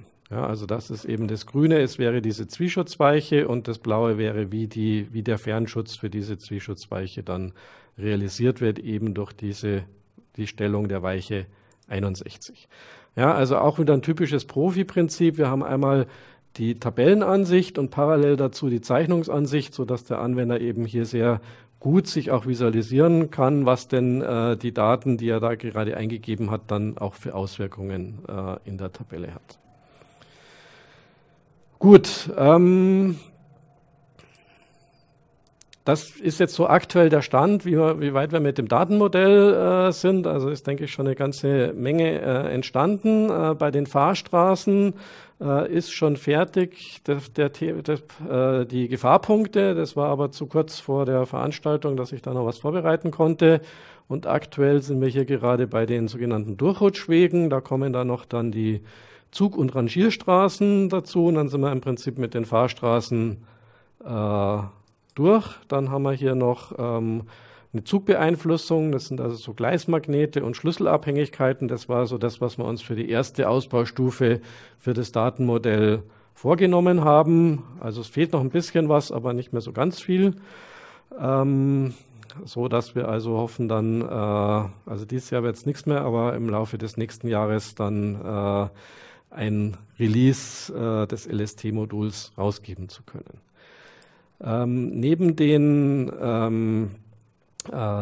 Editor gibt es natürlich jetzt auch noch eine ganze Reihe von Auswertungsprogrammen. Aus Zeitgründen zeige ich die jetzt nicht mehr, sondern sage nur noch, was wir da im Prinzip parallel sozusagen zu dem Editor entwickeln. Das eine ist eine Tabellenausgabe, das bezieht sich hauptsächlich auf diese konventionellen Tabellen, wo wir also Signaltabellen, Weichentabelle, Flankenschutz, also fast allen dieser Objekte gibt es dann wieder irgendeine Tabelle, die man ausgeben muss. Es wird Zeichenfunktionen geben, ganz normal für den Lageplan, das haben wir ja im Editor jetzt schon so ungefähr gesehen. Parallel dazu wird es noch einen sogenannten Übersichtsplan, so einen schematischen Plan geben. Wir haben natürlich dann eine Schnittstelle zu dem PlanPro-Datenmodell, sodass wir da XML-Daten im ersten Schritt erstmal ausgeben können. Später dann wird es natürlich auch einen Import geben. Das haben wir jetzt erstmal nicht so vordringlich gesehen, weil es im Moment keine Daten gäbe, die wir dann auch importieren könnten. Deswegen haben wir jetzt erstmal den Export vorgezogen. Und dann wird es auch die Möglichkeit geben, aus dem, wie haben Sie es genannt, aktuellen solitären Programm, das bei der DWE&C in Einsatz ist, eben auch Daten zu übernehmen, damit man eben Projekte dann auch nach Profi konvertieren und mit Profi dann zukünftig weiter bearbeiten kann. Also das wäre mal so ganz kurz der aktuelle Stand, wie es bei dem Projekt im Moment aussieht. Wäre dann mit meinen Ausführungen am Ende und würde nochmal an den Herrn Frank übergeben, um den Kreis zu schließen, der dann nochmal ein kleines Resümee unserer Veranstaltung ziehen wird. Ja, recht vielen Dank. Genau, noch eine kurze Zusammenfassung zum Tag heute. Ein randvoller Tag. Was haben wir gesehen? Wir haben What's New zum Produkt, zu allen Features, die im aktuellen Release drin sind, gesehen.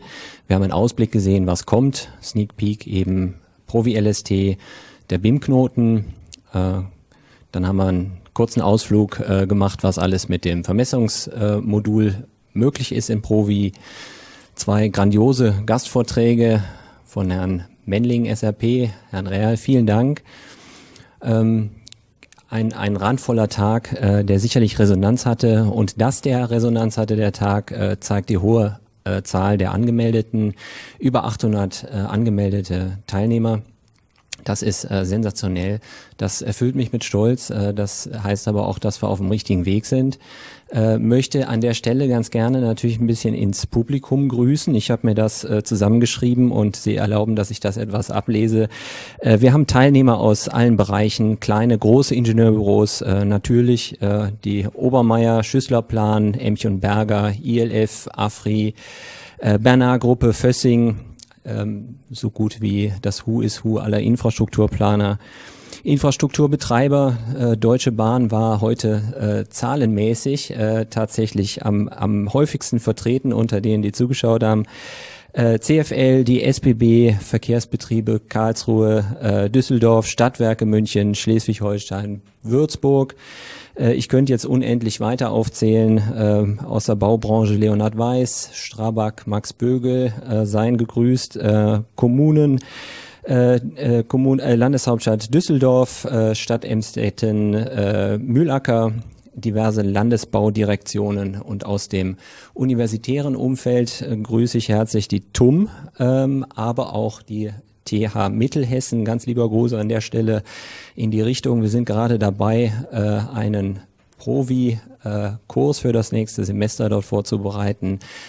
Dankeschön Frank Lademann und Joachim Diaz an der Stelle. Uni Innsbruck war dabei und. Freut mich sehr, macht mich stolz, dass wir ein so tolles Format aufbauen konnten. Wie gesagt, danke an alle, die beteiligt waren. Es ist auch noch nicht ganz vorbei. An der Stelle möchte ich ganz gerne mal verweisen, dass wir noch ein hoffentlich unterhaltsamen Teil im Networking, in unserer Networking Area für Sie bereithalten. Das hatte ich ganz am Anfang schon mal vorgestellt, das Tool. Wenn Sie auf Networking Area auf der Homepage klicken und sich dort sukzessive durchklicken, Sie werden nach Ihrem Namen gefragt, Sie laden ein Bild von sich hoch und können dann mit uns, aber auch mit den anderen Teilnehmern, hoffentlich in hoher Teilnehmerzahl auch in Kontakt treten per Videochat.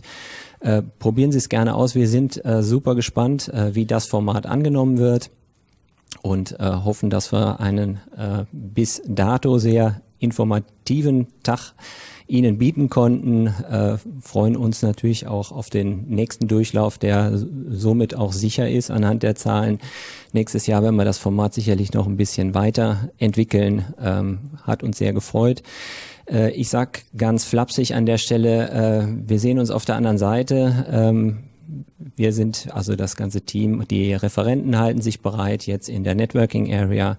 Vielen Dank an der Stelle. Wir würden den Stream hier beenden. Dankeschön.